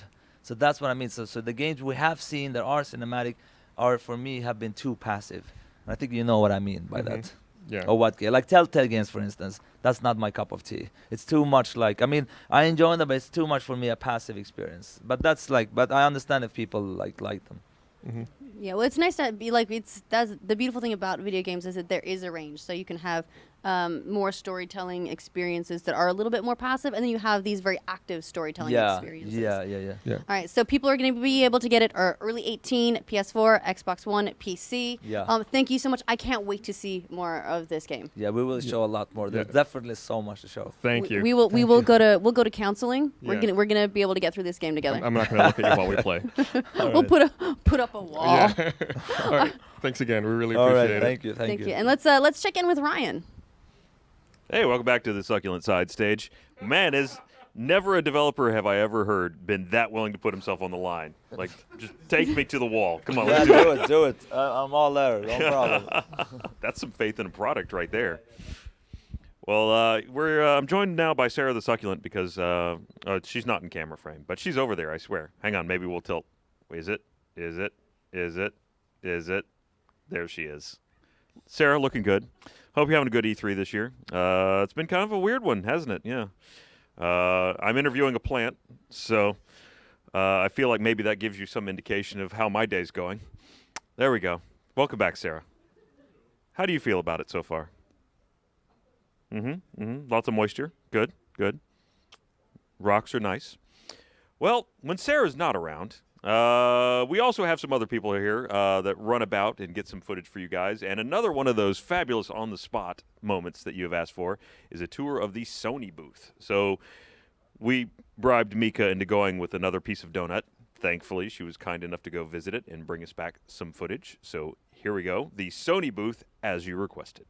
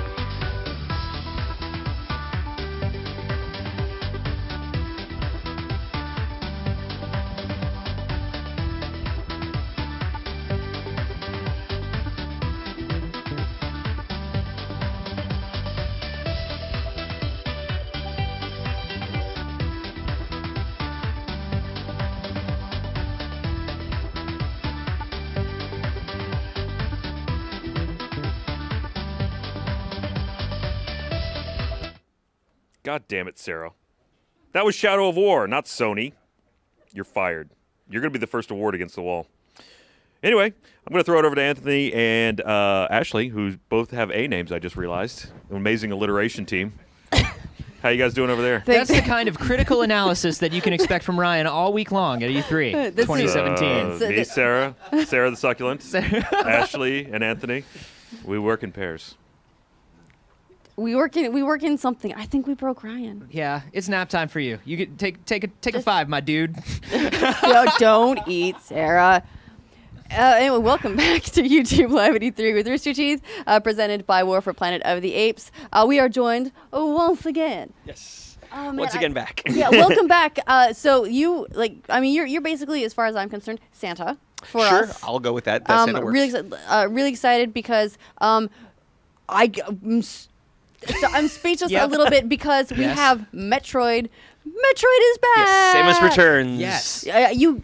I'm just gonna let you know, you will not believe the amount of hype over that we've poured over the Metroid Prime 4 logo and tasteful logo. The logo. There's excellent reflection. The sound effect behind it. Yeah. Yes. No, a buddy of mine's the one who worked on helping put that stuff together. So yeah, no, it's great. It looks awesome. But then we also have one that's a little bit tiny bit closer to release. Yes. And for the 3DS. September, yes. And that's Metroid Prime 4 is of course in early October.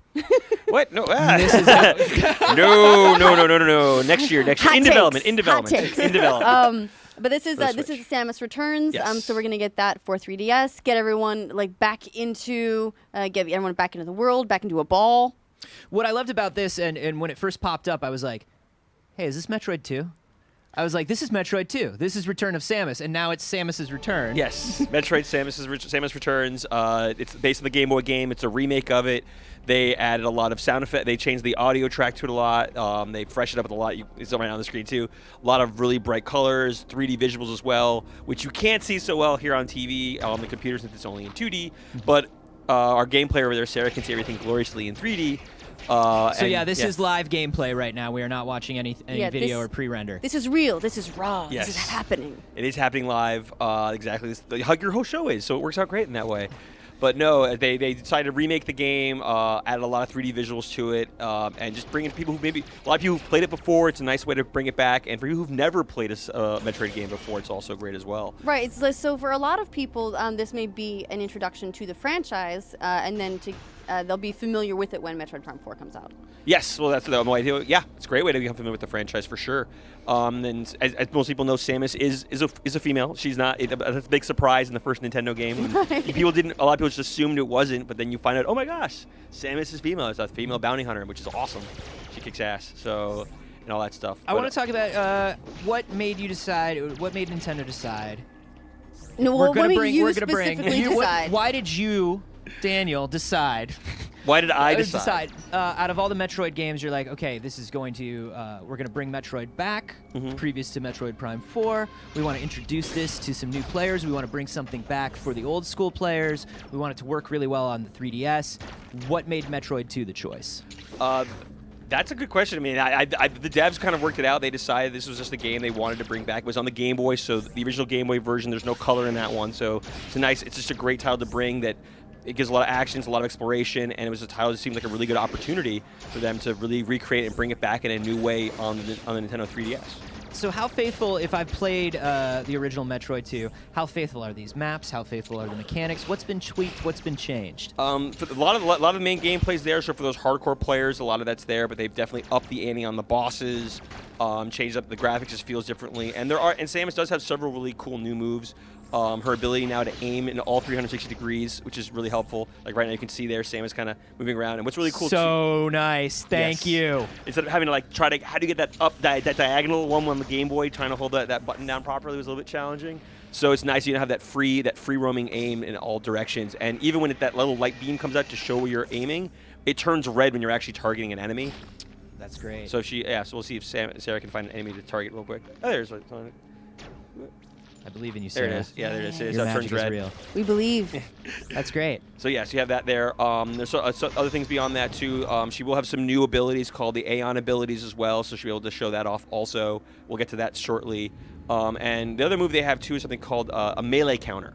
Yeah, I Which is saw something- Yeah, you this. saw it. Yeah, basically when you attack closely, like Samus can now like basically swing her arm up and basically push back an enemy, and if you shoot right away, you get a critical hit.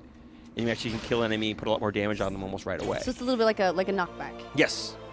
It's a really helpful tool to have. And that's the thing, too. They want to make sure this game was really fun for the people who played it before, those hardcore fans, but also introduce it to, as you were saying before, like to people who've never played a game like this before. So it's a nice balance between the two. Well, it's a nice return as well. A return of Samus, if you will. Yeah, no. But like I get it now. God damn it, Anthony. That these, because these are games that established a genre. Really, it's why they call them there's a lot of Metroidvania games out there, because these set that formula really, and this is really the gold standard of it. Do you worry at all about you guys? You have to be careful about updating the formula too much with something like this. No, I mean, people love Metroid for what it is, and it's just an all these games keep giving an opportunity for us to show something new or bring something back and recreate it and reimagine it in a way that people can experience for the first time. So no, I mean, it's a wonderful sense of flattery that people decide to call it that kind of scenario. But I mean, we try to make our own games, have fun with that, like this Metroid game that it is. So yeah, it just has fun doing that scenario. A lot of dev teams were rumored to be potentially working on a 2D Metroid for the DS for a long time. We heard a lot of names thrown around. This is being developed by Mercury Steam. Mercury Steam was the one they finally chose in the end, yes. Can you tell us a little bit about how that relationship came about and why Mercury Steam was the dev team that was chosen? I don't have the full story behind that. I mean, I assume they, as you're saying, they went through a lot of different devs, and they just basically probably had to see who pitched the different ideas, and ultimately they decided to go with Mercury Steam as the one they decided to work with from what they saw and what they got to see and everything along those lines. And how much of this? So obviously, this is it's color. This is a remake, it's not just a remaster. Yeah. This is the game, but made again. Yes. How's the decision to trade the sprite work of previous 2D Metroid titles for more polygonal characters though? So while it looks 2D, it's not. It's not. Yeah, no. So that's the thing. So when you're playing on the Nintendo 3DS, it just adds that sense of depth to it, so you can get a lot more graphical out of that. They did update it as well. This is definitely a little bit different than Metroid Prime, as you were saying. It definitely harkens more to Samus's original, like more slimmer down look that she had before. Still with the kick button and everything. But yeah, that kind of went back to that more in that direction. So it's just a nice way how they did that. They updated all the graphics, and that's how everything's coming to life in this game. Looks absolutely beautiful. Yeah, I'm kind of taking in everything as Sarah's playing here. So Sarah's playing really well. They added all those updated graphics as well. I'm trying to think what else they've added to the game. That's the same. The story is that Samus goes to this planet SR3888, and just trying to find out what's going on and dealing with these Metroids that are there, which basically they look like cute little creatures, but in reality are not at all. They basically suck life force out of anything they find. On a scale of 1 to Link is the boy, how many people do you have to explain to that the character you're playing is not Metroid? Oh, that probably used to be. When I was younger, that was definitely something you had to explain to people. That people just assumed that this was Metroid. But in reality, what Metroid is... Samus Aran, what's that? That's Samus. Yeah, Samus. This is actually what is a Metroid. Now we get to be introduced to the Metroid for the first time in this game right here, as it just comes and just kills this poor creature. Well, the creature looks delicious. Yes. It's so fascinating to see these things that were presented on the Game Boy. Like, I remember this moment, and like the whole thing just freezes, and a little Metroid just flies out of the corner, and kind of like, ooh, this is spooky, and then flies away. And now to actually see the story presented in 3D. It's really amazing to see how lovingly it's been updated with these tiny little cutscene moments. And there's even going to be amiibo functionality for the game. I was just going to ask you about that. So yes, we saw a little bit about that in your spotlight. So. Do we get that cutie baby Metroid? There is a baby. It's not a baby Metroid. It's a regular Metroid broken out of its canister, but it's squishy. Okay. But it's squishy. Squishy. It is squishy. You guys can Squishy Metroid. Yeah, the squishy Metroid. If you go, we're actually displaying them in the booth too, so you actually can see what they look like. And then Samus, they even made her. She's more in a kneeling pose with her gun up, harkening back to the original cover of the game. So and how will those work in the game? Like, what will they do? Right now, they haven't gotten into too much detail, but it'll be some form of gameplay in the game. We're not going into much detail on that yet. And if we have a previous Samus amiibo, will that do anything for us? We'll have to stay tuned and find out. Okay. Fair enough. Fair enough. Yes.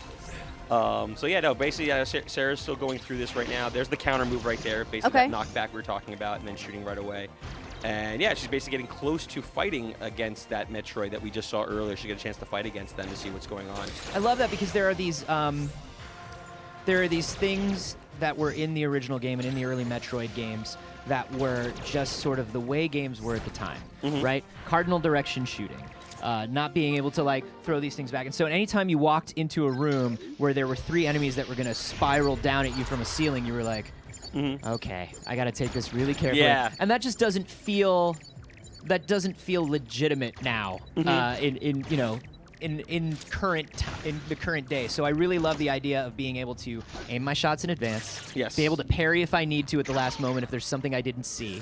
And is that parry available for like any enemy that comes close to you? Yeah, that counter is anytime you want to use it. You're actually here's the first Metroid you're going to encounter directly. And I love it. Yeah. Little roly-poly beetle boy. Yep, and now basically here you get a chance to see the counter. We'll see how the counter works in a second again, because Sarah's going to probably use that to knock back this enemy. No pressure, Sarah. She's just dodging these bombs that it's dropping off on her. We believe in you, Sarah. And here it is. We the believe? counter. Oh, Sarah! No! After everything we've meant to each other. There it is. Yeah. And then she quickly switched over to her missiles, which holding down the shoulder button to kind of take more damage to it. So you get that, then knock back, stunned a little bit, and then you're able to inflict some critical damage. Yes. So that's great. So it does add some new strategies and some new ways to take on some classic confrontations For sure. in the game. And then along with that, too, we talked about the new abilities. She got it early. We didn't see it. But something called the Scan Pulse, which is an Aeon ability, which allows you to basically there it is right there. When you activate that, you actually can start seeing how it kind of pulsates around the map. You can find areas you might not have been able to notice, or different, like certain bricks you can break to go to certain areas as well. On top of that, too, the lower touchscreen actually gives you the ability to put markers down where you want to as well, which is a big thing in the That's going to be Metroid huge games. because you do find yourself going back to areas a lot in these games, so it's nice to be able to stick a pin in it and remember that you want to come back to this point. For sure. Well, that's something that I loved, I mean, in Breath of the Wild as well. And it just feels like, once again, there were these classic limitations that we all, like, it's okay in, like, 1987 if I'm pulling out a notebook and I'm, like, gritting out and making I did that as a kid. Well, I did that as a kid. that was I part of the swear. experience. Yeah, the maps. You have For to. a lot of really. games. But just adding the pin and stamp system to Breath of the Wild really changed everything for me. And this is such a huge deal in a Metroid game, because now it's like, okay, I don't have to keep the entire map in my head, especially if, now that it's portable, I'm taking a day or two in between sessions. Of course. It's not fresh in my head. Very nice. No, it's just easy that way. I just enjoy it as it is, for sure. Yeah. Well, and this does feel too like they're one of the things that I like about remakes like this they update the formula, everything looks a little bit nicer, but then there are those tweaks like being able to put a pin in maps and such. It's nice because we typically, like a lot of these older games, if you've played them before, you remember them in a certain way. If you were to go back and play it now, it wouldn't feel the way it felt then, but this will probably feel the way you think the game was. Yes, the way you. It's Did always that make funny when any you go back. sense? You think these games like, oh, I remember playing this game, and you go actually back and play it. You're like, this is not what I clearly remember, but it's also childhood nostalgia and spending a lot of time going through that. So this is fascinating. So in addition to new abilities and amiibo support, are we getting any new sort of main game content or anything like that, or is that something you're not talking about? Not talking much about. I mean, the bosses are new bosses, the kind of that element of that gameplay there. So it'll be something new to experience, and we'll give more information as the game's getting ready to come out on September 15th. September 15th. Well, thank you so much, Daniel. It looks amazing. Thank you. Ryan, are you Ryan? good, man? Ryan, what happened to Sarah? Like, are you good though? Look, no, I mean, there may have been some sugar that introduced into my system with various donuts. He's a delicate man. I may have temporarily lost connection with reality around me. Oh I may boy, have here we started go. talking to succulents. Sarah was fine. She knew what her business was. She knew which booth tour we were throwing it to. It was me. The problem was mine. But we do have another poll for you guys. It doesn't involve succulents, I promise. We're gonna put up a poll real quick on Megaphone, which is tell us what one of your favorite things so far that you've seen on our show. And if you want to know where to do that, it's like Live83, I think. That sounds right. Live83, L-I-V, yeah. Live83.com. Live83.com. Good. Okay, good. That's how I like to remember it. I can't see the results from here because the monitor screen's gone, but I'm going to assume one of them's winning. It's probably one that we looked at because that was the 4 in the poll. One of them's probably red. The others are probably not as red. Has a higher percentage number. But no, it's been amazing to get to see so many great games. We've got another really amazing thing coming up here next. It's going to be a little bit of a live demo, which are always nerve-wracking, but I think we are ready to do it in just a second here. How long do those poll things run? Hey, as long as I want it? I can't see what's winning. Who's winning? Who's winning? Far Cry 5 is winning. Man, the Hustle Sticks are representing. Hustle Sticks! Although you didn't make it into that game yet, Anthony. We need to try harder. I've been added to 2 games at this point. Wait, I missed one. You're in XCOM. I'm in XCOM. There was another. What was the other one that said that I was my shirt was in it? Well, wow, I think you're back out. I don't even respect the You're people that back put out. me in games. They This just is dropped terrible. you. They're watching right now, and you're now out. But I'm definitely in the XCOM 2 DLC. Jake Solomon said it, and his word is law. And you recorded him saying it. I did. So it's also on record. You won't believe the things I'm going to try to get you two to say in just a moment. It's going to be amazing. Well, I'm going to call it Far Cry 5-1.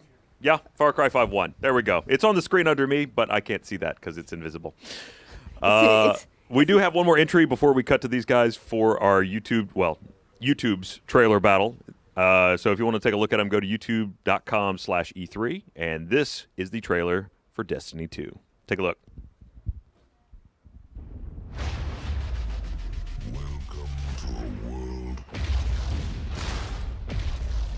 Without light.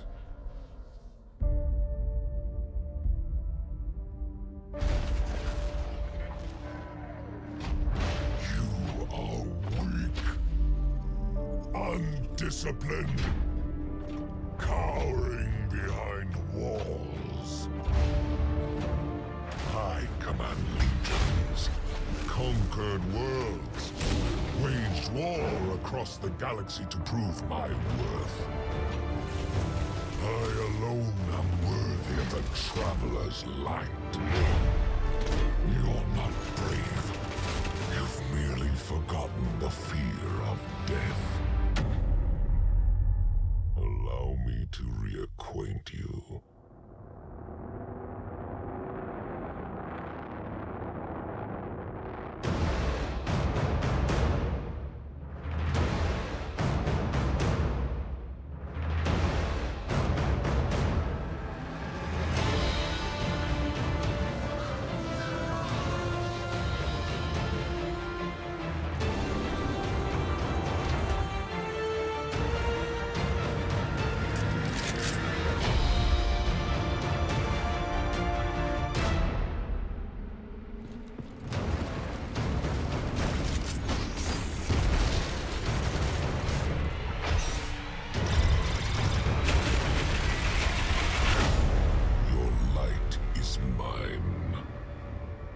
Pre-order and get open beta early access.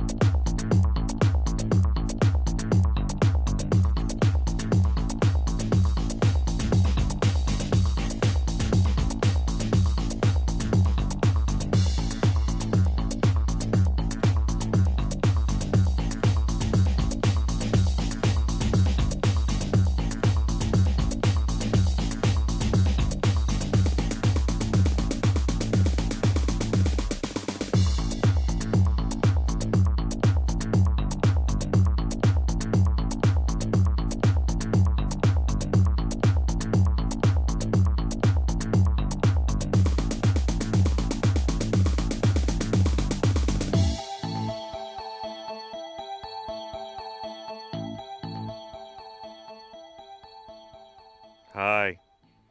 I'm in this chair now with two succulents. Neither of them is Sarah. There went the iPad. It's gone. I was out there and then I'm like back in here. Okay. So I'm gonna look at Twitter. I'm gonna find a question. See if you guys are asking anything. Are you unsure what happens when gremlins get wet? And feed them after midnight. Yeah, You gotta the hybrid what of it the is. two is no, they're both bad. It's not good to do either. Don't feed them after midnight. Don't get them wet. If you get wet, you get lots of gremlins. Gremlins rules confirmed. That is true. Hashtag yes. E3 2017. And then Hot if takes. you feed them after midnight, they just get extra mean. So I'm just extra mean unless you feed me before and after midnight. Note the both. That's why I have the two succulents. That's before midnight and after midnight. This is Sarah. This is Stanley. They're friends and succulent. Anyway, let's see what YouTube has to ask. If you would like to ask questions, please use the hashtag RTE3 or hashtag YouTubeE3. We're looking at both of those. I don't anticipate that anyone has had time to ask a question in the 5 seconds that I've been sitting here holding two succulents, Sarah and Stanley, the succulent pair. But if you have, I'll see it and read it. This is called vamping, and I do it poorly. You're doing great, Ryan. Thanks, You're doing Ashley. great. You know what? Maybe we make another segment out of my socks or something. Hey, thanks. Actually, we do have the sock poll coming up. Do you want to do the sock poll now instead? Hold on. Let's see. Do we have that's a whole other thing. They got to get the socks ready. Are the socks prepared? Eddie, do we have the socks ready? He says. Wonk, wonk, wonk. Here, I'm putting. What's up? What's up, Stanley? That's Stanley. This is Sarah. Sarah's got the extra fronds. I'm a little bit worried about you. You know, Do you okay. not Do I get need- donuts often? Do I need a succulent intervention? That was not a donut. That was a donut masterpiece. Oh, can I get those new yellow Yeah, ones, but though? the donut was part of the masterpiece Can I be part. on the new That yellow? was probably wrought from pure angel. Wow. I think maybe nothing better than that has ever been in my mouth. So what we're hearing from the locals, that being Anthony, you can tell he's local on account of the shirt. Right. What we're hearing is that was a donut friend. This is like the donut place for LA. So we've now been introduced to a new tradition. So in Austin, I would say the closest equivalent to what Donut Friend was is Gordo's. Yeah, no, I can see that. I don't think Gordo's does. Well, Gordo's is a whole other thing. Gordo's is like Gordo's is an an experience. Don't eat for a week because we're about to hit you with fry bread instead of a donut, and it's going to be covered in yum. Yes, and for those who are not familiar with Gordo's, unless you are local to Austin, you probably aren't. So this is a donut place. It's a restaurant, but every food you can order is served with a donut or donuts. It's donut based. Well, it's all you want donut, a burger? yeah. Served on donuts. Hey, guys. You want a salad because it's healthy? Guess what? We got a couple questions about the Donuts. show on Twitter. Yep. Oh, we could talk about that. Sure. We can talk about the show, right? Are they sure you don't want to talk people about want to botany? know what games we have coming up today, what games we have coming up tomorrow. What are we going to see? Let's see. So we've got a couple of things still coming up. We're gonna be actually playing Splatoon 2 here in just a second. That's what we're getting set up for. We're going to be seeing. This is a very exciting one. The God Rays of Minecraft, and the new stuff they've got coming in. Minecraft 4K. It looks. The God Rays look beautiful, but I think as well they've got some other stuff coming in. We just get hung up on the God Rays because we're not used to having those in vanilla Minecraft. Light and shadow. It's right. an amazing world. So we're going to be learning more about what Minecraft has got coming up because that franchise is still selling like crazy. Well, they for keep people. releasing it on new platforms, so and Yeah. now they all get to talk to each other. Oh so- yeah, I just bought the Switch version. I actually really love running around in the Super Mario world in Minecraft. That's How big awesome. is the Switch version? World size. I believe you get a medium-sized world. A medium-sized. Medium-sized okay. world, which for me is plenty. I like it for planes and stuff. We're good, Eddie. Donuts are winning by a lot. Okay, so you know what? That makes a lot of sense. Wait, hold on. This space cat turtle burger is not winning. You thought Space Cat Turtle Burger was a lock. I did think it was a lock. I thought that was the top panda option. Well, here's the problem. They've seen what donuts have done to me. They don't know what the effect of Space Cat Turtle Burger would do.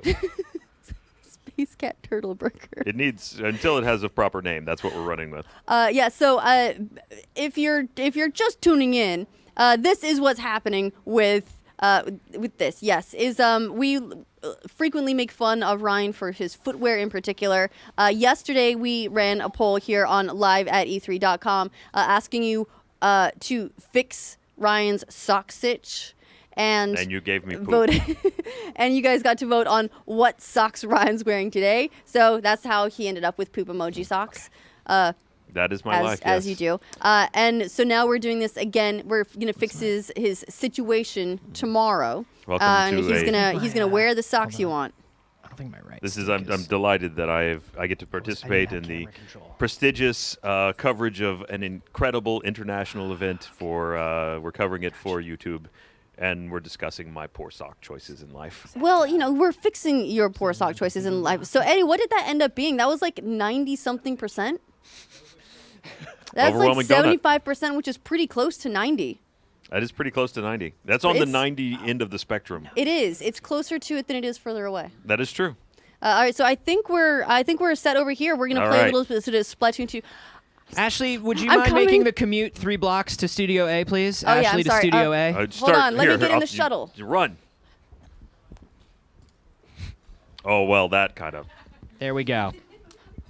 Okay. Oh, guys, I'm glad I made it. I'm talking into an empty. I'm glad I made it. Whew. Thank you. I'm excited about this. So you guys have done, you've done some test weekends for Splatoon 2 already. Yes. And we managed to catch those. What are you doing? Why are you doing this to me? and those were awesome. So now we're gonna get to see more of it. So so the main game is that 4-on-4 turf war, tower control, that game. But this is a new mode that's been brought into the game called Salmon Run. Okay. Which is a 4-player co-op game where you guys are going to be working together to gather golden eggs We're against working waves together? of enemies. As a family. Yes, it's a family. It's a happy family. This is happiness. So there's different levels of difficulty. We're going to start you guys off nice and easy with 5% difficulty to get you guys going. See how good you guys are playing Splatoon. There are some new weapons in the game too. Are the Splat Dualies, which right now Sarah's picking. I'm definitely going Splat Dualies. If you also notice that you have these cute new outfits as well. This is more the outfit that you guys will all be wearing because you guys are working to gather these golden eggs. I'm excited. So I don't know though. I'm a little bit intimidated by the 5% difficulty. I'm not sure I'm up to that level. you should be okay. Some people did struggle the first time at 5%. You're all working together. You're gonna feel awful I'm if you just happy genuinely that- do bad. You know that, right? No. If you genuinely you're gonna be like, okay. No. You think I'm joking? I'm not. But we've got a ringer. We're joined by Krista as well. So thank you. Yeah, Krista here. Sarah also Playing off playing off camera. Anthony and Ashley, see how you guys play together. I feel like having the official demo player for Nintendo on your team, Krista, is kind of not cool of you, but we don't need to go into it. You're working together. Oh, okay, it's all together. Yeah, All so right. No, so this is like they're bringing us up. Yeah, so the key thing is here basically you want to start inking as much as you can on the ground so you can move more quickly and be able to reload with your ink as well. Now at some point this first wave will come in and you need to find the main kind of boss type enemy to take out. So for those that are wondering about differences on the Switch here, I am definitely using my motion control. It does have motion controls. Now that's for my camera. That's not required. Motion controls aren't required, but Yeah, I play with motion control all the time because it's a nice subtle thing to add on to while you're playing because you can use the right control stick. But you can see right now Sarah, and if you guys do die, you guys can resurrect each other. Coming over here on this side. oh gosh. So we got to get him in the back. You have to get in the back. So those are the steel eels. You need to get behind them with the driver. Oh, nice. Sarah died, so someone can try to resurrect Sarah. Okay, so I have some of the salmon roe here. What do I do? The golden eggs. You want to take the golden eggs to the center pace? Now it's a little basket. Oh, Okay. run to the beach. There it is. Run. Oh my goodness. And Sarah's right now in a life preserver, trying to head toward her friends to help bring her back. I do see you. Oop. There it is. Gotcha. All right, Run, Sarah, run, can you lead run. us to the basket? There it is, right there. Because Follow I Sarah right there toward the. have a terrible sense of direction. There it is. On the other side, right, Sarah's right there, and there's one of those He's snatchers. coming for me. Oh no. I got him. You got him. You're You got good. 25 seconds left to get 3 All golden right. eggs in there. All right, it's I'm happening. coming You got with two. one. I'm coming with one. Here we go. We got it. There's 2. Got this. Anyone have another one? I got We'll one. back you up, back Moz you just came out. There's a type of Oh gosh. that little circle you see on Sarah. That's Moz is an enemy that's coming out there as well. So Okay. it's right now. Oh, I It's got pretty crazy splatted. pandemonium. Oh, you got 3 though. You got 3 in there, so you survived. That means you'll survive the first wave. So just survive. We have 5 seconds. Up, stay and alive. you Whoever's just still alive. survive. I'm still alive. Oh, I'm back. I just I'm got back. splatted. Someone's back. Oh, that was very close. That was very close. very You'll all close. come back to life now, which is great. You guys do have your special attacks, but know that you can only use it twice for the entire time you're flying through this wave. Oh, so some pressure. Yes. So now you guys resetted, so you guys want to start inking the ground as much as you can as well, getting around. And ideally get ready for the next wave. Not sure where they're going to come from. But the stage can change too. Like the water level move, sometimes where your golden eggs gets returned to, the base is moved. Okay. Let's see this. Okay. Yep, basket Okay, top in the noted. middle of the Okay, area. Found the Boss basket. Oh, is there's the boss coming there. That's a stinger. Uh-oh. That guy there. So you want to try to take. You got to figure out how to take him out. So ideally you need to get to the bottom of him, right down there. Yep. Careful. There it is. Nicely done. Oh, watch out behind you. Yay. Oh no. So there's some golden eggs there. I got an egg. I've got an egg. All right. Nice. There's another golden egg right in front Yep. of Sarah. Oh, Chris, I got it. Krista grabbed it. Now you gotta get it back to your home base. I did it. Watch out for the drizzler. That's that little rain cloud you're seeing there. Going up to the basket You need here. 4. Oh, so oh no. There's 1. There's 2. You got 2 in there now, which is great. Yay. Oh my gosh.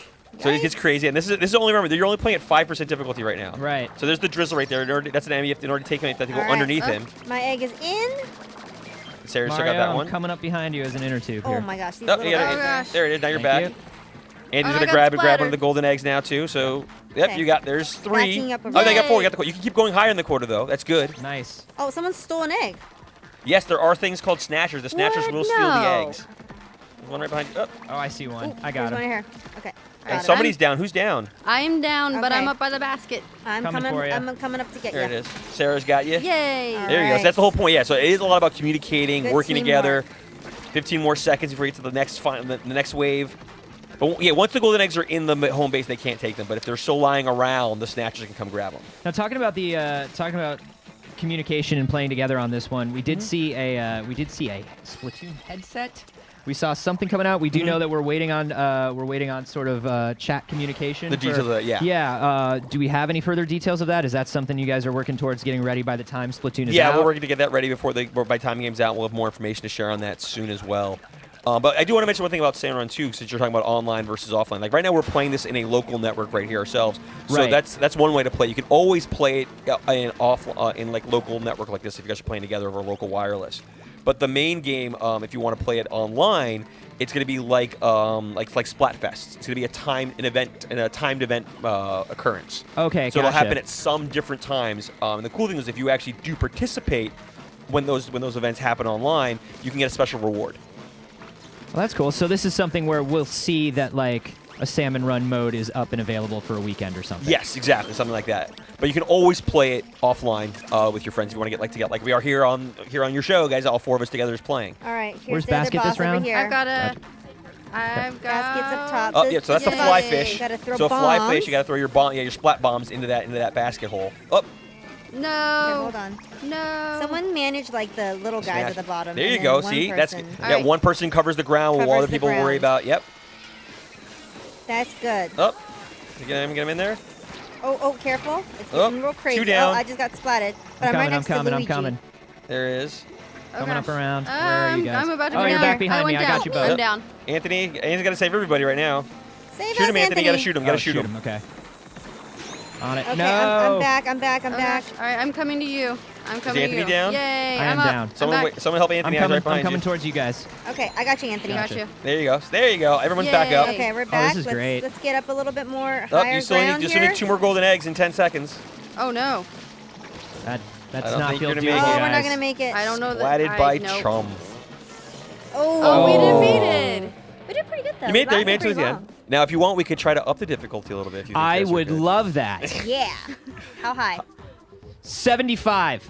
No. You don't want to go. there. Make me reasonable. I'm bad at making reasonable decisions. So let's say 40%. 40%. Yeah, go 40 first. Okay. Whew.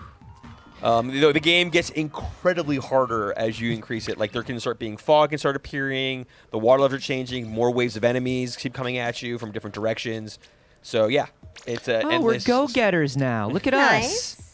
Yeah, they kind of give you that. I love that Splatoon has that. These like kind of little yeah. You're a go-getter. Yeah. Good job. The super positive vibe of Splatoon is wonderful. I really, really love it. It's quite a different change from from the normal shooter games that are much more violent. It's always like everything's happy-go-lucky, but you're just like bursting everything in colorful paint and making a huge mess everywhere. Is Salmon Run mode always on this map, or is this something where it will That's be all we're showing so available on far. other It's just maps? this Okay. map so far. But we'll have to see where it goes from there. All right, we're gonna Spawning do this. dragons. We're gonna do this. I feel We're really gonna do good about We're this gonna one, do- guys. We've already gotten a sense of how we're working We'll see together. how well you We're guys do. warmed up. Most people I always seem to try playing this one. Usually end up getting killed in about less than a minute. Wow. Oh, Okay. Your confidence in So- this is really lacking. It is not very high. Well, why? Don't you believe in this? No. Why? Because you didn't beat the first one at 5%. But that was because of You other... were learning. Baskets Yeah, I on see top. it. Baskets Okay. on top, See in it. the middle, good. Here comes some enemies up to on the sort of the I left All hand directions. So see we'll see where the some enemies come. Come here, buddies. They're coming from multiple directions, so you guys gotta work together and figure out how you guys are I got strategizing. splatted by a flyfish. Oh my gosh. Okay. The flyfish took you out, so one's Yes. down. Actually, yeah, one person's down. Ashley's down. You gotta find her. I'm heading towards your names. I'm currently up top. Oh no! I just got I'm up by the splatted by a basket, flyfish. but I'm Two heading down. your way. Okay. So we still got Sarah and Anthony are still alive. Okay, I'll come in it, to I'm you in it. guys. Yeah, I'm back. I'm back. I'm back. Everyone's back. Oh, nope, 2 people are back. The other one's down. Oh, 2 people And down. I'm splatted by malls. Eh. That did not Boss, take yeah, long. the shark that comes out of the ground that looks like a shark. That's Mars. Yeah. Oh, I'm back. And, I'm back. I'll get Yoshi. And I'm back. Thank you. Okay, clearing out little guys down here. Weird. Good. You still need to get some golden eggs, Got though. Mario Yeah. here. So everybody, you need 7 golden eggs this time. So as you up the Oh, difficulty, you no. need more golden eggs. You have to defeat more of those okay. bosses. Okay. What is going on here? Oh, this guy is There's a steelhead. crazy. Oh boy. Oh, Oh, okay. boy. Yeah, to kill Steelhead, that got that Dude, balloon Flatfish on his is head. You have to actually crazy. blow up. You have to actually shoot it while that balloon is happening on top of his head. Okay. All right. Only one person's Coming, alive. guys. Who's alive? I got you. I I'm got coming. you, Yoshi. I got you. I got you, Yoshi. I'm back. I'm back. Did I Okay. get you guys? They're all Oh, coming no, back, oh, but no. no one's gotten any golden eggs yet. You only got 20 seconds left to get some golden eggs. no. 7 golden eggs, my Oh, bad. I'm splatted. Up. So that's up to Ashley and Anthony now. What? That's a bad thing. All I'm watching This is is no- green this is gonna ink be bad. everywhere. This is gonna be bad. Help! Up, you're back. I got splatted by Scrapper. One of you alive. Up, here comes Moz. You can see it just. Oh no. So what do we got? Like 2 of 3 golden eggs, right? Like we're almost there? You had no, zero. we had 0. We had So, 0 eggs. So what? Zero So this golden was eggs. at what percent of difficulty? 40. So, what happens at like, what happens At higher? 100. At 100, it's It's badness. insane. The dev That's- team's been able to beat it, though, I've heard. I've heard they can. Splatoon Legend- finds out where you Legend- live at 100%. Legend and has starts it. stalking you throughout your days. This looks amazing. I was a huge fan of the first Splatoon. Mhm. I love the addition of the of additional weapons classes. I like the way the dualies feel. Yes. Is everyone all about the dualies? I like Yes, the dualies. The dualies a are lot. awesome, yeah. I'm still a Splattershark Junior fan. I've always been a fan of the Splattershot. That's It's good kinda- too. Yeah, it's That's a one of my really good one. favorites. Yeah. I like to be a roller. I like being a roller class sometimes. That's really Ooh, fun. yeah. This is really amazing. I'm sure we're going to see additional special modes like this. Stay tuned. Stay See when we tuned, have of some. course. And game comes out soon. Yeah, what is exact release date on this? July 21st. Yes, that's what I was going to say. So close. So we're Summer just game, yep. over a month away. Yeah, it's gonna be great. A lot of You fun can take it on the competitive go games with coming you, out. Play local, play online. It's gonna You be can really grab cool. your All new that stuff. neon yellow Joy-Cons. These Yeah, things that's are from Lawrence. sick. I know, yeah. Anthony's showing off his That cool comes, yellow that comes out Joy-Con. even sooner. Then. Yeah, that's know. Those are This- great. June. I like those. This This Friday. Friday, I think. This yeah. Friday, if those controllers come out. Very Beautiful. exciting. So excited to see more from Splatoon in the coming month. Thank you so much for bringing it by. This is course. amazing. Daniel and Krista from Nintendo. Ryan, once again, I just have to ask, are you good, my dude? I'm good. No, look, I'm collected now. I'm calm. I'm not Okay. talking to plants. I was in the room when I was asked to come on stage this time. It's a good start to my day. Also, I know I've identified 2 people I do not want on my team in Splatoon. I resemble didn't that. Oh, say it was you 2. It's But a I whole implied new it world, heavily. Ryan. I'll get there. I'll get Okay. there. It'll take me one good long weekend of just hunkering down with Splatoon, and I'll be right back in it. Okay, I believe in you, buddy. Thank you, man. All right, well, it is my honor once again to unveil to you, exclusive, I think we've decided we're calling these exclusive, a clip, another booth tour from the lovely and talented Mika Jones. This time we're going to Capcom, and for real, it's Capcom this time. What? Well, that's her reporter name. I don't want to, we're not going to name trade for her. She's got to make a name for herself. She's Mika Jones now. Reporter on the streets. But it really is from Capcom.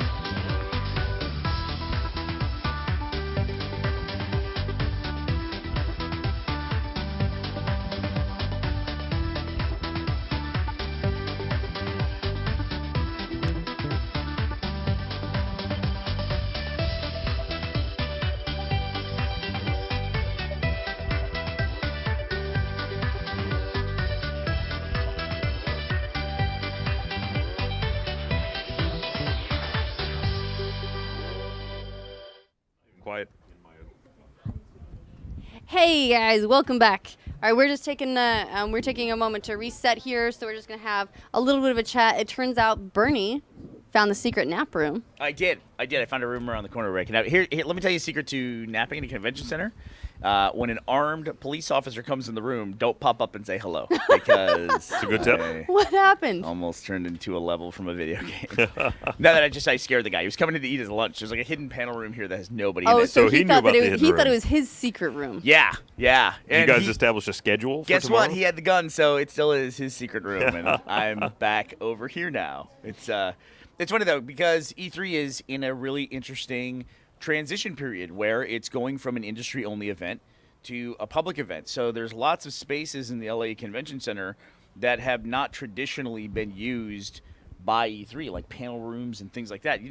Nobody ever went to panels really at E3. I'm sure they had some, but Yeah, so and now that Jeff Keighley's running some panels, like that's changing a little bit. Right. But for this is really always been the event where you come. There are game demos. You stand in line for a while. You make your appointments if you're fortunate. You see stuff and you go. But there's not a lot of discussion around like games as an industry that happens at E3. It's really about specific titles. Yeah, I'm really hoping I get a little bit more time at some point to walk around out there. I did finally find, I mentioned in the last Glitch Please we did, what I really wanted to find on the floor, and I found one. What'd you found? A wireless Vive solution, though it's not something that they're selling yet, but it was there's a booth out there for DisplayLink XR, and I got a chance to watch it being used. I haven't got a chance to try it yet. So we have a bunch of people here. We're looking at the hashtag RTE3. We want to talk about the stuff that you guys want us to talk about. So I'm just looking at a lot of people here are interested in Sea of Thieves, Skull and Bones. Those are this is like a pirate off. There were, so it's the two different games. One is coming from Ubisoft, one is coming from Rare. do you have a favorite? I mean, are you looking forward to one versus the other? So I like, and I've missed this for a while. I've missed the sort of cheeky British humor that we got with Fable. So I like that about Sea of Thieves. I really Sea of Thieves is actually looking more cartoony and like a little bit more stylized and a little funnier than some of the like early brief gameplay clips we got. Right. And so it's really warming me up. Yeah, it's in our interview segment yesterday with Rare, I was struck by the fact that I was sitting there realizing, what was the last big Rare title that came out? Because Rare's a huge developer. They have some of the biggest Viva Pinata. groundbreaking titles. That's a long time ago, though, Viva I Pinata. know. Yeah. I think I remember. Well, they said they did some Connect Sports games. That was the last big thing they did. Oops. Oh, that's which right. Were They huge did sellers, good work on that. but yeah. Yeah. So Sea of Thieves is like the new project they're working. They've been working on it for a while. We've been following that game for a couple of years. So it's nice to see it, at a state where they're showing extended clips of gameplay. I like the style of it. Skull and Bones seems like it's a bit more of a serious approach. So I think that's going to be the really the distinction between the two for a lot of people. I remember yesterday we ran a poll for everyone on live@e3.com asking people which one they were more interested in, and Sea of Thieves it was like 65%, something like that, are really looking forward to Sea of Thieves. I think we're at a point with Sea of Thieves though where you're much closer to seeing what the game's going to deliver. And we're running the poll again. Why not? There it is again.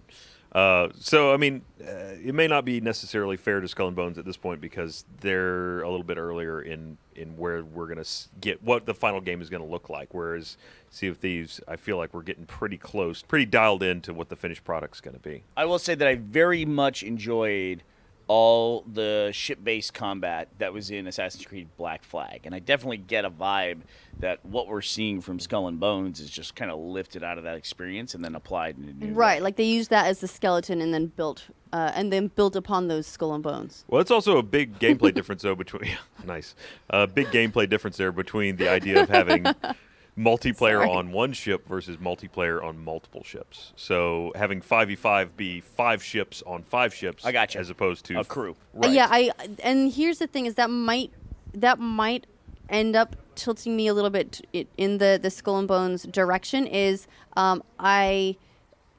if it's a multiplayer only with Sea of Thieves and I need an entire crew in order to be able to run a ship, like I'm not going to get anywhere. My boat's going to be sitting in the middle of the ocean just doing nothing, because it can be hard to get a lot of players together on a regular enough basis. At least for me, there's a lot of people who manage that very successfully all the time. There's also matchmaking, they said.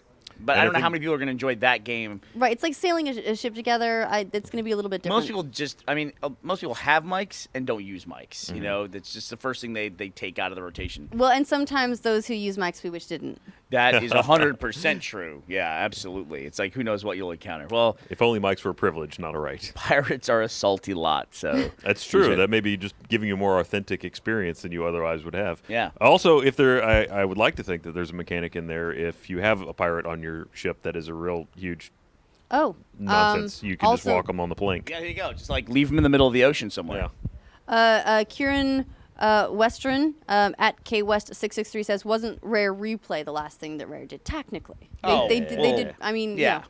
We mean like new Yeah. thing, though. Kieran, come on. Yeah, a compilation of their greatest hits is like not considered to be a new title. One thing I really liked about Sea of Thieves, the mechanic in there, which I noticed in the gameplay trailer that they showed during the Microsoft press conference, was this new mechanic they have for loot, which is funny because loot is like the perfect, Right, yeah. Pirates are the original looters, and it reminded me a bit of, I played the this is going to sound like a strange comparison, but I played The Division and the Dark Zone elements of The Division, where when you get something amazing, it's not really yours until you get away with it. Right, So- you still have to escape. Right, and in this case, it's a little bit of a blind box where you can get these loot chests, and you have to get back to an outpost to open them up. But still, at the same time, if you know there's a ship out there that's got like 8 of these loot chests on them, you're going to go after that ship as opposed to trying to go find your own loot buried somewhere. Right, I mean, they already went and found it for you. Yeah, it puts a kind of a target on your back in a way. So are you going to be a pirate or a pirate? Pirate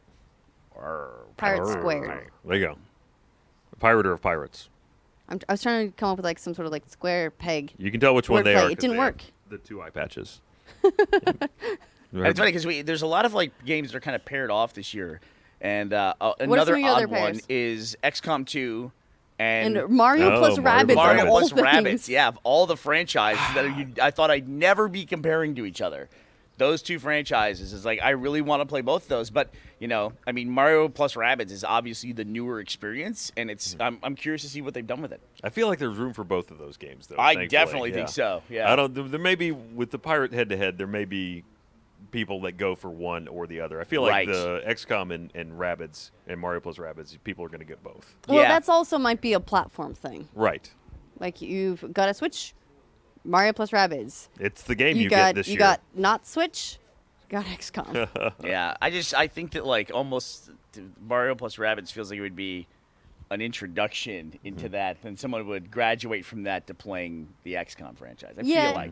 Yeah, well, that's something that Nintendo does quite well. Is it takes a lot of these genres that a lot of people might be intimidated to hop into a strategy game. There's so many moving pieces, and you worry, and Gus is gonna die, and then you're gonna be sad, and nobody wants that. I had no idea he was Digital poor Gus. Don't you, worry, You want him Digital to be Gus. alive. Little Gus. But Mario plus Rabbids, like it makes it look cute and not scary. Very approachable.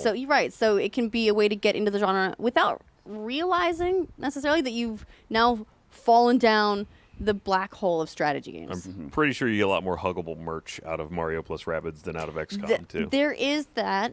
I'm sure it's very merchy. I'm also super excited about Crackdown 3, and mainly because I really liked Crackdown. Crackdown 2 was a little bit, took the wind out of my sails. Go back to our pirate references here. But yeah, Crackdown 2 was a letdown for me. And so I'm really hoping they can recapture some of the magic of the first Crackdown with Crackdown 3. Now, I haven't talked to them about Crackdown 3. So I've never played one of the Crackdown titles. Okay. Should I go back and play 1, or should I jump in with 3? I talked to him about that. The franchise is a little bit irreverent. Obviously, they have Terry Crews as one of their main voice actors. Tremendous, yeah. Yeah. Terry loves Crackdown. And basically is the spokesperson of the franchise now. Yeah, and I asked him, I said, is it... Wow. Do you wow. like so to have... we've got this poll up here on live at e3.com. Also, live83. There you go, Live83. Live83.com. And to see which game you guys are more interested in at the moment. It's Is live it at E3, by the way. It is. Live83, yeah, Yeah, live83.com. And so far, so it's between right now XCOM 2 and Mario plus Rabbids, Not and really. and it's 78%, 78-ish percent of you guys are in the Mario plus Rabbids Well, no, camp. yeah, that's everybody that bought a Switch because they're like, what else are we gonna play? There we go. Ryan has to add Had to get that in, didn't has to you, add Ryan? the cloud to your silver lining. That's what Ryan You is know here what, to do. Ryan? On the friggin' flip side, there are a lot more people that have PCs that play XCOM. So Ryan, a response. The pool there is bigger. Yeah, but they're too busy living important lives to go vote here. Those are the power players in the world. They got this on in the background, but they don't have time to vote in this poll. Ryan, you talk to plants. I don't know why we're listening to you. Look, Sarah and Stanley are beautiful, and you should stop talking down to them. I was unaware this was taking place. I'm now nervous. So it does go to show, though, if you're going to develop a new game and you're going to try to tackle a very well-established genre where there's a huge player and turn-based combat, that's XCOM. Mm-hmm. That nobody does it better than XCOM. If you're going to do that, go out on the fringes. Do something new with it. Turn the whole genre on its ear if you can, and you'll make a splash. And clearly that's what Ubisoft did with Mario plus Rabbids. They also made a splash with Skull and Bones. I'm done. Okay, I'm done. I'm done. You done? You're out? No, I'm just going to try and stop making word jokes. So I'm looking forward to my feet touching the floor. There's actually two components or a couple different components to I can reach. the coverage that we have here today. So the YouTube coverage that we're doing live at E3 covers all the biggest titles, big announcements, and all the press events of E3 2017. But this is also a YouTube presentation. There's actually been a major development in the world of YouTube today. I don't know if you guys heard about it I did today. not hear. So Anthony Padilla, one of the founding members of the channel Smosh, has left the group and is now no longer a part of Smosh. He's making apparently videos independently on his own. And for those of you, I don't know how you wouldn't be familiar, but for those of you who've not heard of Smosh, if you look at the #1 channels on YouTube over the course of the entire platform, the full history, Smosh has always been right there in the top 2, if not, the #1 channel on the platform in terms of subscribers. So from the very beginning, that team at Smosh really understood the power of YouTube, really understood what people were looking for in online video. So it's a really huge development that Anthony Padilla is going off and doing his own thing. And they've got videos on his channel, videos on Smosh. And so we just want to say, from everybody at Rooster Teeth, we wish Anthony the best of luck in his new endeavors and looking forward to seeing what Ian and the rest of the Smosh team do in the future. But it's interesting to see these things when they take place because it's certainly not the end of the Smosh story, but it's certainly a new chapter for everybody involved. Absolutely.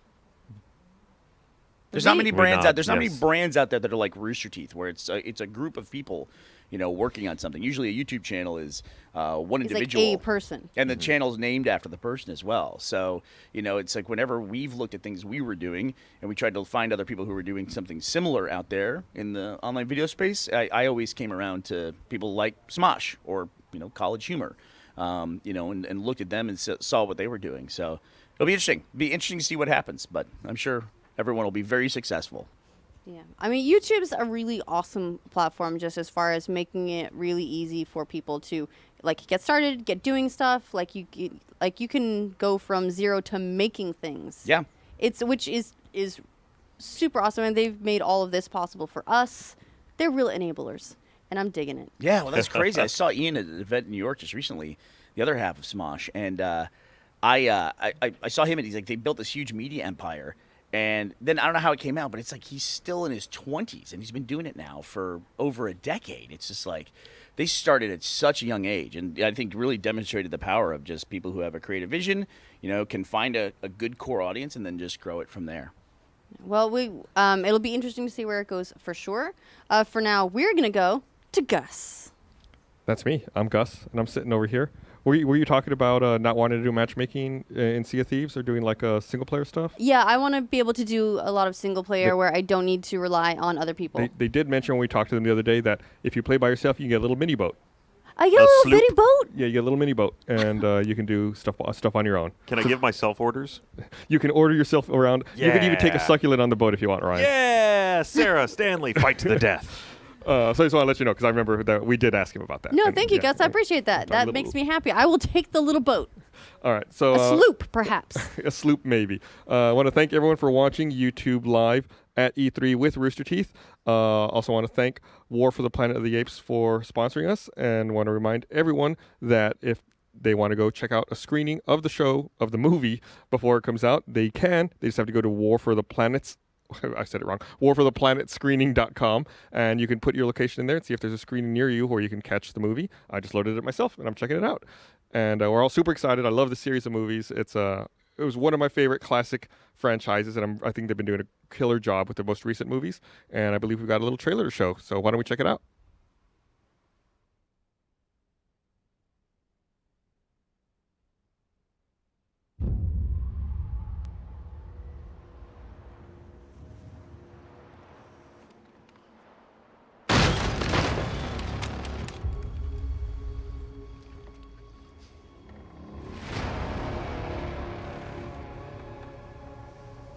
Who is child? I don't know.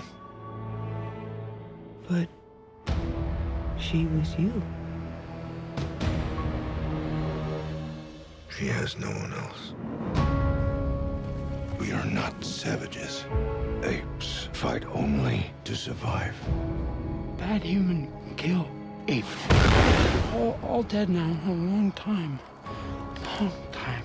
Bad humans. Soldier.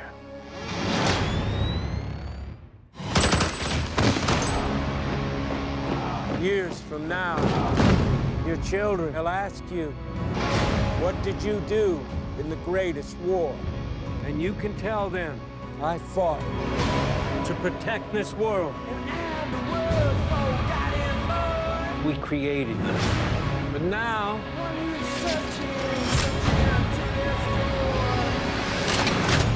we will bring an end to their kind.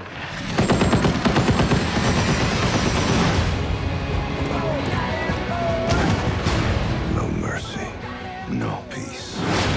This is war.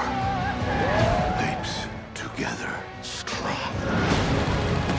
You are impressive. You're smart as hell. You're stronger than we are. But you're taking this all much too personally.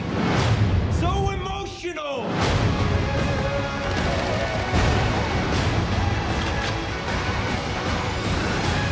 I did not start this war.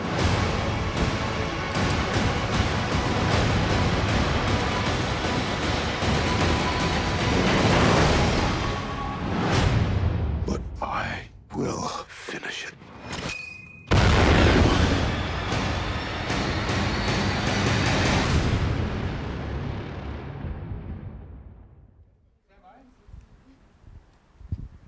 All right, well, welcome back. Jack, we found a Jack Patillo. Hey, what's up, everybody? Hi, Internet. How are you guys doing? They're not going to answer. Oh, I was waiting. I mean, hashtag RTE3 or hashtag YouTube E3. You can answer Jack if you like. That's true. Or yell loud enough and I'll hear you. While we're waiting for that, though, we are joined by Brad and Cameron from the Minecraft team. Welcome, guys. Hello. How's it going? So it's 2017, and Minecraft has another entry in the press conference circuit. We can't be stopped. Can't you? Apparently not. You are like the voxel giant, you know, like just the steamroller always happens. So that's exciting though. So what all got announced? I mean, what do you think is the biggest thing Minecraft that happened this E3? Biggest thing. So the thing that we've been working on. There's kind of a lot of things going on with Minecraft, but the thing we've been working on is the new look that the super duper graphics pack. So lots of new stuff in there. So atmospheric scattering, shadows, all the shaders are new, new materials, new textures, everything. I think so. Everything. Lots of stuff. God rays. Yeah. Yeah, it's a fantastic looking pack, and it works really well with the Better Together update because it kind of is the launch pad for where the shader pack will appear. Now, Better Together, so that's part of your initiative to bridge the different operating systems together. Yes. Yep. So if I'm not mistaken, it is Xbox, PC, phone, and Switch. That sounds about right. And maybe Mac in there too. I don't know if that Please, counts. please. I don't go too far. Okay, sorry. Who plays games on a Mac anyway? Well, go ahead. I mean, that's just really cool. It's kind of neat to think that like we could have a server, like maybe Achievement Hunter could have like a server that we work on that maybe fans could come in and check out and stuff like that. So that's pretty neat. I'm excited for that. I really want to know what this means, though. So we've got a well-established Minecraft world on Xbox presently. So can we open that up now to other platforms? Yes. Anything on the Better Together update, we'll be able to join. And when the Super Duper Graphics pack come out, play with that too. Nice. That's pretty cool. Yeah. So is it just Xbox, or like if I have like on my phone, I've been building a world, can I open that up to everyone else, or is it specifically Xbox? As far as I understand. Yep. Yeah, we've been very heads down in the Super Duper world, and so well, that's kind of where our expertise are. Okay. But you're is correct as you can. Now this play together functionality, though, Yep. this ties in with the version of Minecraft that is available on the Microsoft Store, correct? If you're talking about on PC. Yes. Which is a discrete version from the one that is more of the Java-based that's still kind of kicking around, right? Yep. Or does Yes. that one have some kind of plans to integrate as well?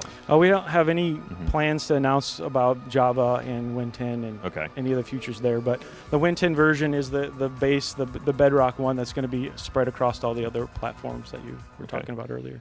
There's so you guys have been working on the Super Duper graphics pack. Yes. And so what's it like taking something that's so well known, like Minecraft, like the aesthetic of Minecraft has been around since the beginning, since Alpha or whatever it was back in the day. Hasn't really been hasn't been changed too much. I mean, there have been like holiday packs, and especially like Skyrim packs, Halloween packs. But this is like you're taking something very, very well known and just flipping it and making it more realistic. What's that like? Well, it's interesting. Our goal is never really realistic looking. It's more to enhance kind of the feel that the game has already had and opening the door for the community to do the things that they've been doing already. So you can look at the community and see all the shader packs they're doing, the texture packs, all the great work with three-dimensional objects they've been adding. And it really inspired us to look at, well, how can we make that part of the real game, the mainstream game, so that it's safe to use, it's easy to use, the community can have a strong, open environment to build upon. So when they look at our shader pack in the future, don't look at it as this is it. This is just the start. It's the start for us and a start for the community to really take the look in a direction they want. We provide them the ability to go in and change those things both in-game. So if you don't like something that we've added, that's fine, turn it off. If you want to expand upon that yourself, please do. We're excited to see what people do with this in the future. That's actually So what do you mean by expand upon? Like, can fans create something that works in the game, or what do you mean by that exactly? Yeah, so you can. So we have already the ability to change the shaders and the materials and the textures.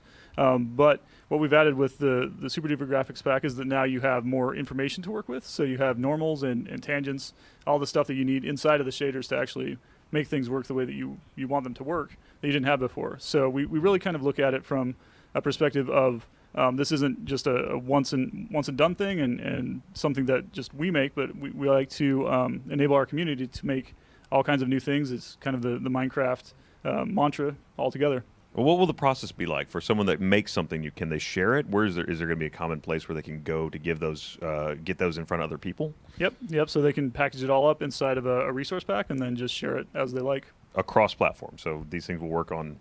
Yep. Wow. How quick is someone going to make an Achievement Hunter pack? It exists now, I'm sure. Or someone's already working on it right now. Jeez, that's going to be awesome. That's cool. And so, like you were saying too, like if for example you want everything to look pretty, except you want the water to be just like the original Minecraft, you can do that? You can just disable just that one thing? Yep, absolutely. Our goal is to provide you with a way to craft your own visual experience the same way you craft your world or you've been crafting gameplay. And like when my kids look at it, they're like, oh, that's too scary. I'm like, that's all right, we'll turn that off. so we don't want to enforce people to play it the way that we are presenting it right now. You'll have the options to play it your way. Cool. Gavin's the same way, where he says turn off. He this can't area. handle the heavy duty graphics, the little late night shading when it gets to sunset. He's just too much. So will that carry over to like avatars as well? Like if I wanted to make like a custom avatar for myself, is that in the pack as well, or is that separate? We have the same support for making custom skins as we've had. Oh, wow. If you've noticed on like the PE Win 10 side, we've added things like 3D geometry to our skins, and all of those things, including 3D geometry on blocks and mobs, will become more easily addable for every player with this pack. Oh, That's Man, great. So. I can only imagine us running around as us in Achievement City. It's coming. It's absolutely coming. So, I mean, traditionally, when you're talking about the bevy of games that are being released and being pushed and saying, now everything's running at 4K, 60 frames per second, Minecraft is not the one that immediately jumps to your mind as like, that's going to really take advantage of 4K. Yep. But what we can we did. expect to see Yeah. with 4K? What do people not realize that 4K is going to bring to Minecraft? Well, so with Minecraft, we kind of take a lot of effort to make every texel look good. So we're really focused on getting the polish down. So with 4K, you get cleaner images, you get better resolution, you get better anti-aliasing. Everything is just cleaner. And how cool is it to develop on the Xbox X? Yeah, a lot of fun. That's exciting. I'm looking forward to that, checking it out. So, Ryan, do we have any questions from the That's, audience? I'm checking for the, again, hashtag RTE3 and hashtag YouTube E3. If you have any questions for these guys about what you might like to see in Minecraft. There is a question here, different from, this is from Wizard_Turtle. Great wisdom comes from Wizard Turtles. Different platforms have different map sizes. What will the maximum be if, say, Nintendo or different platforms play together? Yeah, so... I don't know the answer to that, Okay. actually. Yeah. Fair enough. Okay. Yeah, I was curious if it would be like one standard across the board now or not. Yeah, with the release of the Bedrock engine going across multiple platforms, we've done a lot with that version of the game to allow us to have larger world sizes on most platforms. So they're limitless. Limitless? Yes. Oh, no. Yep. Oh, Yeah, no. So cross-platform now limitless. Yes. That's a nightmare. The voice from beyond over there speaks the truth. We don't have the achievement for filling up all the maps yet. Yeah, we needed what, better get started. 25, and now we got limitless. That's Dude, a think lot. about we could have like achievement islands, whereas like you could have your own island, do whatever the hell you want, and make already weird lost. death traps. I could have my nice build, like Fortress Island. I have not yet learned to navigate the Achievement Hunter Prime map. I still get lost. You know your way around. I know my way I around. don't know where I'm going most of the time. We've been in there for like 4 years now, dude. I know, but I you'll need have- like a look. We just figured out how compasses You'll have higher work. draw like- distances now, so you can see farther. There we go. So now you're not Oh, lost. no, that helps. Yeah. That actually helps a lot. Yeah. Well, it's true. We could also play it on PC now too. So we That's play it right. instead of our Xbox. That Yeah, could the be- Windows 10 version. We'll have to convince Jeff to play it on PC though. Here's what I'm really excited What about are you too. excited so about? the Windows 10 version is also the version that supports VR. Yes. Yes. So, oh no! Is King Ryan coming? King Ryan 3? It's finally possible.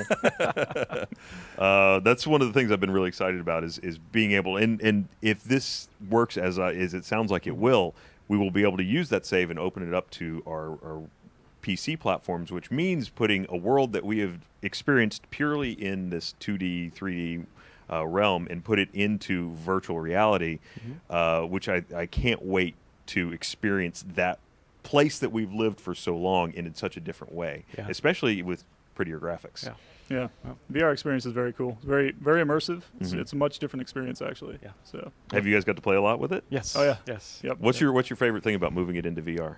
Honestly, the first shock that I had was how big the pigs are. The first time I walked up to a pig and I go, all right, I'm not messing with you anymore. No, we actually have a thing. We built. We have a thing in the game called the Tower of Pimps, which I don't know if you're familiar. It's obsidian and 4 gold blocks, so it's 5 blocks tall. We built an actual life-size Tower of Pimps for our RTX convention we have in July, and people are overwhelmed at how big it is. And it's like, oh well, if you think it's meter cubes, it's 5 meters tall. That's huge. Absolutely. And so. It's funny, someone actually took, when we were assembling it, someone took an image of when we were building it and then put it next to what it looks like in the game, and it kind of matches, like, oh, it actually is the correct scale. Yeah, So, and that's the impression you get in VR is you stand there next to a tree and you realize the leaves are right over your head and you start to crouch down. Like, oh, wow, this feels real and the scale feels real now. Do you have any sense of, like, height, like where you don't want to fall off something? I mean, It all reinforces that. Everything, it's just a great experience. You feel like you're there. It matches up, but you can still do all the fun things you used to do in the game. And if you think that some of those nighttime raids by monsters are bad now, wait until they're coming at your face. Until arrows whipping by your head. And Yep. stuff. Yep. Oh no. Yeah, if you stand face to face, it's a different thing. So. Now you mentioned the in people's ability to create new skins and textures. They now can. We're going to make. Sorry, my tongue stopped working for a minute there. I was overwhelmed by the power of VR. Add additional geometry as well to the different characters. So, what's the process like for doing that?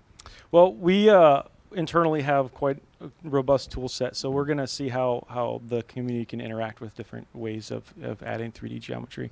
Right now it's a little cumbersome. Everybody who tries it knows, but we'll see what the future brings there. Yeah, because we've seen different versions. Like Jeff plays as Master Chief, like that's a character, and there's 2 versions of Master Chief in the content packs you can get right now. The original sort of flat one that was just skinned over the original the Avatar, and now there's like a new one which is a little bit more built out and stuff. And then you see like some of the weird Halloween ones where it's like a floating eye, you know, and kind of strange things like that. So and there's also a ton of really great community tools out there already that do this thing if you're not familiar with the process. So the community has supported us very well in areas that we haven't engaged in yet. So we got a question here from let's see, where is it? There it is.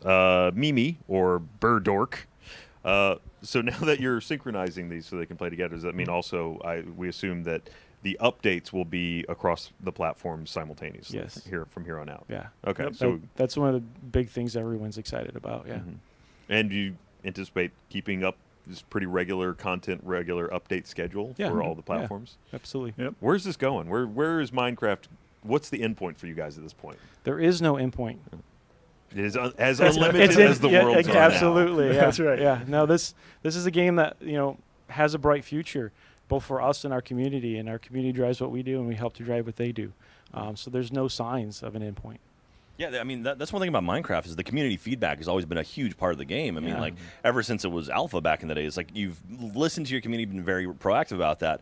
How often do you guys go on forums or Reddit or post or anything or emails and actually start scanning over? Like, do you have meetings where you talk about, like, oh, what does the community say today? Like reactions and, like, anything like that? Yeah, we have a community team on site, and they are always interacting with the community. They're always talking to us on the dev side about what they're looking for, what they're frustrated with, what we could do better, what we can back off on, all those sorts of things. We hear it all the time. What's the biggest ask from the community you get all the time? I think right now it's stained glass for our version. Stained glass, right? Stained glass. That's one. Well, that's in the game already, though, right? Not the PE 110 version. Oh. So, yeah. But if this is going cross-platform, does that mean that it'll be there? When it comes to that version, it'll be on all the versions that are supported. Yeah. All right. There we go. Yep. When is this going to be available?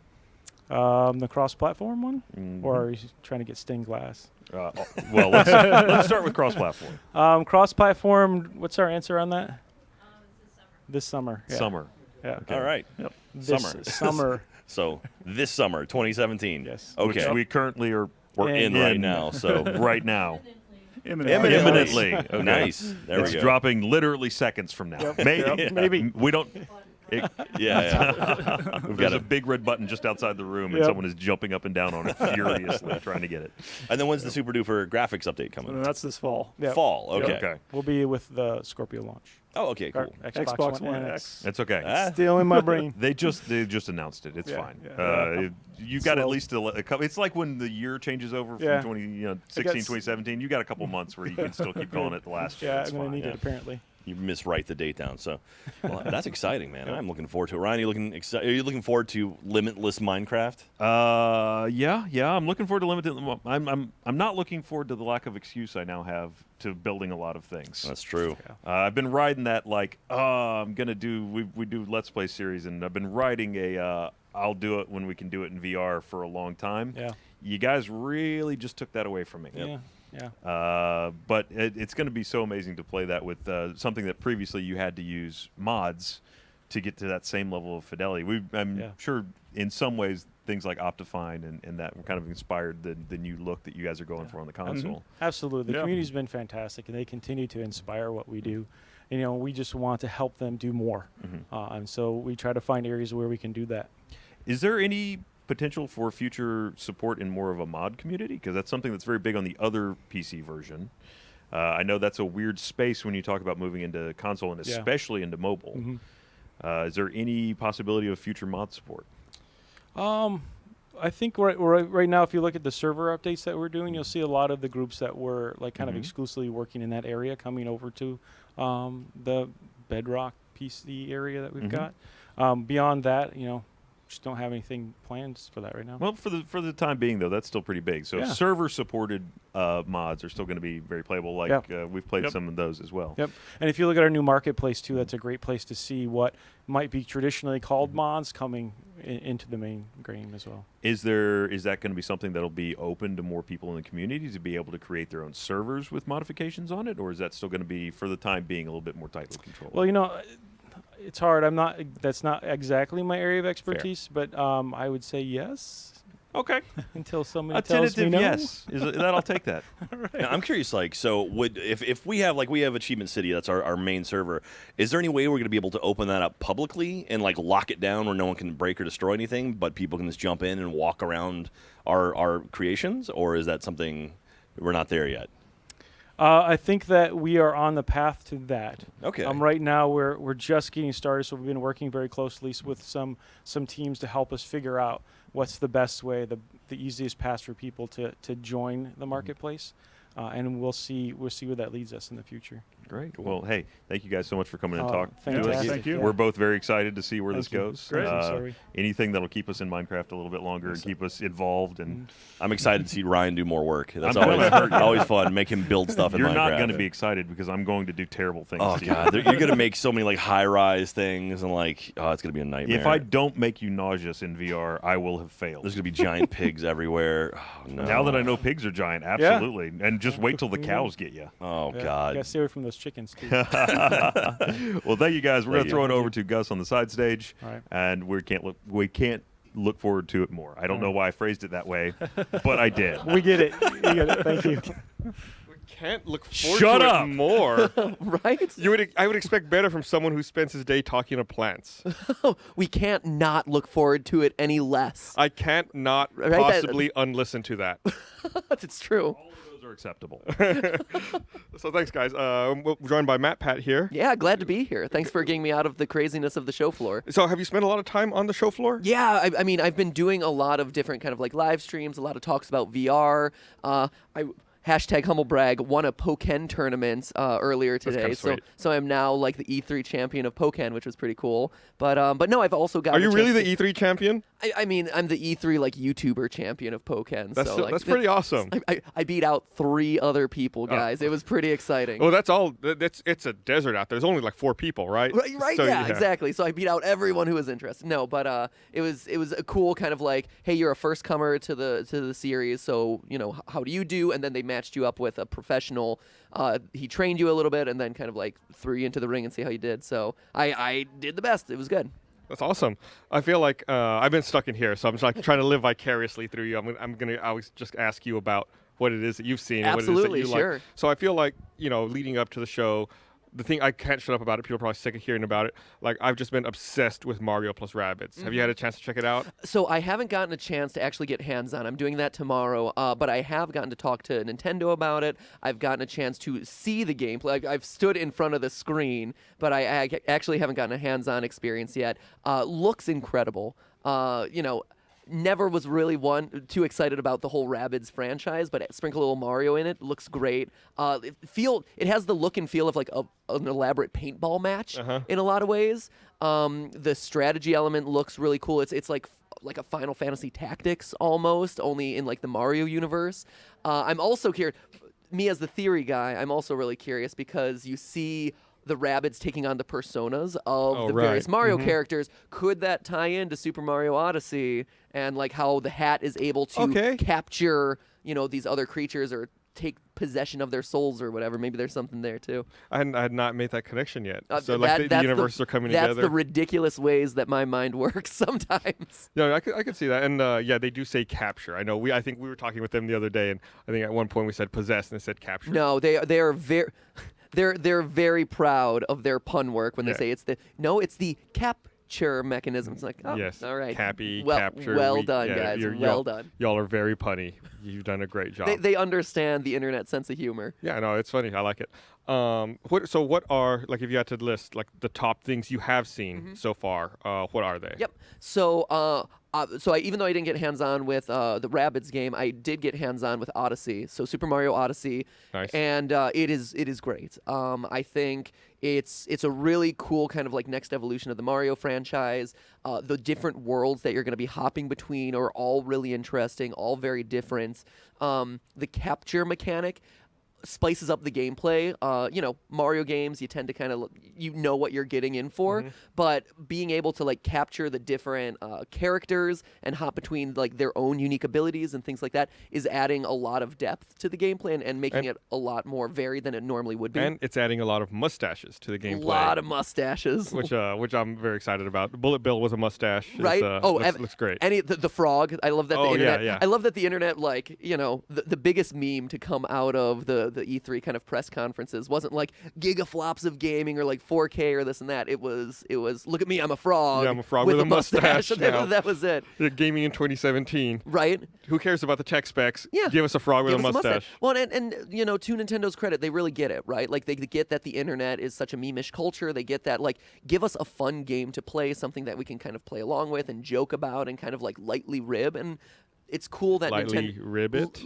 Oh, that one's free, Nintendo. I was going to say Nintendo marketing team. This guy is available for you. No, so like it's cool that Nintendo's embraced kind of that culture. And also there's also these cool elements where you're taking a page out of A Link Between Worlds, and Mario is kind of like transitioning into like 2D gameplay, where he's kind of like hopping around and doing kind of more traditional stuff in like that 2D space, which is pretty cool. So that's one of the big ones that I've done. We were also fortunate enough to get the world premiere of Duck Season, which is this VR game specifically for the Vive. And it's great. So it's this VR experience that kind of takes you back to the 1980s.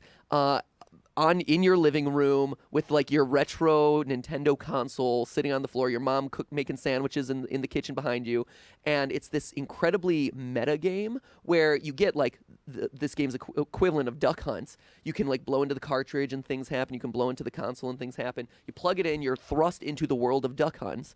But you can shoot the dog, you can do all these things, and if you shoot the dog, it starts this whole sub-thread. Now all of a sudden it's a horror game where he's coming out of the TV and attacking you and stuff. Kind of like The Ring? Yeah, yes, very much so. So it's this game that has like a lot of different layers to it where they've really thought through like what are the things that people are going to want to try to do in this game. Yeah. And they've thought through it and they're like, okay, you think that you're getting the better of us? We've got you. And it's got 7 different endings. There's a lot of different hitting mini games that you can kind of conquer along the way, all kind of inspired by the original NES, original NES titles. But it is a very cool, very well done VR experience that like I think there's going to be a lot of depth there. I think it's one that when it comes out later this year is going to be really big on YouTube to see people's reaction as they kind of discover the mysteries of this world. Well, when you talk about like the developer trying to anticipate everything that the player is going to do, it makes me think of like the narrator in the Stanley Parable, where you think like, oh, I'm going to be clever and do this, and there's no way they plan for it, but of course they know you're going to do that, right? And they've accounted for it. Absolutely, and it's funny that you bring that up because that was one of the things that we did yesterday. Was they have the whole E3 Coliseum here,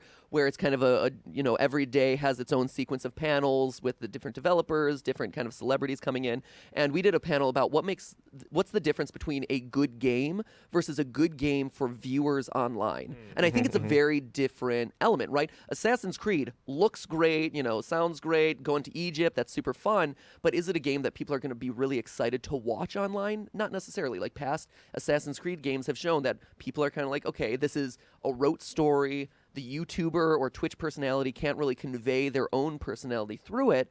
And so it doesn't really have that viral online like viewership that a lot of other games have. And I think that games like Duck Season, where they are kind of like very meta, very playing on the tropes of gaming, in the same way that like an Undertale did or Stanley Parable did. Both which were huge. Right, exactly. Both did really well. And I think that that's the sort of game that gets people, especially online viewers and online gamers, excited these days. The only thing I keep thinking when you say this game's called Duck Season, I was thinking of that old Looney Tunes gag where they like pull the posters off like Duck Season, no Rabbit Season, Duck Season, Rabbit Season.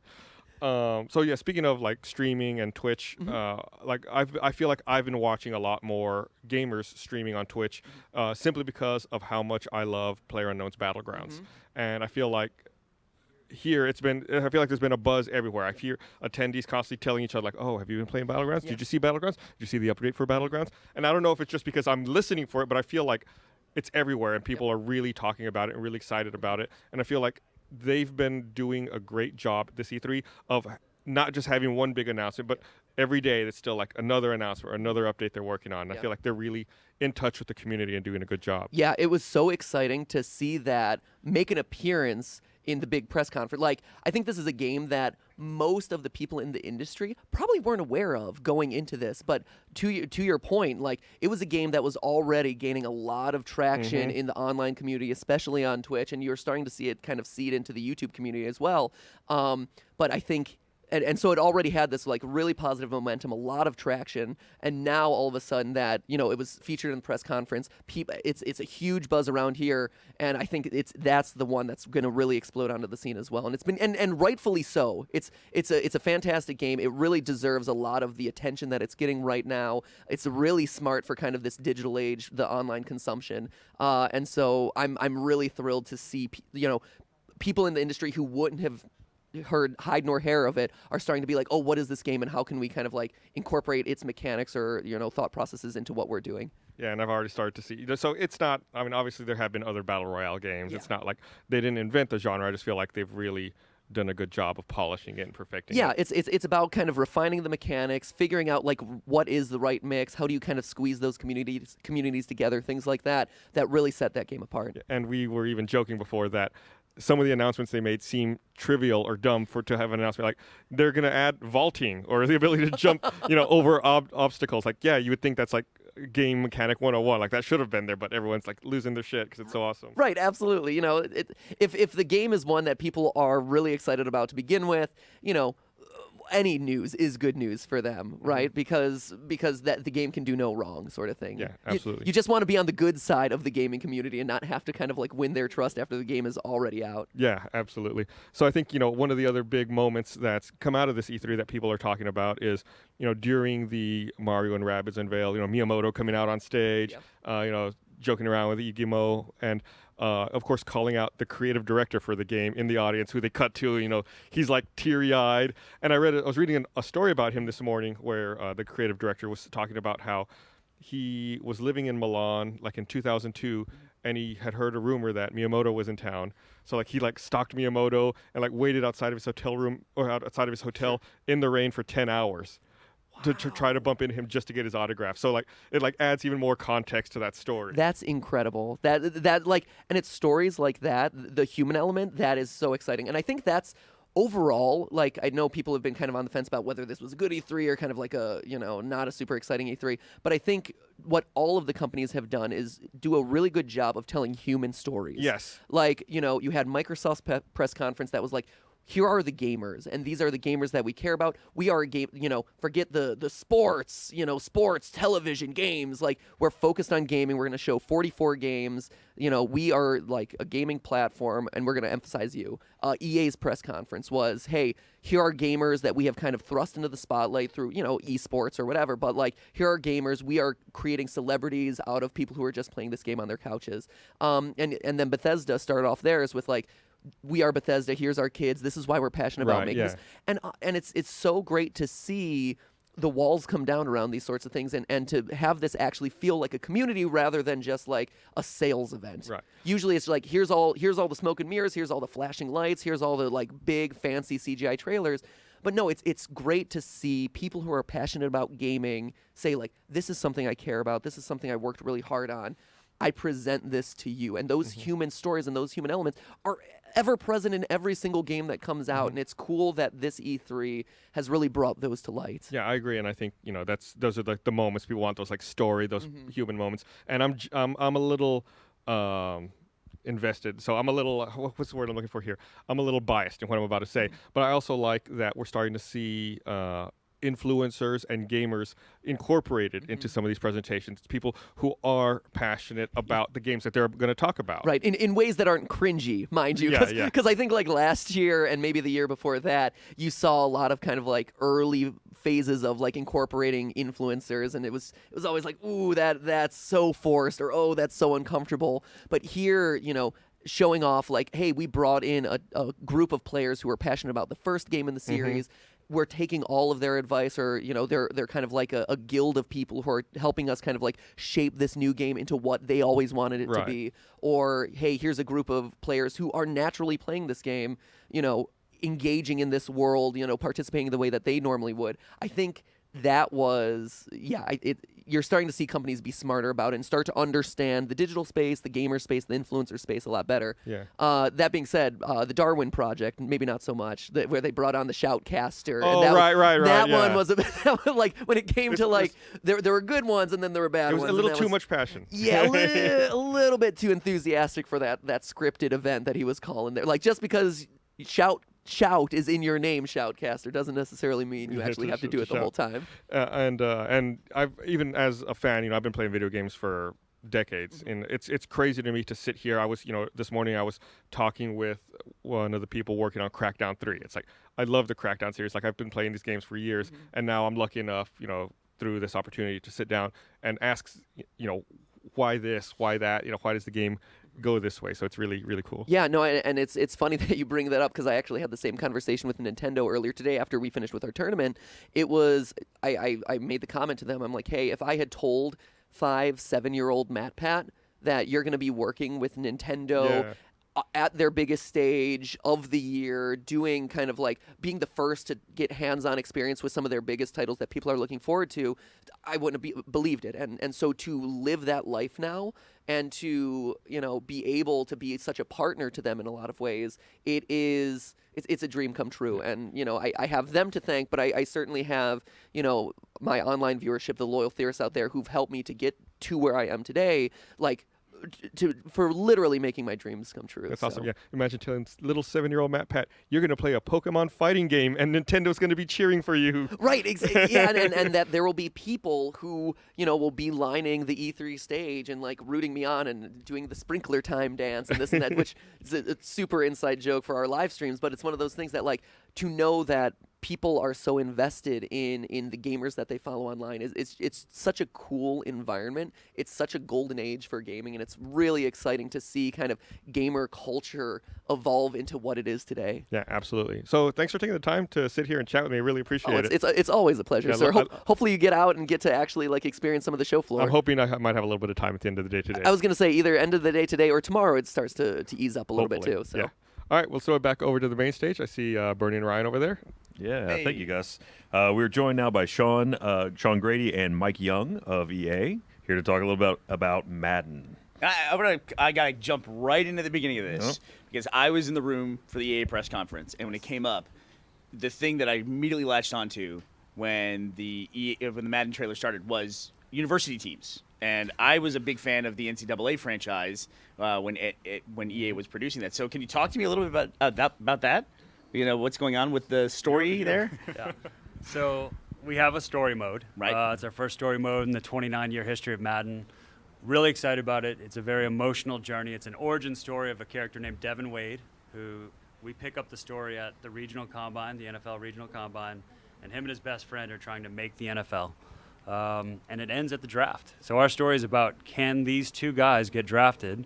It's a playable story. It's a lot like a campaign mode. And a big part of the story is that Devin Wade was a Texas Longhorn.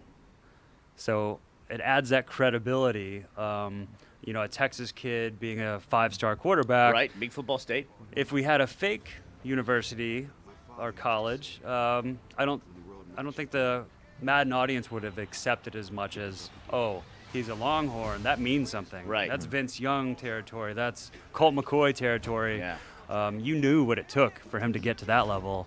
And it makes you believe that Devin Wade can get to the NFL if he was that good. Yeah. But if it was fake Texas U, it wouldn't be as credible. As a Longhorn fan, I'm from Austin. Oh, yeah. It pains me that you have to mention people from a decade ago when you list off. It's been a tough couple of years for the Longhorns, but we appreciate the shout out in your trailer. That was great, especially the franchise as storied as Madden is. Yeah. Well, when it comes to like adding a single player campaign to a game like Madden, what does that mean? What can we expect to do in this campaign? What's really cool is we made it for our hardcore gamers, but we also made it for a more casual audience that loves football, loves the NFL, just loves story. So you're gonna see Telltale style dialogue choices. You're gonna see football set pieces that are like QuickTime events. You're gonna have core Madden, but there's a nice ramp to it. At the beginning, you're playing like a high school football game with no play calling. So it's way less intimidating to come in to this experience if you haven't played Madden for a few years, because you come into it for the story, and we make it easy if you're a gamer, in that it's pretty simplified in that you're not, you can't interact with this unless you're like a Reading NFL head defenses coach. and knowing the entire offensive playbook of the Dallas Cowboys. Or whatever, yeah. And what's really neat is Devin's journeys from a spread quarterback in college, so trying to get to the NFL. So through the story, you're actually learning.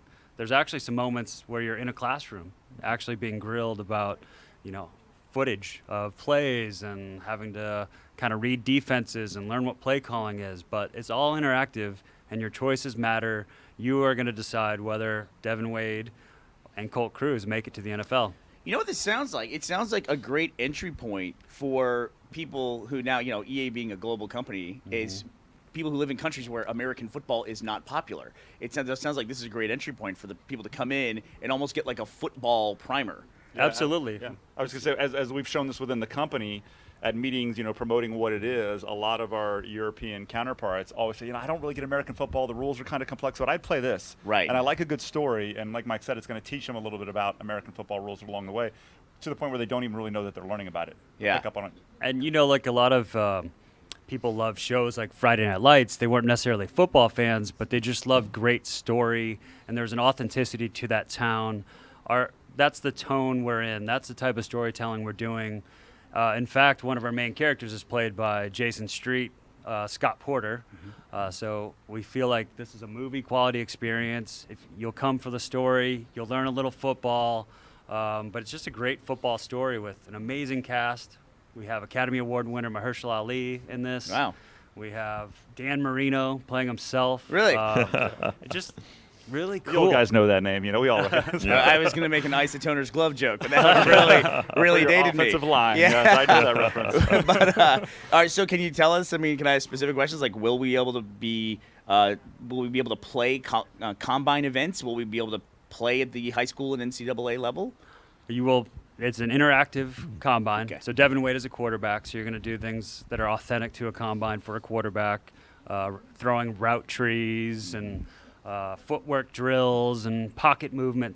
College football is currently part of the storyline, but not necessarily a traditional way to play it. Right. You might have some QuickTime type things or branching dialogue type moments in there. It's just such a big part of the authenticity of the story. You're playing high school football. You're playing 7-on-7, non-tackle football. There's so many unique things built just for this mode. Yeah, it sounds like you're really bringing a totally different gameplay into what is a traditionally pretty football heavy. Yeah, I would guess, since it's the football purely title. Yes. Has the transition into Frostbite being kind of the new engine you guys are using, was that partially motivated by having to provide these other experiences? I mean, it was critical. We couldn't have done it without it. We started developing the story 4 years ago. We spent 2 years just on the script, getting it, movie quality. And then without the Frostbite engine, the ambition of the story wouldn't be possible. It's such amazing content-driven engine, but we go to the small town in and around Austin. Our story is set in we scanned location scouting in Austin. The high school is from around Austin. The Main Street USA feel is from around Austin. So to bring that off the field world to life, we could not have done it without Frostbite. The ridiculous traffic on the freeways. It's also authentic. We simulate that. Yes. Well, there was something I read that really excited me for the gameplay mechanics of this version of Madden, and I'm going to read off of here. I read that it's a new passing mechanic. You hold left trigger or L2, and an indicator pops up, for your primary receiver, you can move the indicator around so your QB can throw a lead on a pass, so you can lead a receiver. Yep. Can you talk a little bit about that? I can. First, I'll tell you that you actually get a little bit of a mini training experience inside a long shot. There's a mechanic you use that's going to feel very similar. It's not exactly the same, but it's like a nice onboarding to this mechanic. You described it perfectly. That's exactly how it works. It's meant to allow you to pinpoint a very specific spot on the field that you want to throw to, like the back corner of an end zone, a sideline route when you're trying to manage the clock or something like that. I've described it a couple times as a skill mechanic. It's a skill gap mechanic, meaning it's one that you're going to want to lab with.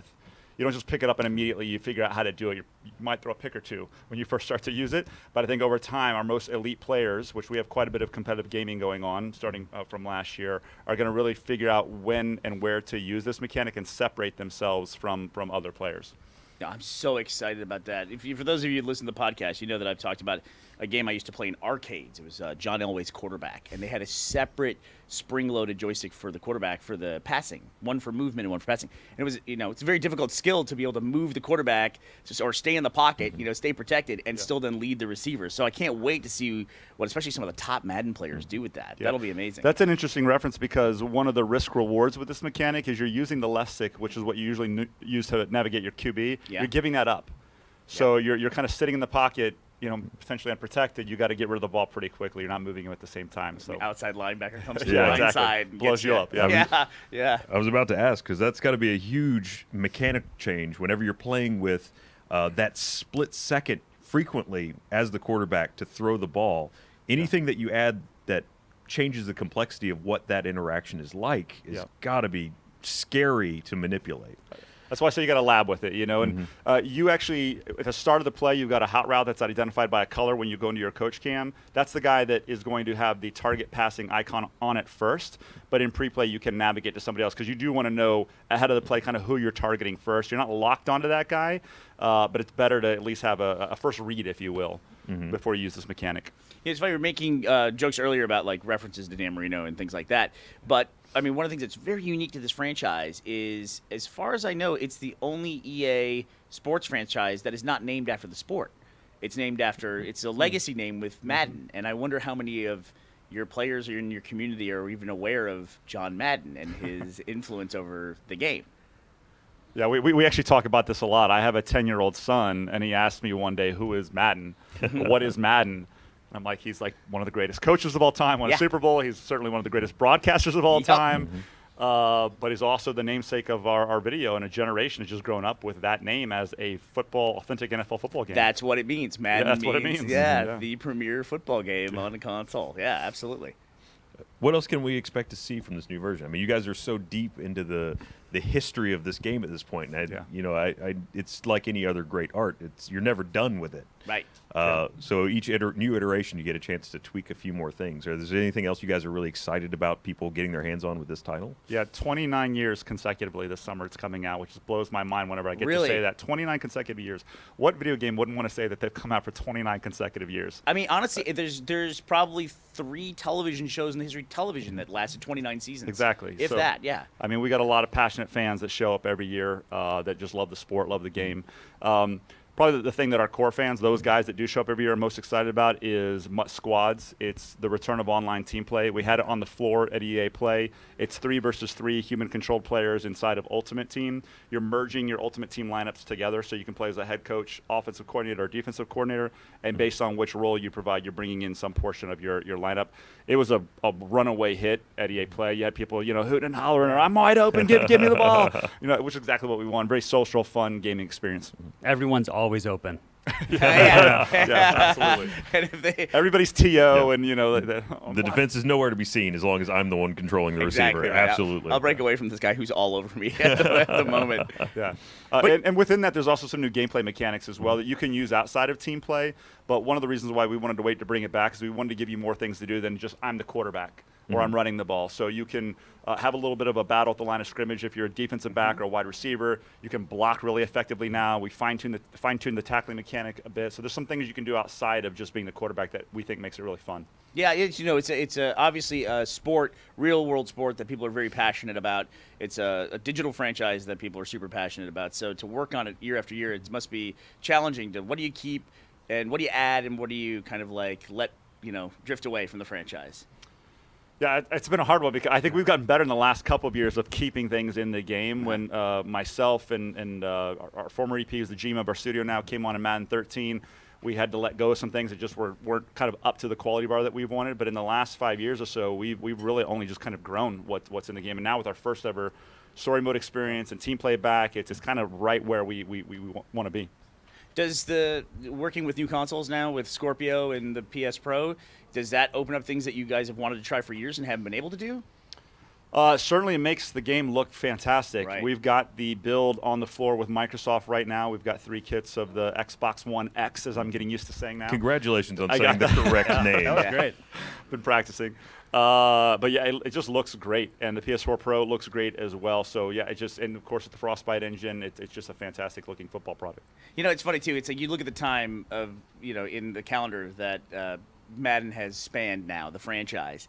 And we talk about 29 years. There's a lot of things I don't think people realize the Madden franchise has given to the video game industry as a whole. With tournaments, you were some of the first tournaments where people were being, professionally lifted up to show how good these game players were. Even things like instant replays in video games or cammable instant replays, like those were born in the Madden franchise. Yep. We've actually influenced the NFL. Yeah. A lot of the cameras they made, like the wire cam, were influenced by Madden.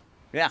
They're competing. The kind of famous story, at least within our circles, was the timeout ticker on the scoreboard where it shows you the 3 dots that teams have for timeouts. That came from our game, and like a Fox producer was watching his son play the game one day and got the idea to put it in the ticker in a regular broadcast as well. That's really interesting because Madden was a Fox broadcaster. Exactly. Madden was, so it's all circular in a weird way.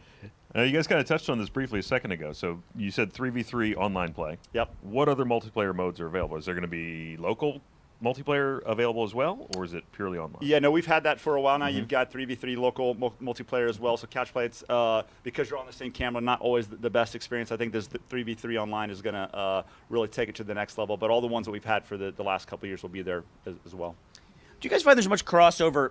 A lot of the criticism of esports, it's not really criticism of people who don't understand it. It often comes from the sports world, like ESPN sports commentators saying, can you believe people watch other people play a video game? When those guys are commenting on people playing a sport, a game that anyone could play if they wanted to, theoretically.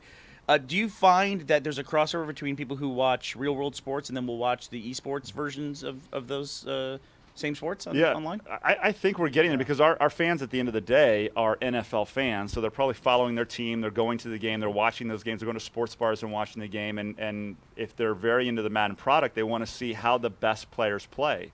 So at the end of the day, it's entertainment. You want to watch entertainment. If you like sports, this is a different way to engage with a sport you love. And I mean, last year we had $1 million in payout across our 4 majors. Our number 1 player, just earned about $175,000. Wow! Through the course of 1 year playing the game. And our fans are showing up and watching it online and watching it at local events. So if you're entertained by it, it's our fans want to be there. They want to watch it. They want to partake in it. Absolutely. I got to know though. So okay, we got it. Now that you've tacked on the single player experience, we're going to follow Devin through his journey. Can I still make a custom player and take him onto a team and actually keep him?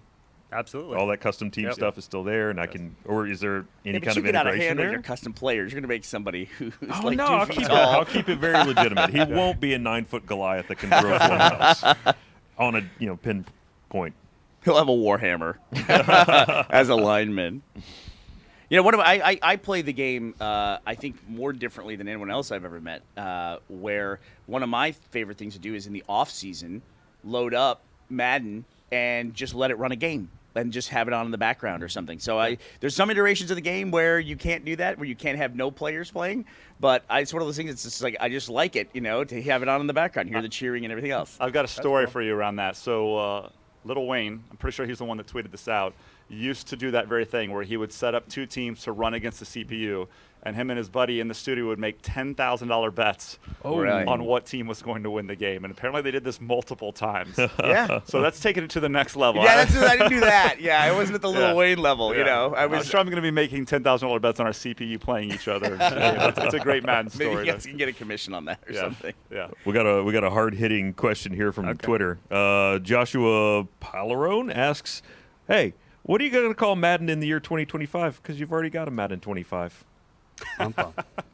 That's tough. That is a tough Ooh. one. Maybe it is Madden 2025 at that point. Instead of 25, it's Madden 2025. That's a tough question. I think you guys Luckily, are we the got most some music. consistent of any video game franchise. I mean, we have XCOM 2, Battlefront 2. There's like 5 Battlefront 2s. You know, it's just like, what are you going to do? Call of Duty World War II? Now it's like, yeah, repeatable names are no big deal. I like the implication, though, that this guy's pretty confident you'll still be around in 2025. I like that, too. Yeah, I mean, you've been going this long. I don't see, like, you guys stopping anytime soon. I'd like to believe we're still going to be there in 2025. But we got time to figure that one out, which is good. Do you have a wish list for? I mean, this is with a yearly iteration of a game. Is there things on your list that like, all right, next year this is what's going to happen? Oh, that list is long. We're always like, have a backlog of ideas from the community, from ourselves, our own personal passion projects. I think, by 2025, I can't wait to see where we're at with this product and the game industry in general. But, yeah.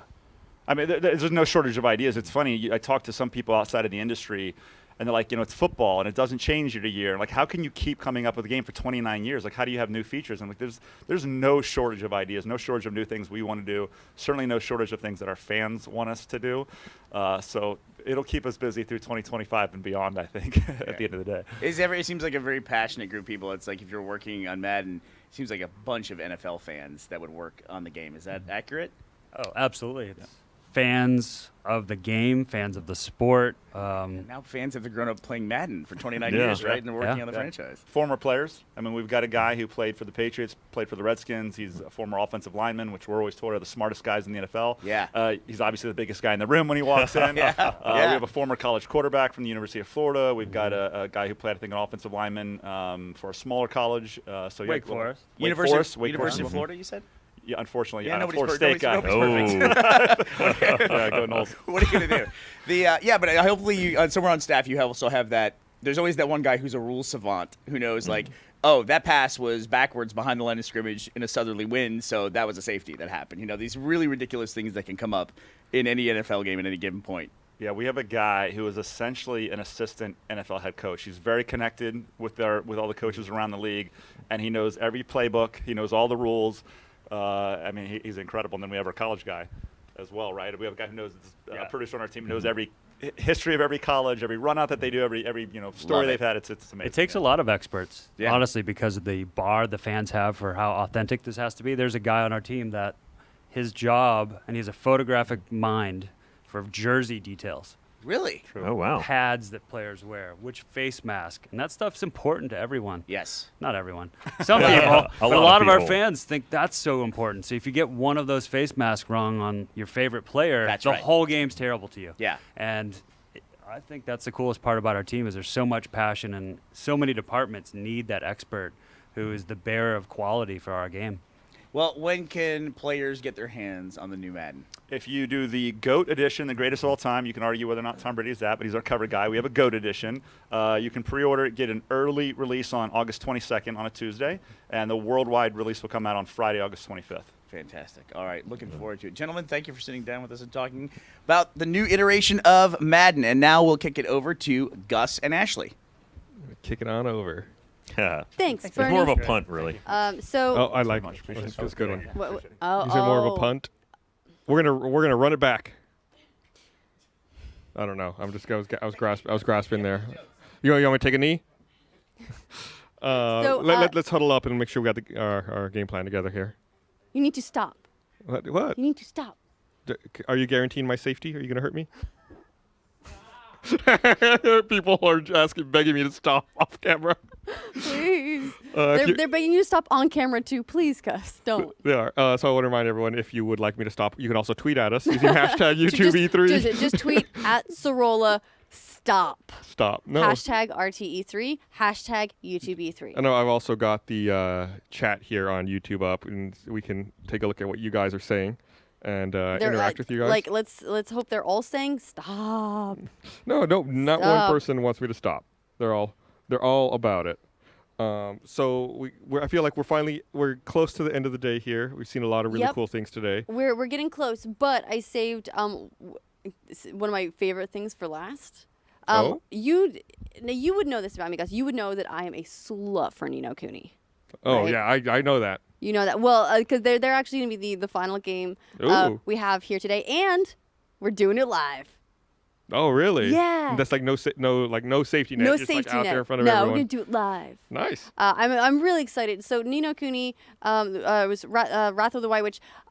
So this is a game that came out, and we're talking. Ellie over there. Ellie gets me. Ellie's very excited too.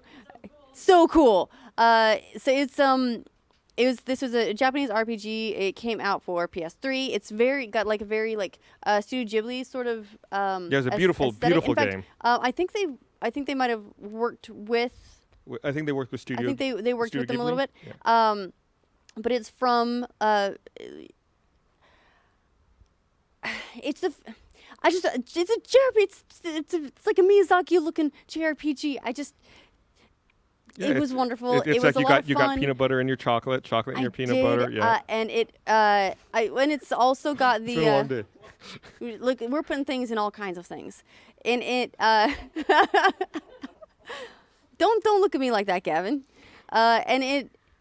What I liked about it was the collectibles. Where because it's kind of monster catching, so it's got a little bit of a Pokemon thing there, and you build them, you evolve them, they gain like more experience, and then they have their different abilities, and you can have your little battle buddies. So there's a lot of really cool stuff in that game.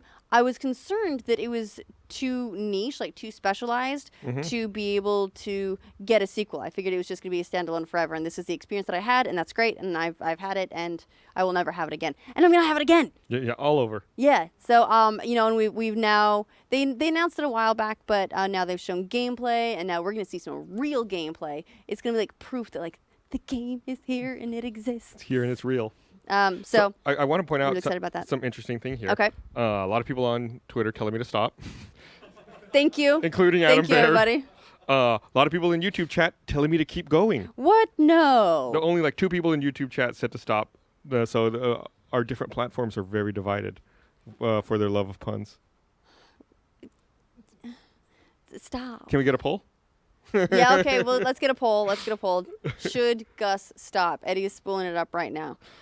I really like the poll system that we got. We're learning all kinds of things. So one of the things that I was most fascinated about actually with the so we had a poll up while the Madden team was talking, asking people what they're most excited about for Madden, and it was 90+% of people said they were most interested in the long shot story mode. Mm-hmm. Like that it's really like changing up the story and the way that they're approaching the campaign for Madden. Think, it's something that hasn't traditionally existed in that franchise. So I think people are curious. They want to see something new, and I think that from what I've seen, the approach they're taking seems to be really good. Seems to be something that's going to really fit in well with the game itself. Yeah, I'm. When I saw it, because we saw it at the trailer for it at the EA press conference, and it took me a second. I kind of forgot we were watching a video game press conference, and at first I thought we were watching a movie, like a new movie trailer, and then I was like, it would have to be a video game. Yes, this would make a lot more sense. Yeah, at E3, yeah. Not everything is going to be about the new Porsche. not all the time. Do you pronounce it Porsche or Porsche? I say Porsche. I say Porsche too, but I feel like I'm supposed to say it Porsche it is Porsche, because I also do say Forza. Yeah. So I should probably be consistent. Forza Porsche. Forza Porsche. Forza pizza. Polls up. Polls up. All right. So Gus, stop. Gus, no stop. Let's find out. What's the URL? You can tell Gus to stop with your vote at live@e3.com. And we're gonna find out. Everyone had better say stop. We don't have signal on that. No, don't stops. How could you? How could you guys? Oh, you see, I told you. But this is betrayal of the highest magnitude. No, the viewers know quality pun crafting when they see it. All right, if that's the case. It's handcrafted artisanal puns. If that's the case, though, I think we should probably double down. It's a drubbing. 85% want the wordplay to continue. All right, well, you know what? Fine, let's double down. You want this? You're going to get this. Oh, you joining it also? No, I'm going to watch. You sit there and you pun at me. I can't pun at you. You create a pun through the course of a conversation. I told him I'm going to pun at you. Okay, let's talk about in that case because you and I did an interview earlier with Joseph Ferran from who's working on A Way Out.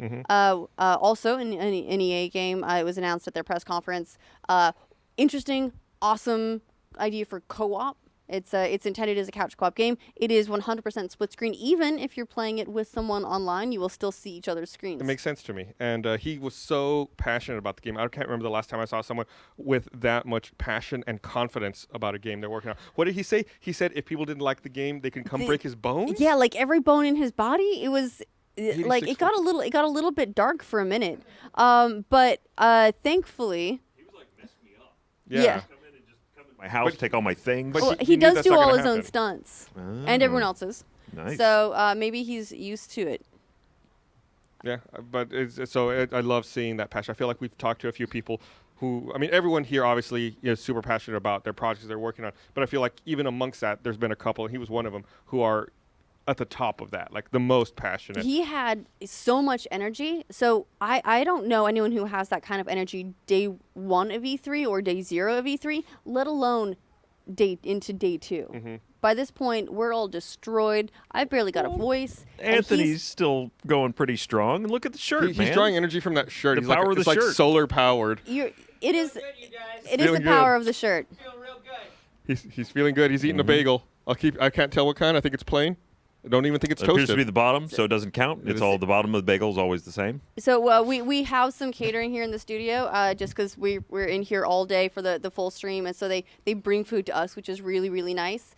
Yesterday, when they delivered lunch, they took away breakfast, which was like a tray of bagels. Today, they came to take. I said, "You leave that here. Yeah, do not take Do our not bagels. take our food. That's my carbs, man. Yeah, I and need leave us them. Mostly just we need all the food. and also leave us the slowest toaster in the world. It is a very What is slow wrong with toaster. that thing? See, we hadn't talked about this. Everyone knows. It's like a transformer. Yeah. Yeah. 17-minute toast. It's like a transformer that figured out what the outside of a toaster was supposed to be, but not what the inside was supposed I to think be. yesterday I was making a bagel and I had it in there for about 5 or 6 minutes, and I had to put my hand over it. Like, wait, is it on? Here's the thing: it gets stupid hot. Yeah. Like the bagel came out incredibly hot, but untoasted.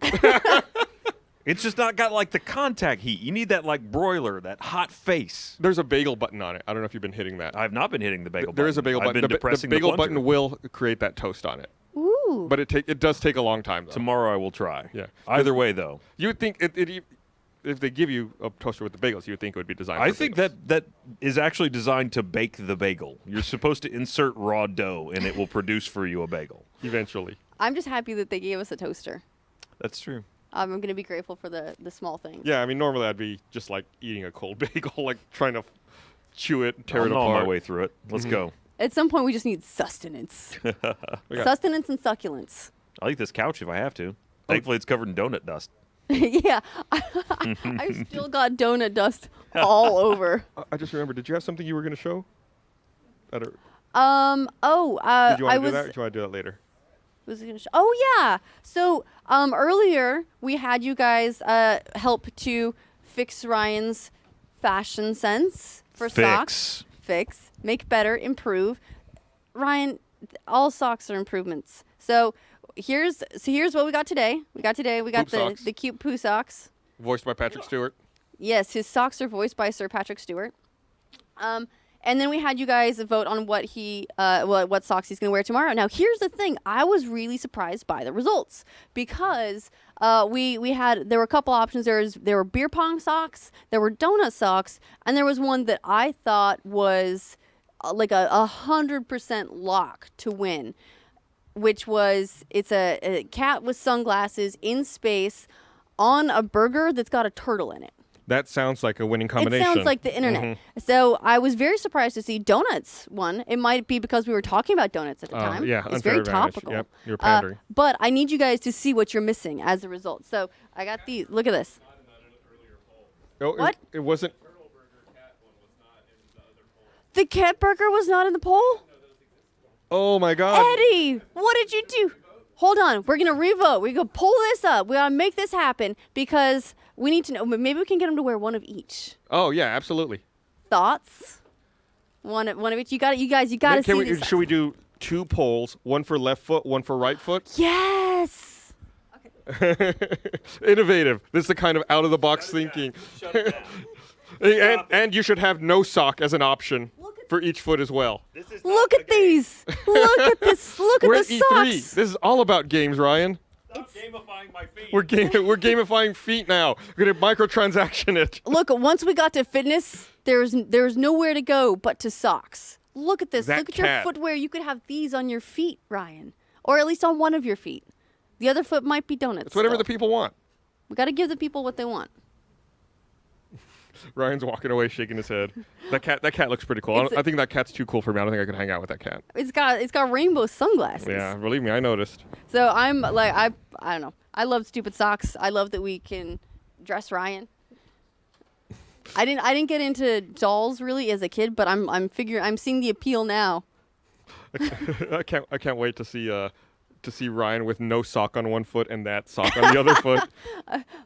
Let's not make fully no socks an option, Eddie. If we may, I'd request that we don't. Mostly because, well, I guess we saw his bare feet earlier today. Yeah. So Ryan Haywood is now on WikiFeet. Maybe he'll get a better foot shot for WikiFeet. Potentially so. And if he wasn't, he's going to be in a couple minutes. Right, Ryan? Yeah, he's super enthused about it. He's super No, happy. he's over there cheering. He's really happy about all of this.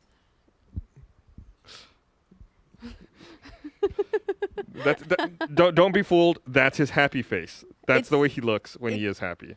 It's true. He's also a huge fan of Nintendo. You're just making up stuff now. Pretty much. But I'm excited though. What for your line? Yeah. Oh no, you see what's coming No, up. I see what's coming. coming. Sorry, I'm just like I'm looking at it. I'm anticipating. What's up, Ryan? I'll take over so you can make the long run over to the main stage. There you go. Be safe on your journey. Go as the crow flies. That way we'll get there faster. And she's there. You're breaking the illusion. Breaking the illusion. Ashley is in an Uber going to our other studio, which is 3 blocks away. This just in. Yeah, it's not very far, but this is much better than last year. Absolutely. I feel like every year we get slightly better facility. Yeah. Including our fine wooden panel behind us. Do we pull back the illusion on the wood panel? Maybe not yet. No, save it. We'll save it for tomorrow. Yeah. All right, we're ready. I think we're ready to go. Anthony. Just a reminder, we got Nino Cooney coming up here in just a moment, and then tomorrow we have an additional full day as well. We've got a ton of amazing stuff. We've got Bethesda coming by with Elder Scrolls Online. They're gonna bring some VR too, which is really exciting. That's awesome. We've got Ooblets. Y'all, if you don't know about Ooblets, and Nights on Bikes. If y'all don't know about Ooblets, You should know about Ooblets. get some Ooblets in your life. We've got Ooblets coming. We've got Knights and Bikes. We've got Crash Bandicoot Insane Trilogy. A lot of people have been asking about this. We've got Fortnite coming. We've got Everybody's Golf. Actually, Gus is super excited about Everybody's Golf. Right yeah, on. there we go, Gus. We're gonna do Tunic. So psyched about Tunic. I'm very Zelda with excited. Fox. It's a beautiful isometric action RPG It starring really a is fox. beautiful. It's unbelievable. We've got the Pokken Tournament coming by. Ooh, we've got Breath of the Wild Master Trials coming by. No, and both of those are going to be live as well, so we'll be able to see how far they get. Now, Sarah from Nintendo, so far she's killing it as far as like the skilled gameplay goes. Oh, absolutely. Nintendo has been not to be confused with Sarah the Succulent. Nintendo has been coming by with a lot of amazing stuff for us. They just a few moments ago, if you guys didn't catch this, they announced Miitopia. What? The Treehouse announced Miitopia, which looks absolutely amazing. You know, we were talking the other day about My Fantasy Life. Yes. And we were like, why is the next My Fantasy Life mobile? What are they doing that's going to be similar to that? Like, why? Give me Fantasy Life 2 on a console, not on a mobile phone. I want the purer gaming experience. I'm a snob. Yeah, absolutely. So, absolutely, you are a snob. Concur. Yes. But also, it turns out that they were working on Miitopia, which looks like an RPG world where you can play as your me along with other me's. So I need to make a better me. That's the problem. I've had a couple of friends who can design me's. Like, it's an art form. It really is.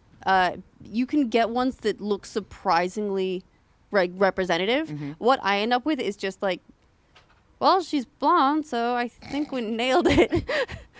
Mine is pretty spot on. Mine is pretty spot on, except they don't have the cool guy undercut. No undercut. The standard issue dude bro undercut that I have. They don't have that as a me yet. Aw. It's a bummer. But you know, we will live on. So Miitopia looks really amazing. I hope to hear more about that soon. They are not bringing that tomorrow, as far as I know. They're bringing the Pokken Tournament and Breath of the Wild Master Trials. We also have some Minecraft story mode, Shadow of War. I'm excited about Shadow of War. That's going to be cool. And then GT Sport. Tomorrow is going to be an incredible day. Today we're rolling out strong. We're Yes, I'm excited about this. So I was like raving about it over here a minute ago. That we have Ni no Kuni 2, which and Ellie's over here also huge fan. I was such a huge fan of the first game. Absolutely loved it. Thank you so much for coming by. Oh no, thanks for having me. Like, we're really excited to be here. Yeah. So the trailer was very exciting. Something that is very interesting. Looks like Ni no Kuni, feels like Ni no Kuni, but you have changed quite a bit of this game for the sequel. Yeah, like, so the dream team of developers are back. So it's Akihiro Hino in level 5, but then also Momose-san, who's a character designer from Studio Ghibli, and then also there's Joe Hisaishi, who's award-winning composer. So all of them coming together, they've really challenged themselves to exceed the previous Ni no Kuni and really wrap this game up in a package that truly delivers that idea of combining a animated feature film with an RPG. So. Yeah, the work with Studio Ghibli was the thing that really visually, like at the first glimpse you saw of Ni no Kuni, was what set it apart from a lot of other Japanese RPGs. It's so distinctive. So it's nice to see that we get more of that. And especially with things as well then like the character design, with the monster design and all the cool things that you come up with in that world. Yeah, like Studio Ghibli is not involved with the making of this game, but you can feel all those elements. But Momose is still there, and he was at Ghibli for years. Yeah, he's worked on Grave of the Fireflies. You feel that influence. Mm-hmm. Yeah, it's really special to be able to have such a talented group of people where it's like, the first one was super special to me, and being able to work on the second one, it's amazing how they've really looked at, they had a lot of people call the first one like, the best Japanese RPG of the previous console generation, and they liked that idea, but they really wanted people to look at them as not like creators of JRPGs. They want to see it as a global RPG. Yeah, and we are seeing mechanically some very, very different things from the original Ni no Kuni here. Yeah, lots updated. Can you tell us a little bit about? So number one, I heard that we are not so much collecting and raising our monsters anymore. You're not collecting and raising monsters, but you're collecting and raising citizens. So one of the new modes that we're unveiling at E3 is Kingdom mode. So in this mode, it's as the player, you're going to be building your kingdom just as Evan is within the game, and you're going to see that kingdom grow as you start to place different citizens in the right roles, and then that will give you extra abilities to be able to research magics, technologies, military armaments, and the stronger your kingdom is, the smoother your progression throughout the game is going to be. Yeah, it's very interesting to see those kingdom building elements represented in the trailer there, and also some very action RPG oriented combat, and this sort of like squad combat mode that I saw there. Tell us a little bit about that stuff. Almost like it looked almost a little bit of strategy influence coming in there, in addition to the action combat. So when we first showed early content for the game, there's those two kind of visualities for it. So once you are in the overworld, it has that kind of lush, almost realistic, like foliage that's everywhere, and you have the little chibi characters. And then once you go into a dungeon, then it goes into this kind of seamless, very anime, cel-shaded look. But the Hino-san actually wanted to put in that little clip of this extra mode that we actually haven't announced to anyone yet. But he wanted to put in there just like to make days like this hard for you. Is that why he wanted to do it? Yeah, maybe it was a tease for the public. Maybe it was a tease for me. Like I'm not really sure. But I mean, I'm really excited to see how that's coming together, because he looks at it as how did he put it? He said he really loves this mode, and if he could make a game completely built upon that mode, he would do it. Very interesting. So in addition to that tactical, we have some more of the action RPG. We have an entirely new cast of characters too. I want to talk about that. Yeah. So this is a follow-on from Wrath of the White Witch, but you're playing as Evan. It's a sequel, but it's not a sequel in terms of story continuity. So it's a familiar world. You know, there's in the first game there was a Ding Dong Dell. There's a Ding Dong Dell in the second game, but there's a different cast of characters, different story. So it's almost like like American Horror Story, like how they have the same cast of characters every season, but then there's a different setting for everything. When you just think kind of Ni no reverse it. Kuni, think American Horror Story. Yeah, exactly. Same. Yeah, same. But no, I love that because it does give me a sort of it gives me a sort of Zelda vibe where it's like these elements are the same, the legend is very much the same. You know what you're getting back into, but you can tell a different story every time. Yeah, there's a familiarity, you know, and it's like even in Ding Dong Dell itself, it's the same as the first and the second game where it's a kingdom where cats and mice, they both live in harmony. But it all starts off with the coup where the mice are actually taking over and they're ousting Evan from his kingship. Yeah, I remember that from the early trailer, like the mice carrying him away. Like that was pretty awesome. Yep. That was a pretty beautiful the former moment. cat king, he passed away, so when the cat's away, the mice will take over. The mice will play. Yeah, start a coup. As those mice do. So tell us about the sort of change in the action combat there. That's sort of more. It looks like it's the more dominant combat mode that we'll see in the game. Yeah, there's a lot of there's free movement, so it's an action RPG, but you can switch between 3 characters on the fly, and you actually have I like to call them almost like your 4th party member. It's those little sprites. They're called Higgledies. So they're born of like natural. Sorry, they're called what? They're called Higgledies. Yeah, they are.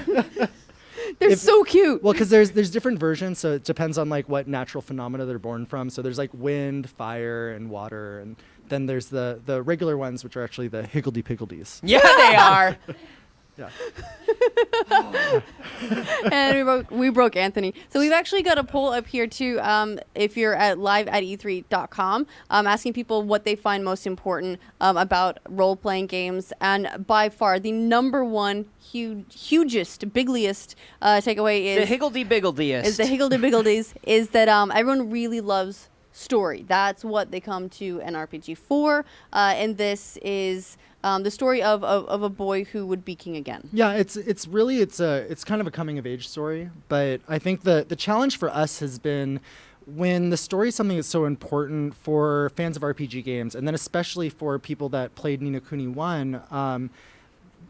You have to dance kind of a delicate dance of making sure that you're giving enough context to the story, but not enough to actually spoil anything for everyone, because there's so many, like uplifting points on being able to have those revelations as you go through the game. But in what we've revealed so far, there's, a couple antagonists that we've showcased, and there's a little bit of like the extra cast of characters. Like the Higgledies? Yeah, but there's still a lot that's yet to be revealed. So there's kind of an overarching story, but then there's all these kind of sub-segments that go throughout it. Yeah, so I imagine we'll be learning a lot more as well in the lead up to release. Do you have word on a date or a window? We actually just released it, or just announced it's going to be November 10th, 2017, and on PlayStation 4 and PC Steam. Nice. It's finally here. It's right like around the corner. Yeah. 2 years ago, we were mentioning this title, and people finally get to play it today, and then in just a couple months, they're going to have it in hand. That's so exciting. I'm excited mostly for myself because I want to play that game right away. Just give me a minute. I'm fine. Yeah. You take your moment. You take your time. I wasn't sure that I was getting it this year, so now I've got another thing to really super anticipate. Yeah, it's unbelievable. I love the first one so much. I'm looking forward to seeing all the different things that you've done with the new version, and obviously all of the amazing new story and all the amazing new animation that's coming out. Thank you so much for coming by. Thank you for having us. Thank you. We're just really excited to be with you guys and share it with you. So. We can't throw to an empty chair. We can't throw to an empty chair. Oh, no, Hold on. Get over Let's there. go to Get over Anthony there. in Studio B.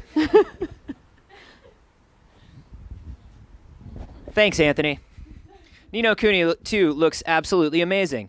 What were those things called again? I believe they were Higgledies, Anthony, and they are 3 different elements, and you can switch between them on the fly. Sounds like an exciting switch up of the already known Ni no Kuni 2 format. Thanks, Anthony.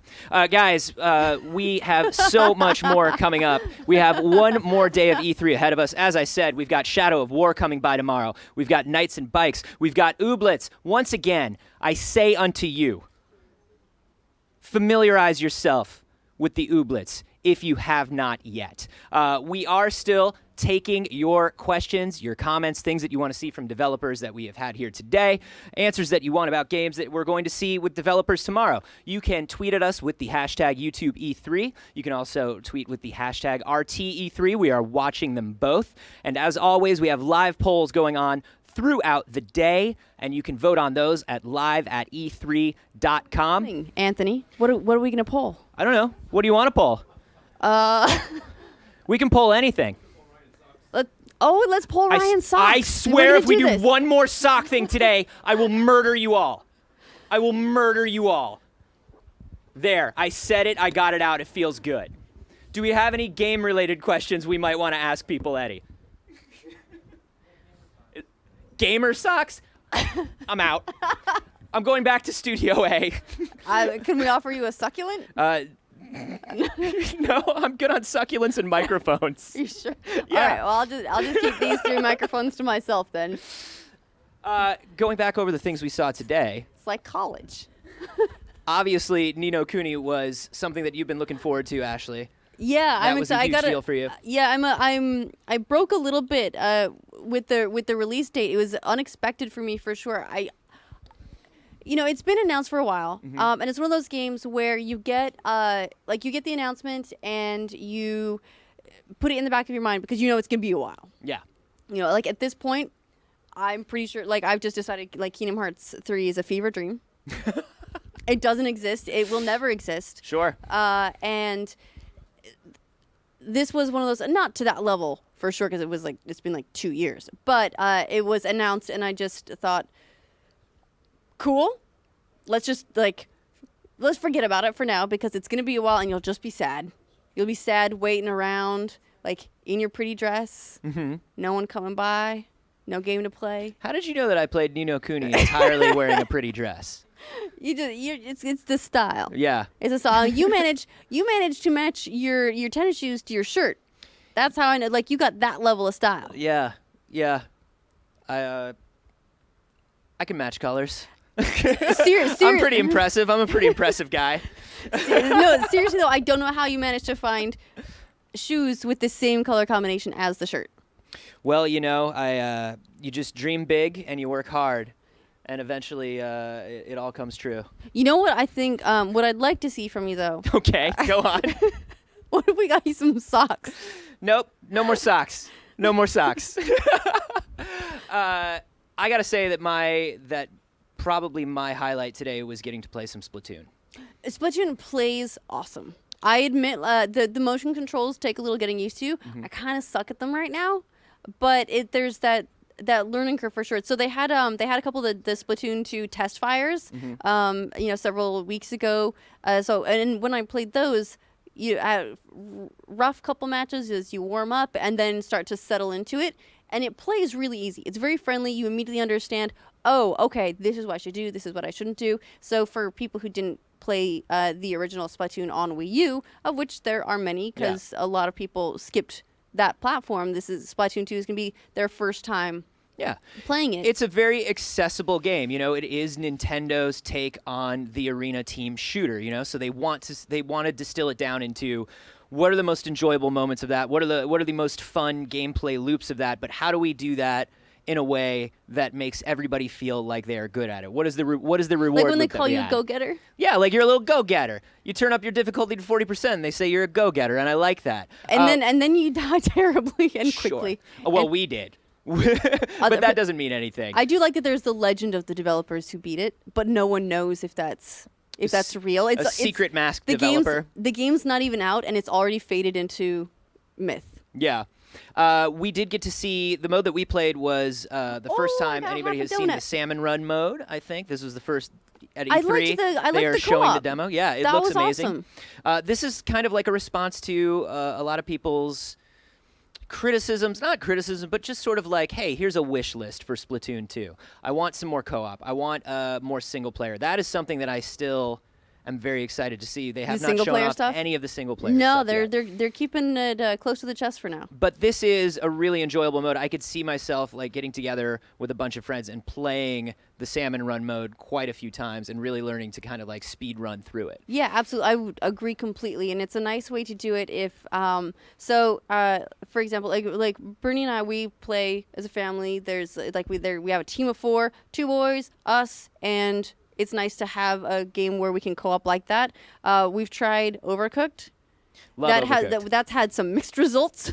Overcooked can tear a family apart. It can bring a family together. Right. That's the beauty of animals in the kitchen. Mostly, we just ended up going to a restaurant.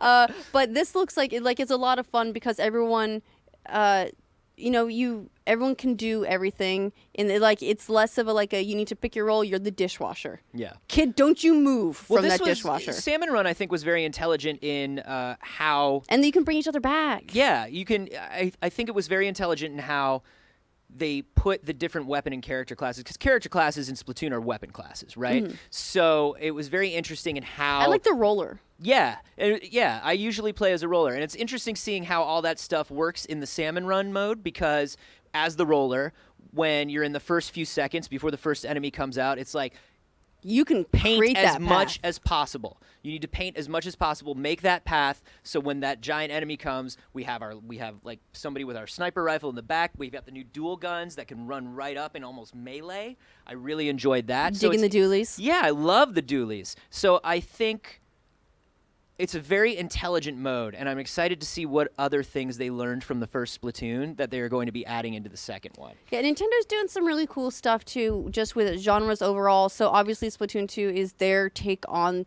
the arena shooter, like FPS sort of gameplay, and then they are tackling. So we've got a Pokken tournament coming out, and that's their which means it's going to be forever before we get a Smash Brothers, because they're going to focus on this one for a while.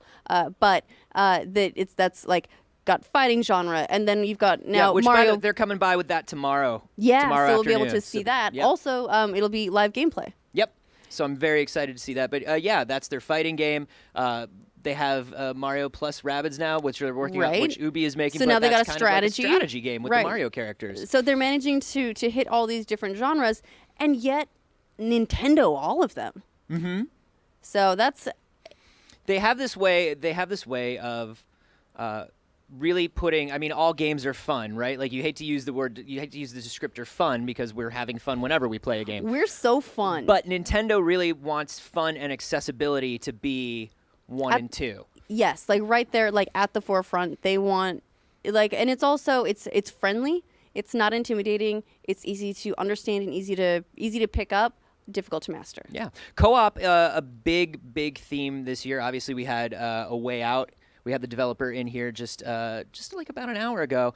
It was the developer of Brothers. Yeah, and this is an amazing co-op game as well. I mean, Brothers. So when Brothers came out, it was just such a unique take on multiplayer. It's not even multi-character gameplay, and how you need to use these two characters. And so for those who aren't familiar with it, it's a game where you control on a single controller 2 brothers. So essentially you have the left half of the controller controls one brother, and the right half of the controller controls the other brother. So you end up getting these systems for how you work together, because at first it's really easy to get them confused, and then you're just like running at the edges of the screen because you think you're controlling the different characters different. Yeah. And then over time you get used to it and you learn, and the way you feel with the controls plays very tightly into the story in a way that was I thought was like really profound. Is like it wasn't being done by anyone before. Absolutely mind blowing. And so they're like, the Brothers guy is coming back. He's gonna do another one. I'm like, yes. Well, I don't need to know anything else. I'm happy to know more. Yeah. But the developer just has such a lovely, unique take on the idea of couch co-op and multi-character gameplay. Yeah, you can see that Brothers pedigree in A Way Out with the always split screen, persistently split screen gameplay, even when you're playing online. And I love this idea of of a prison break, of a cooperative prison break, where you are in different areas of the prison trying to do things which will affect the other person in their part of the plan to get you both out. That's such a fascinating take on this sort of split screen co-op, and I'm really, really looking forward to that. Another co-op, new co-op in State of Decay 2. Right.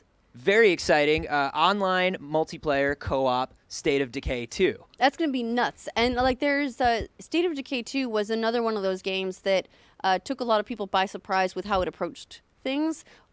Things like, oh, your character died? No, of course you're not going to respawn. No, you're this guy. Like you're going to have to go deal with, you're going to about to take another survivor. Your dude died. Yeah. You don't undie. It plays on almost that XCOM thing of like, you learn to love your squad over time. You learn to think of them less as generic characters that you're playing as, and so their death really means something to you, even though you're instantly back as someone else. Right.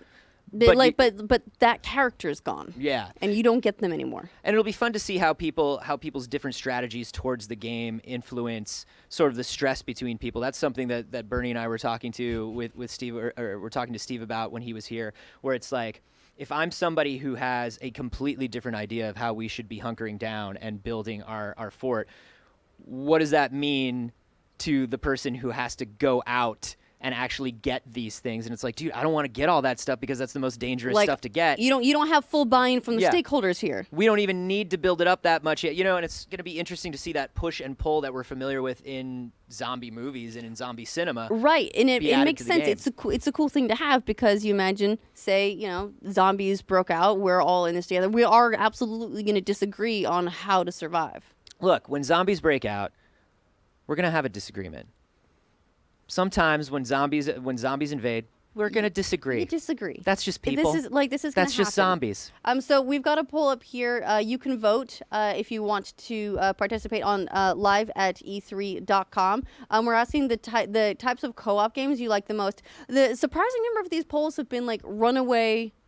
Like there's been a runaway majority on a lot of stuff. Yeah, it's been really interesting. You would expect more of an even spread, although I feel like puzzles sitting right around where I think it should on a co-op game. I think co-op puzzle deserves about 8 or 9%. Well, you say that, but like Portal. Yeah. Like co-op puzzles in Portal were fantastic. That's true. So they can absolutely be done well. But right now, the runaway majority with 70% is they like PvE games where it's you and a buddy against the world.